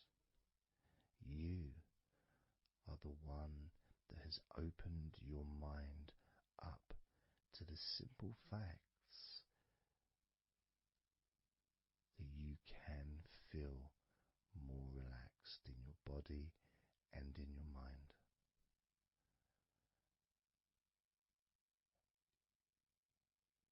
You've opened your mind up to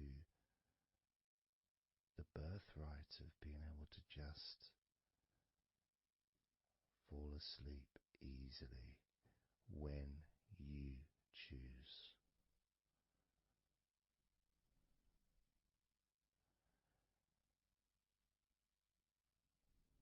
And that's a nice feeling, don't you think? It feels nice, doesn't it? To feel calm, with all that healing energy spreading through your body and your mind.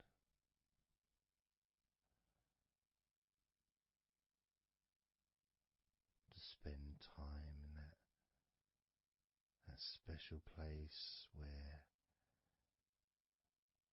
negativity can no longer enter.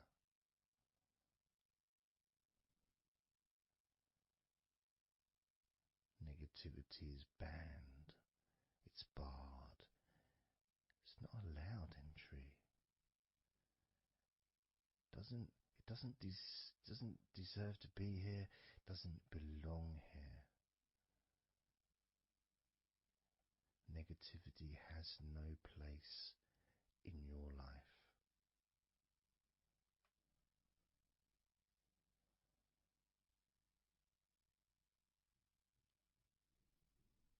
Which makes room for more comfort, more healing, more relaxation, more peace.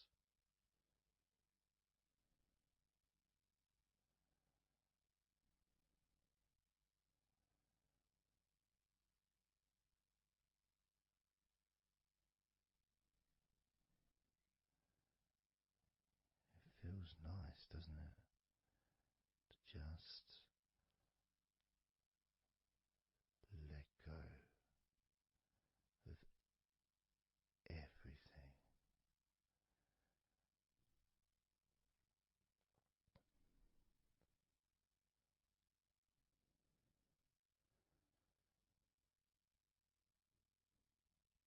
And I'm going to count down now from 20 down to 1. You can continue to relax. And if you choose, you can drift to sleep. With every number you hear me say, you can feel twice as relaxed. Or if you choose, you can feel twice as sleepy.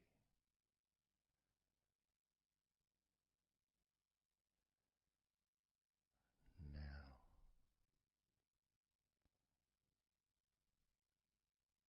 20.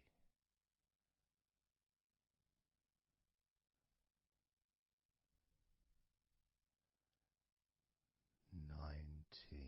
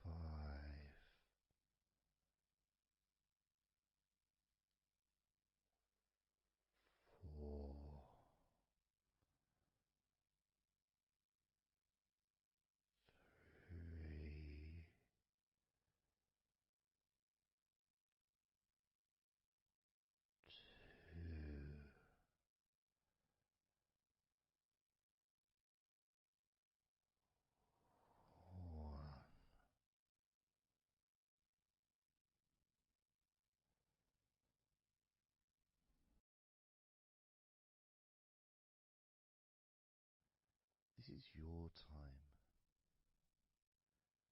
to just take a break. Your time to relax, to allow your mind to slow down.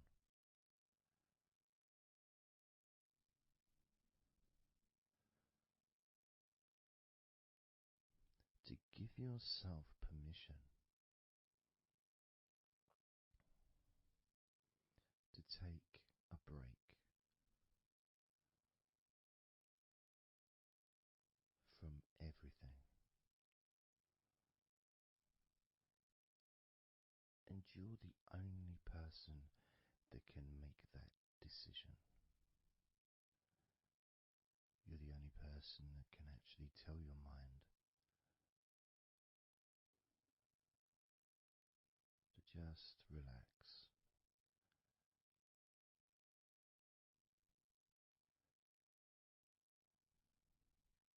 To just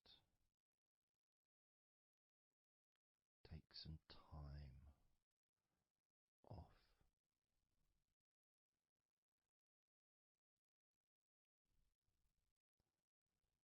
So that you can focus on your body, getting in touch with